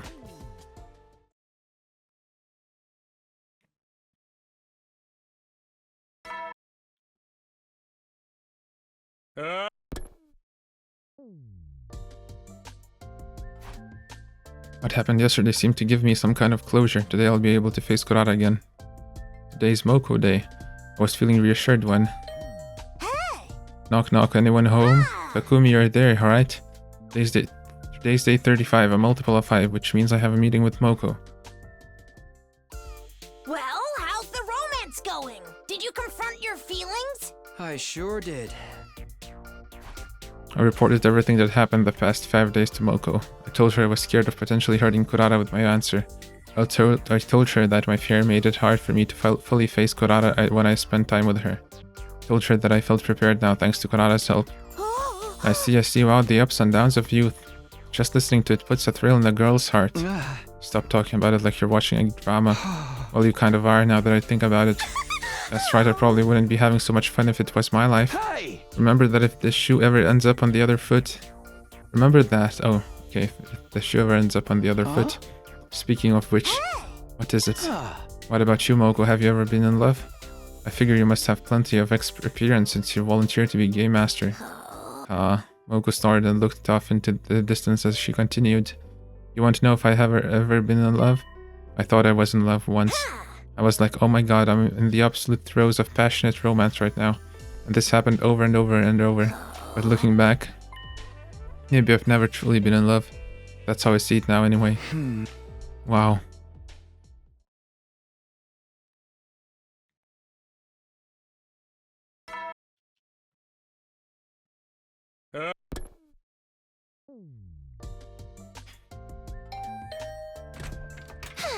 Rejoice, for I have come. We're going to go back to watching movies now, is that right? Yeah, you know it. Okay, then let's get right to it. I was all fired up for some reason. All I was doing was watching movies with Kurara, just having a good time, and yet I was feeling somewhat positive, knowing that we were back in a good place. I felt like I'd be able to finally spend some real quality time with Kurara. The movie Kurara put on today was frankly a moronic B-movie. B-movie? 3 hopeless, stupid teen boys with zero experience with girls were competing to see who could be the first to pull a woman. But they had no hope of smoothly working over a girl. The harder they tried, the worse they fumbled their chances, until eventually the local bad boys had it out for them. Sigh. Boys are the dumbest creatures alive. Is sex the only reason they do anything? You cavemen would have nothing to live for if it weren't for your hormones. These guys were definitely stupid, but aren't you feeling a little extreme? I don't think so. Anyone can tell it applies universally. I bet you're treating your body like an amusement park ride every night. That's conclusive and irrefutable proof of how dumb boys are. Excuse me? Why do you all insist on acting like you're not filthy animals when the whole world knows you're depraved? I can't stand how nasty you all are. Here, just go ahead and demonstrate for me how repulsive boys are. Go ahead and debase yourself since it's so natural to you. I'll observe closely just for you. You can't joke like that. Acting like you're beholden to a common sense. The common sense, ridiculous. You're a boy after all. In elementary school, they research which letter of the alphabet is the most curvaceous and sexy. What? In middle school, they act like entering 58,008 is in the calculators is the height of achievement. And in high school, they calculate the date their parents conceived them by counting backwards from their birthday. But I can tell you've done all of that, the above. I mean, yeah, but don't make it weird.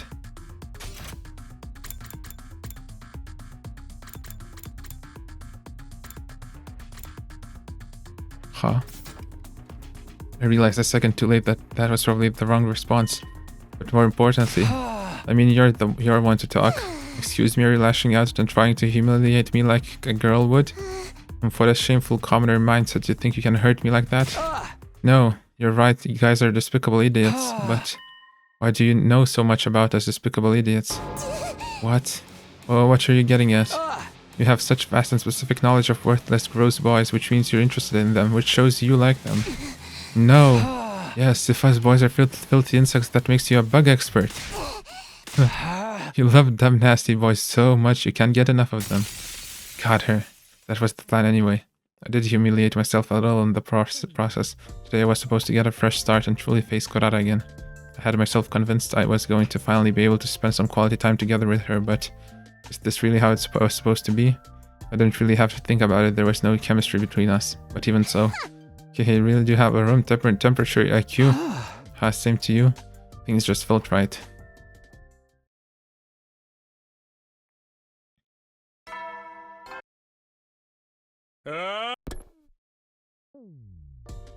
The movie Kurata put on today was a cheesy boxing movie. A delinquent young man loses a fight for the first time and falls into the world of boxing as a result. He started learning to box to get his revenge, but over time he came to enjoy it, falling in love with the sport itself. Something. I felt like I'd seen this story before, but it was pretty intense. The sight of and sound of the impact as the glove connected with the opponent's jaw had me gasping. What is he doing? He clearly should have hit him with a right hook. Come to think of it, Kurata knows a thing or two about boxing. Maybe that's why she seemed way more absorbed in the movie than I was. Yeah, that's it, give it to him. The protagonist's opponent was knocked straight to the floor. It didn't seem like the movie was quite over yet, but Kurata was so excited she started to shout. There we go, yeah. You're way too emotionally invested in this. Excuse me, you're just pretending not to be invested. Giving a winner their accolades is one of the most time-honored acts of courtesy in all of history. I didn't say that. I didn't say I didn't like it. All that matters is that Kurata is having fun. Oh, wow. After the match, the protagonist embraces the heroine and they kiss. It wasn't anything intense that would be awkward to watch with family. It was a completely normal kiss, totally commonplace, just like the one we shared in our dreams. I felt strangely tense, but why? Maybe I was worried that this would somehow lead to something actually happening. Or maybe I was worried that she could tell I was thinking about that dream. I wasn't sure why, but I definitely could feel my pulse speeding up in my veins. Makes you think about that dream, doesn't it? Sure does. I could tell from the slight waver in her voice that she was nervous too. I guess it's only natural anyone would be nervous after having a dream like that and then seeing it play out in a movie.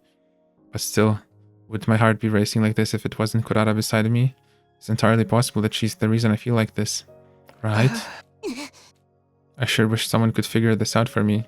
Things would be easier if someone could peer inside my head and tell me exactly how I feel about Kurata.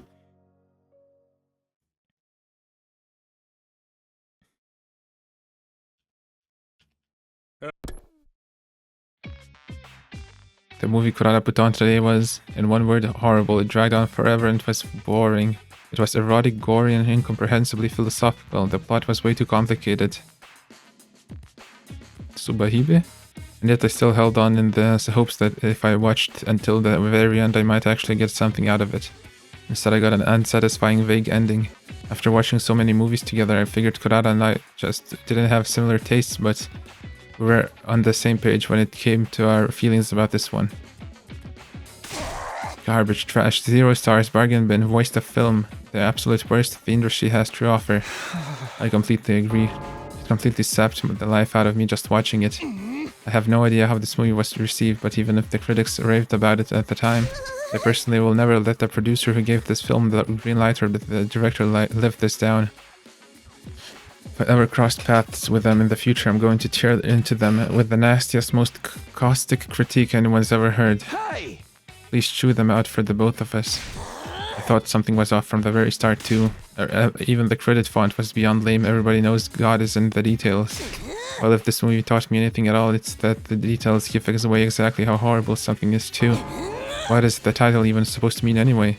The two of us tore apart the movie from its most obvious flaws to our smallest nitpicks. As if trying to regain the time we'd wasted watching it. By the time I was starting to feel a little guilty for laying it into it so hard. Maybe the director had to film it because of a contract and didn't really want to put it out there. Besides, we're not even riffing on the movie itself anymore, we're just making assumptions about their personal life. Who are we to act like we know anything about their strengths of character? You dummy, don't get all wimpy on me now. That director and producer are persona non grata for this garbage. They should apologize to us, no, the whole world, for tainting the world with this trash. Who's going to make them pay if we can't stick to our guns? We're in trouble, come to the cafeteria right away. Moko burst into my room without ringing my doorbell. What happened? What's the fire? Where's the fire? If this isn't serious, I'll never forgive you. We're trying to deal with a matter that concerns the well-being of the entire world here. Nozomi collapsed, just hurry. Oh, rejection symptoms, nice.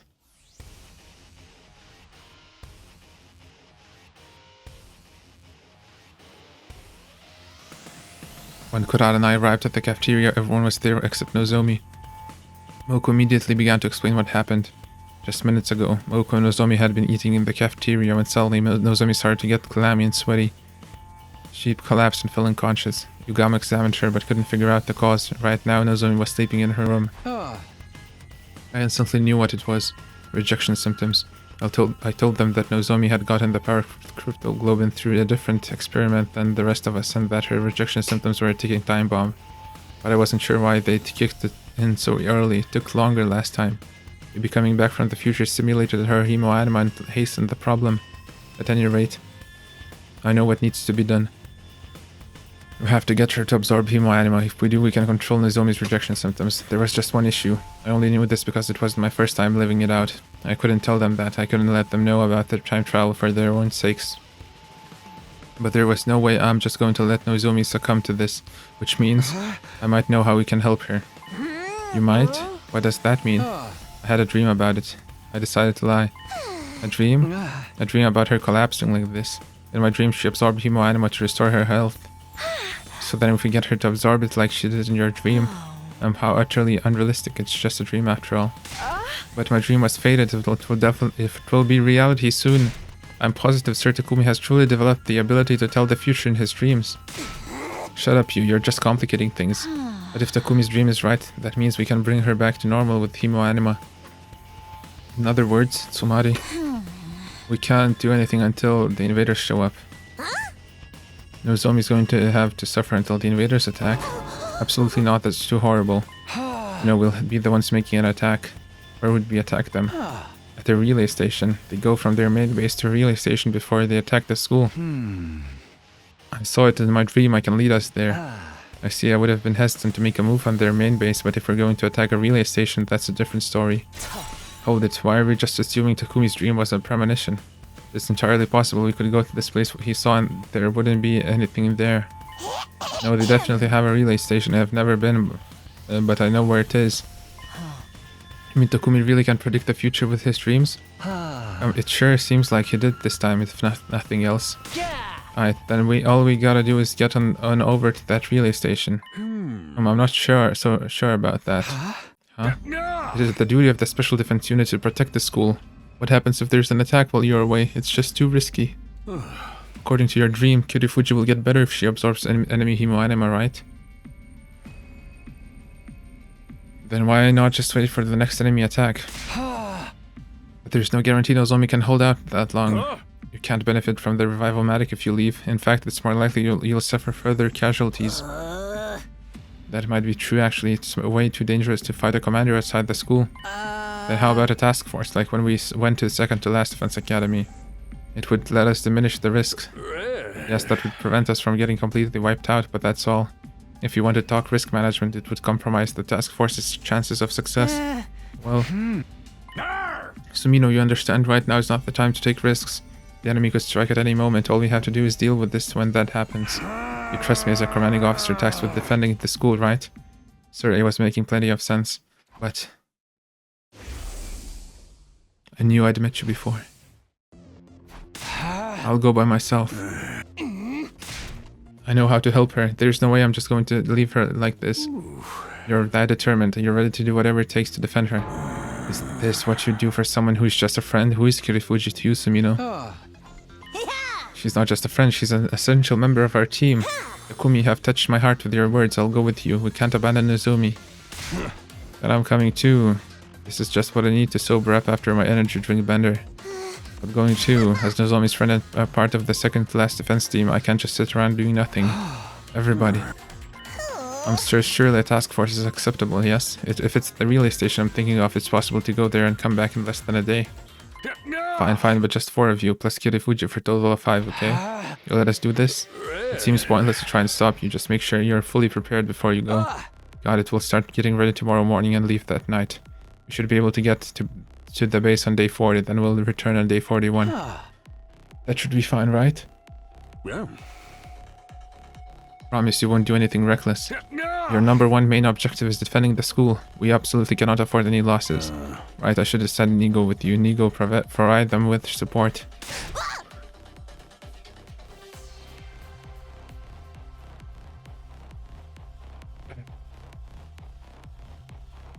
It's getting a bit hard to talk. Read. But I'll go a bit longer. I'm a little scared, but yes, sir. Okay, task force members, meet up in the parking lot tomorrow night. Got it, I'll bring Nozomi. Then let's call it a day, it's already late.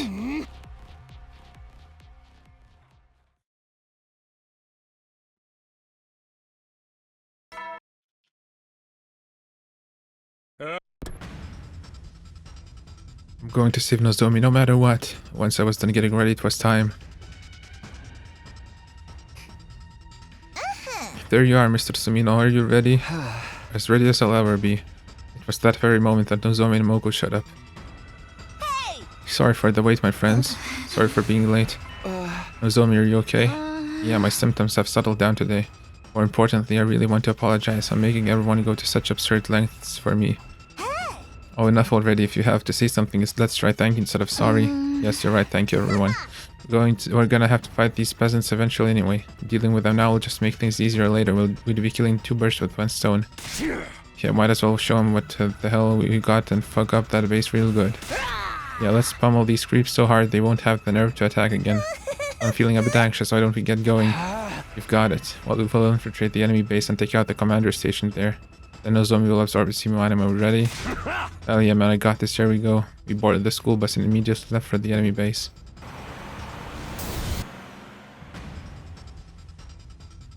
Nigo took the wheel, and while occasionally tending to Nozomi, we made our way to our destination.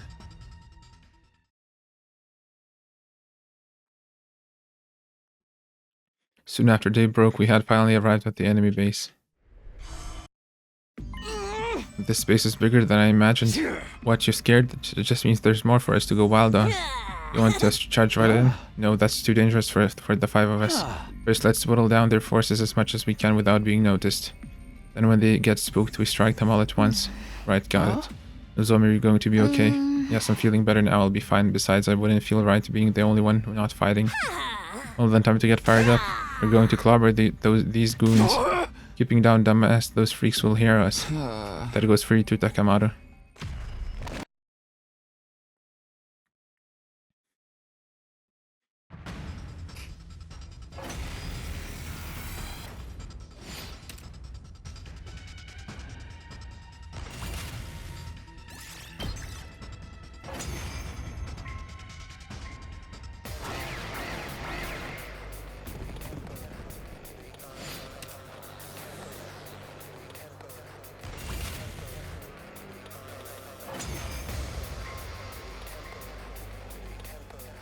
How do you like? What about the commander? Careful, The bastard is flying. I'll handle that. I'll whip up some... Okay.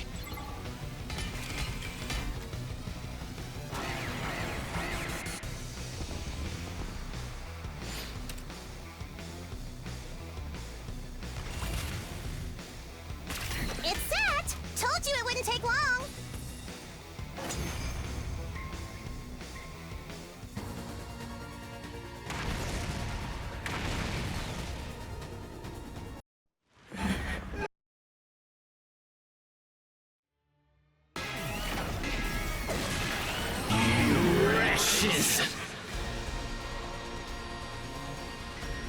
Oh, what? Or at least he...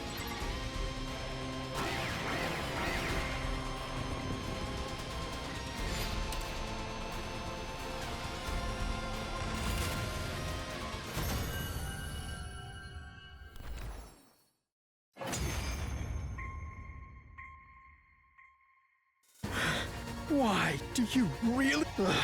Well, that is true. What? Oh. Takumi, Yeah, we yeah. don't have time to... Right. No! Man, this... How about it? Well, Nozomi.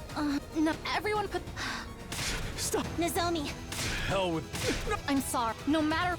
Stop! Curse you! Someday...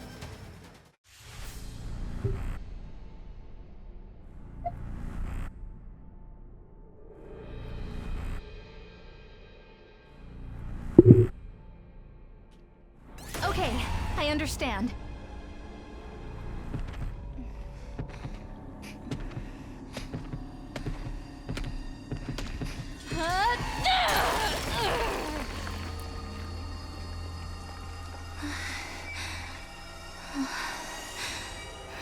I'm sorry.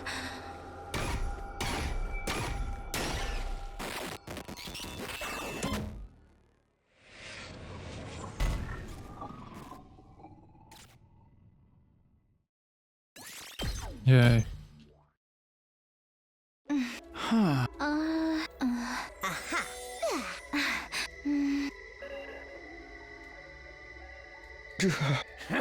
Yeah!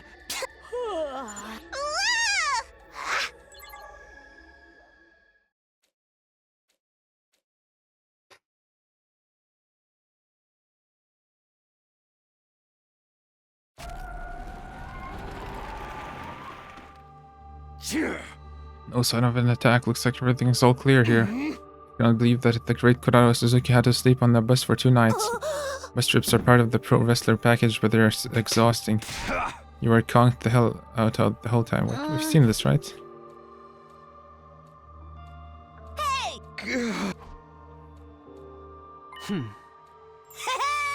Hey! Oh.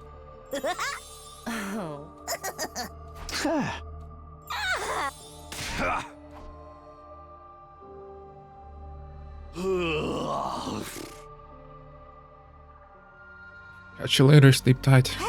Nozomi, you'd better rest up, okay? If you break out from lack of sleep, it would be a waste of your beauty. I will thank you. With that, I was about to take my leave and go to my room when... Takumi, do you have a minute? Huh? Sure, what's up? I was trying to put on a brave face in front of Nozomi, but that was exhausting. Let's take a break from movies for a while. You bet we can't have you push yourself so hard that you end up collapsing too. How about we pick it up again after 3 days? Is that too long? I'm just going to have to come out and say it then. Say what? I think I'm going to drop out of this game. What, did something happen?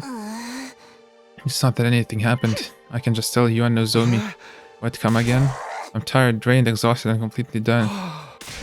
I said I'm tired of romance, of fighting, and of everything else. So I'm quitting this stupid game. Take this precious experience of watching movies day in day out with a beautiful girl. Consider it a brief moment of glory in your life that is all but guaranteed to be completely worthless and meaningless. And hold on to it for the rest of your stupid life. What, I seriously don't follow. If there's something you want to say, just come out and say it. There isn't. I said everything I needed to.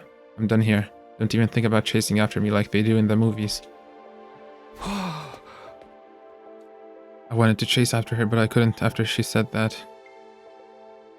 I was glued to the spot watching as Kurara walked off, as graceful as ever, till she'd vanished inside of her room.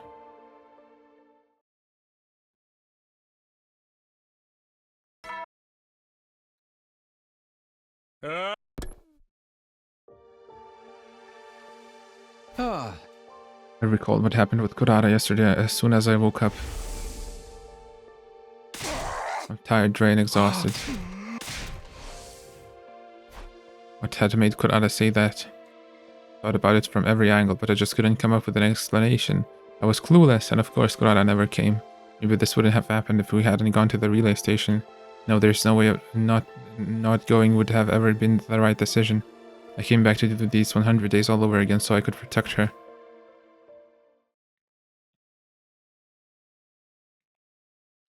There was no sign of Kurara today either.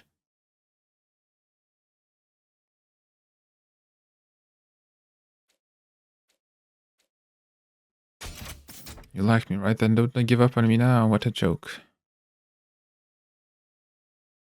Moko Day. There was no sign of Kurara that day either. Kurara? I ran over to the door, but when I opened it, I saw... It's been a minute, Takumi. Moko, why do you look so surprised to see me? Did you forget we have a meeting today? But is there any point? Kurara dropped out. Sheesh, don't walk out like that. You're a big boy. You can tell me everything once we relocate. Come on, let's go. Tell Dr. Moko all of your worries and woes. I was honest and told her about how a distance had grown between Kurara and I. I see. To so totally and completely see. Is that supposed to hint at something? Do you know what caused this? Wait, you meet with her before you meet with her before you meet with me, right? Does that mean you've already heard about what happened from Kurara? Yeah, you're right. I did already meet with her. I asked her what happened to make things go so wrong, but it was more like I was just confirming with her what I already knew. It's obvious what the issue is. It's a mystery to me how you could be so clueless about it, Takumi. So even you know what the problem is, but seriously, I can't come up with anything. It's the thing about Nozomi. Hey, boys are so slow. Then how about you let your game master explain? Please do. Kurara got scared. She's so scared about the possibility of getting rejected or losing out to another girl even after putting herself out there. She's so scared she might never get to be with you again. So then she decided she should at least withdraw herself before anyone can hurt her. She said that, Kurara. You'd better believe it. She wasn't that direct with her feelings, but I'm 99.9% sure I understand her perfectly. But why would she get scared now? Is it because her time limit's getting closer? Why do you look so taken aback? Because I'm taken aback.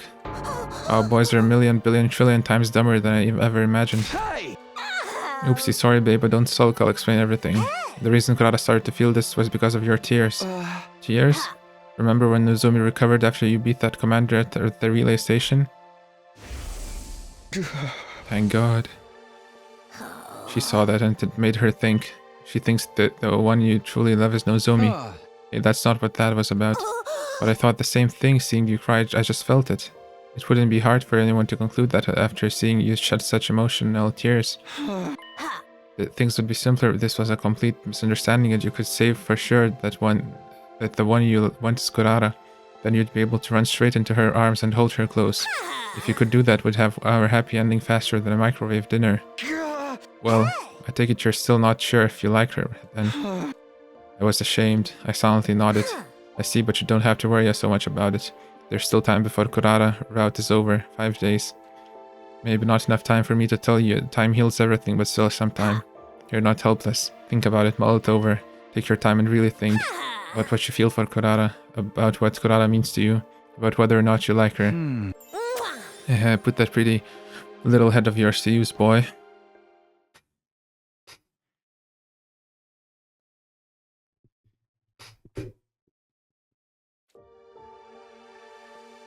I watched the movie on my own. It was one I'd already seen with Kurara. It made me think about my time with her.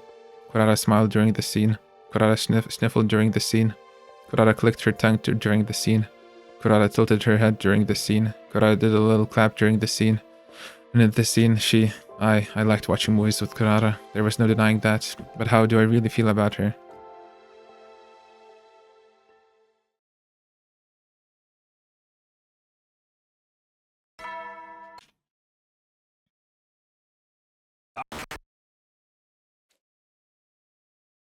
Prepare to spend another day. Okay, is this the commander?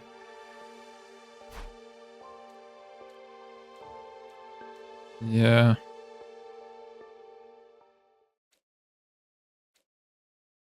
Yay. Why am I here? Good morning, Takumi.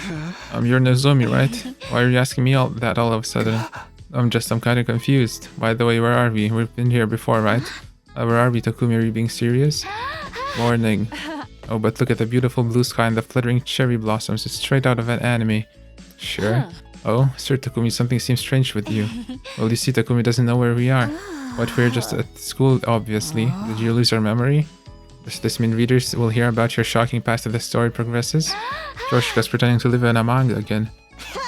Hey, how it do, best bro? You got all the ladies fawning over you again? Why you gotta make your boy jealous every morning, huh? That's not it.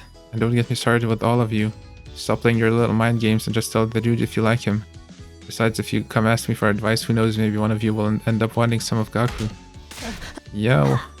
You always have to go way too far, don't you? If you keep getting in the way of everyone's love lives, I'm not gonna show you my homework anymore.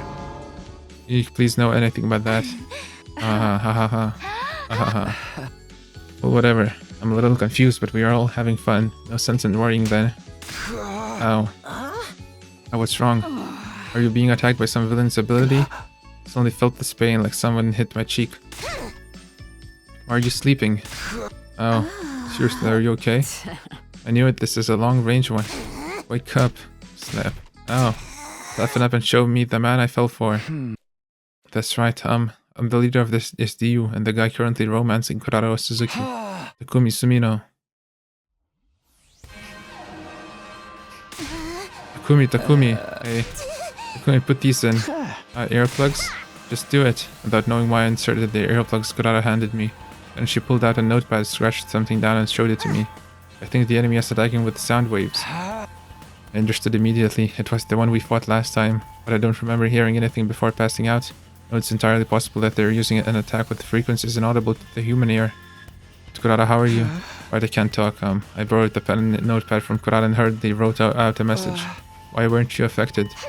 I was watching movies in my room. I felt like I was going to pass out whenever I paused. So I thought maybe someone was attacking us with sound. I see. What about everybody else? They're probably knocked out, clueless. Let's go help them. I looked in Kurara's eyes and nodded. We ran out of the room. We split up and woke everyone up. Thankfully, we'd managed to snap them out of their trances, but because of our ears were plugged, we were in the strange situation of needing to coordinate an attack without being able to hear each other.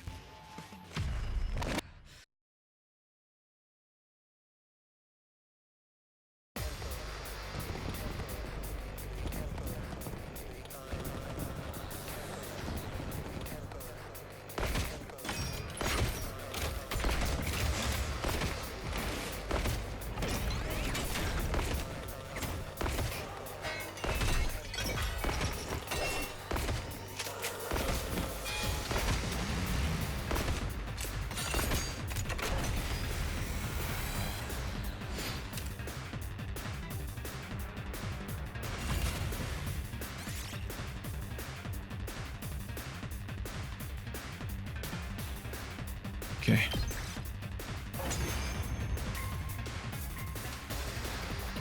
No Ava in this timeline?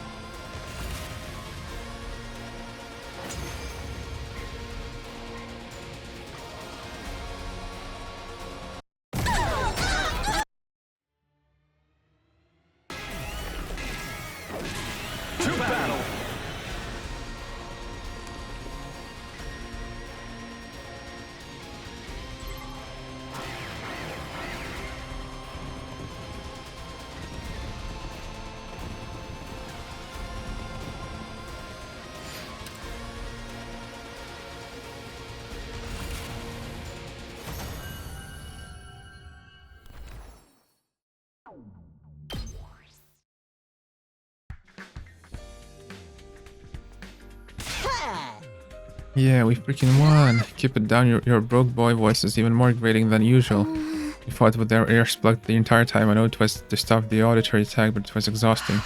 Yes, the only Jumanji sword and I weren't able to hear each other, and it made for an agonizing fight. I wanted to keep hallucinating. I wanted to see the happiest ending of all, where we all have fun killing each other. If you want to hallucinate that badly, come see me, I've got the good stuff. No way, man, that shit's against the goddamn law, don't make me kill you. Oh please, it's perfectly legal, probably. And at any rate, Kurara's quick thinking really saved us. That's right, any longer than that dream, and who knows if we'd have ever come back. It was just a coincidence that I wasn't affected by it. More importantly, Takumi. Yes? I sounded so stiff. I want to borrow you for a second. I have something to discuss. Okay.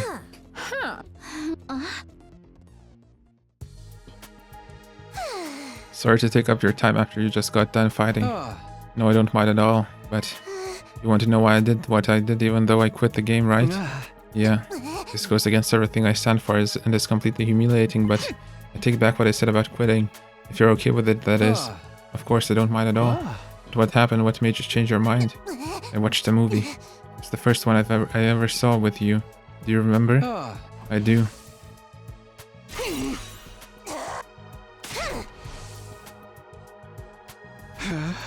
said you couldn't possibly empathize with the characters.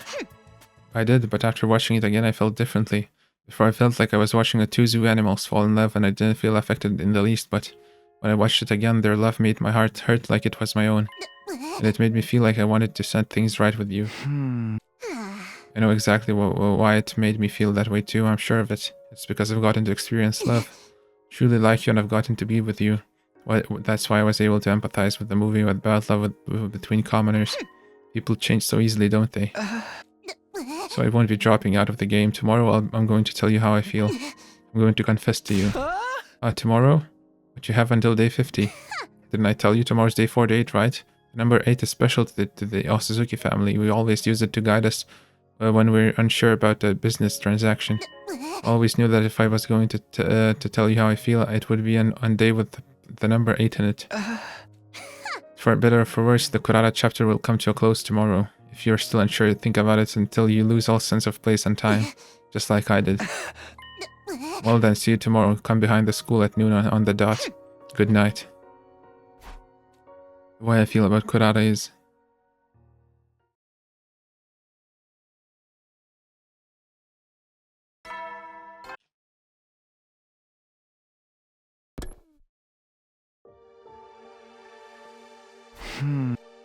The first thing I did after waking up was to remember what was going to happen. This was Kurara's last chance. I have to make a decision today. For better or worse, the Kurara chapter will come to a close. Yeah, this is the end, but I am going to choose the ending. Do I like Kurara? Are my feelings for her romantic? My answer would determine the future, our future. The way I feel about Kurara is... Bam, no choice, no? If I thought you would chicken out, I commend your bravery. Maybe I'm just confusing your recklessness with courage. Why do I feel like you're about to challenge me to a fist fight? Don't be stupid, I'm obviously trying to hide my embarrassment. I see, but more importantly, are you okay without your mask? No, not at all. I feel like I'm about to show my insecurities any second now. It's taking everything I have just to keep it inside of me. Then why take it off?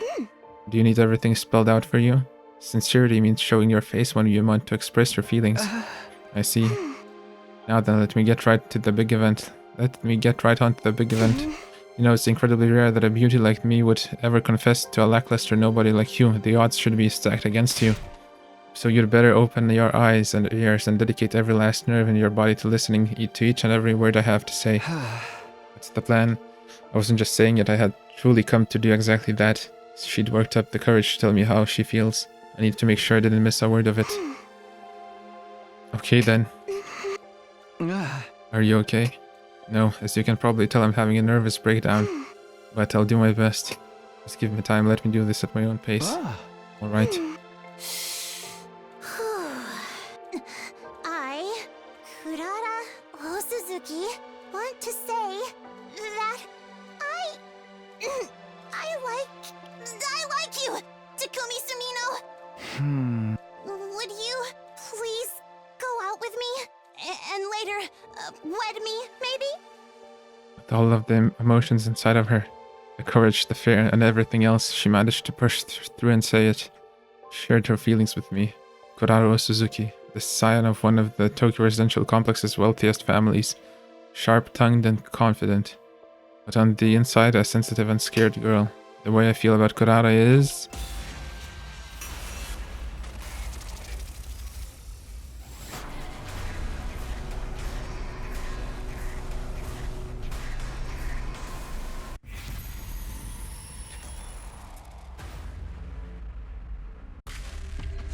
I feel like we should Finish the business when one girl, then move on to the next one, so I'll accept.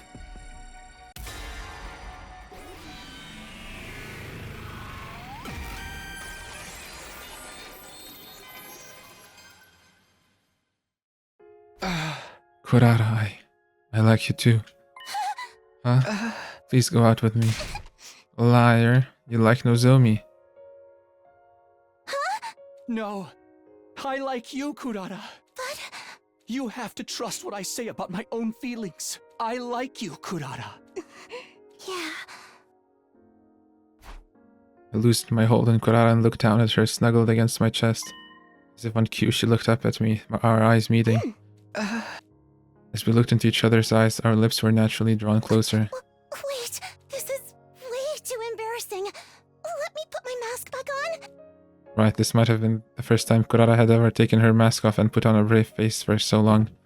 The mask should be... Oh, we have to choose?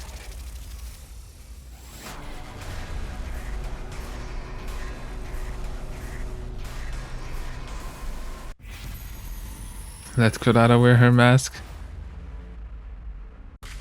Kurara, you can do it. I trust you. No.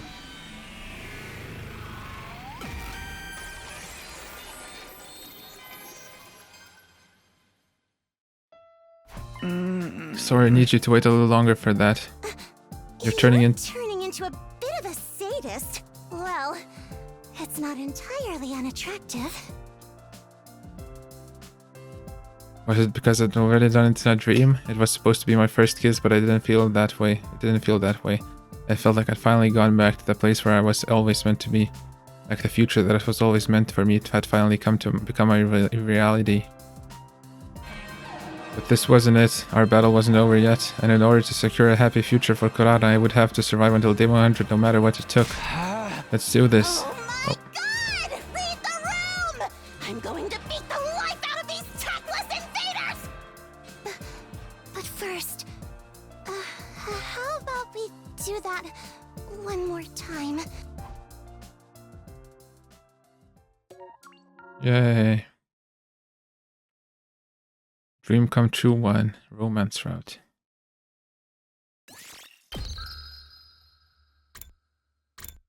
Okay.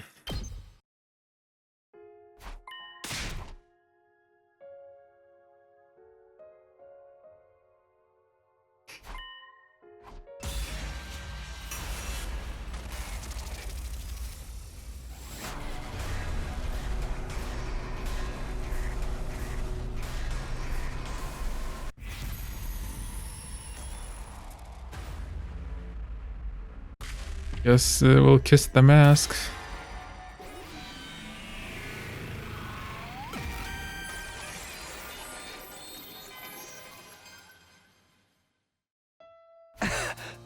Sure, it must be embarrassing for you. Now I can relax. Now, well then, where were we? Oh, you want to do it with the mask on? What are you on about? Were you about to do something that requires the mask off? Oh, because... you should see her face. Kurara cackled derisively. The mask really does seem to put her in a better mood. Did you forget? I'm the scion of the proud old Suzuki family, Kurara Old Suzuki. There's only one place you're permitted to kiss me. Your shoes? I will permit you to swear your eternal subservience to me and kiss me right here. The here Kurara was pointing to was the top of her foot. I felt a little exasperated, but one thing was certain.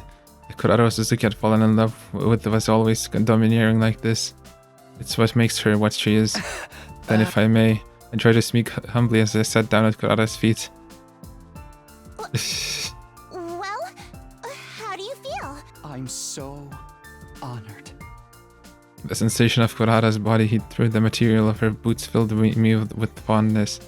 From the bottom of my heart, I want to protect this warmth for all of time. In order to make that happen, and in order to secure a happy future, yeah, let's do this. You can kiss my foot on top of the mountain of corpses I'm about to make! What? You don't want to? As you wish.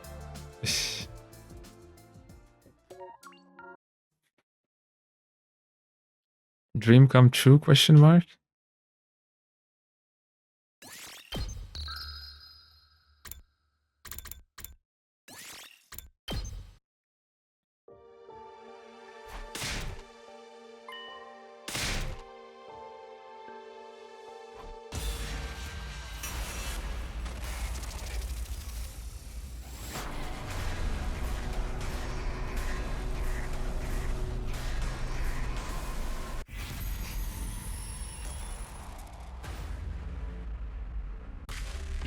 Rejection time.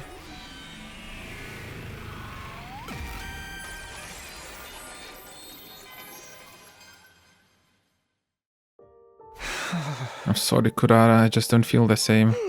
I see. But I hope we can be friends. Stop. I know you agonized to come to this answer, so I already know you don't hate me, okay? And besides, if I keep talking to you, I'm going to cry. While I'm the scion of the Osuzukis, I can take it. But if I were anyone else, I don't know if I could. I see. God, you were supposed to laugh. I'm sorry. I'm going to get going, but let me make one thing perfectly clear. If you dare say some cliché, fake, nice platitudes to make yourself feel less guilty, like thanks for everything, I had so much fun. Alright. Thanks for everything, Takumi. I had so much fun.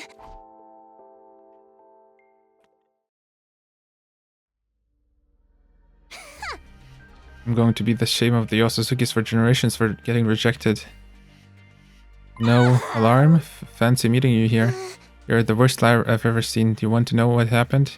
Well, you see me all by myself, right? I guess so. You did great, girl. I didn't do anything. Kurara, are you hungry? Huh? You must be right. Come with me for a sec.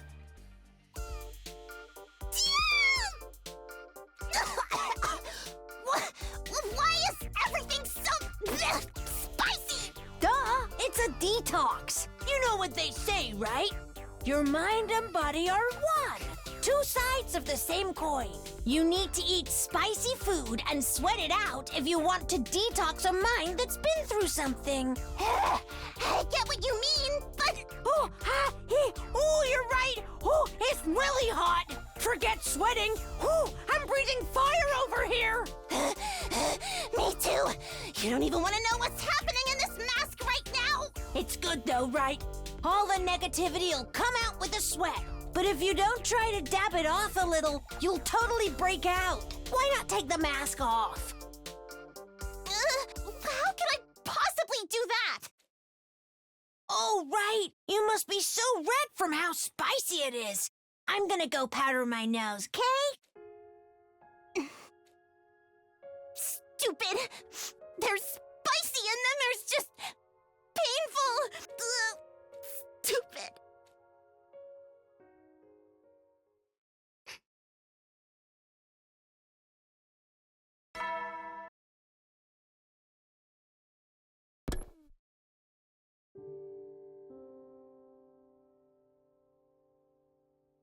My doorbell rings as always, and there's Kurara just like usual, and I'll never get to experience that again.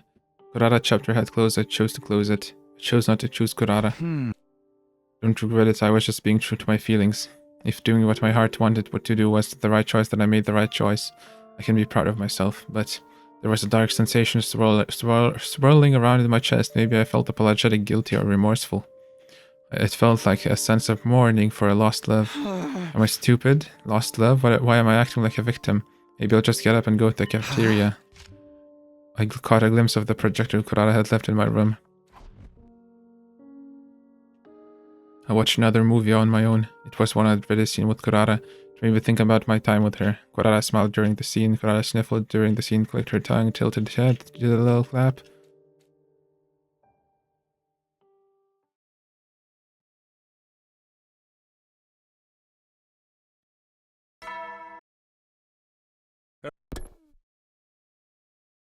Today was a multiple of 5, but I wasn't going to be having a meeting with Moko. She showed up to my room last night and politely let me know. The reason there was no ongoing romance for us to discuss, fair enough. Basically, I didn't have any real plans for the day. I decided to go to the cafeteria to feed myself. When? Oh, I suddenly bumped into Kurara. Are you doing okay? You're such a virgin. What do you mean? I was happy to see she was her usual self. Of course, she's probably trying to act that way out of consideration for my feelings, but still. What about you? What do you mean? Have you been a good? You're not binge eating over me, are you? I'm asking if you're going to be able to be normal about this. I'd be lying if I said I didn't feel anything. But I guess somehow, I'm just gonna take it one day at a time.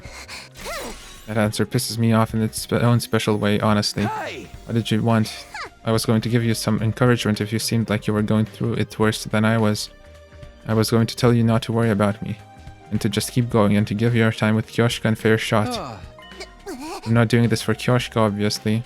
I'd be embarrassed if I ever liked you if you're the kind of idiot that would make her deal with your baggage. But I guess I didn't need to worry about that. I'm going to miss you. I'm sorry. Stop apologizing, that just makes you more of a gross virgin. Anyway, you're going to eat, right? I'll join you. As a friend, of course. Kyoshka chapter will begin tomorrow.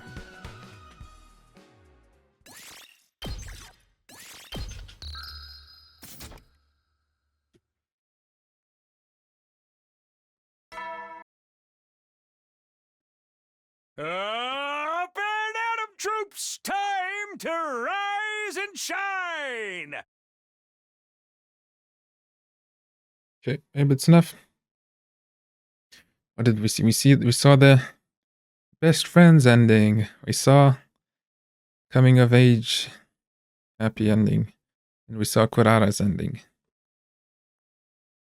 That's good enough for me. Next up, Kyoshka, right? Yeah.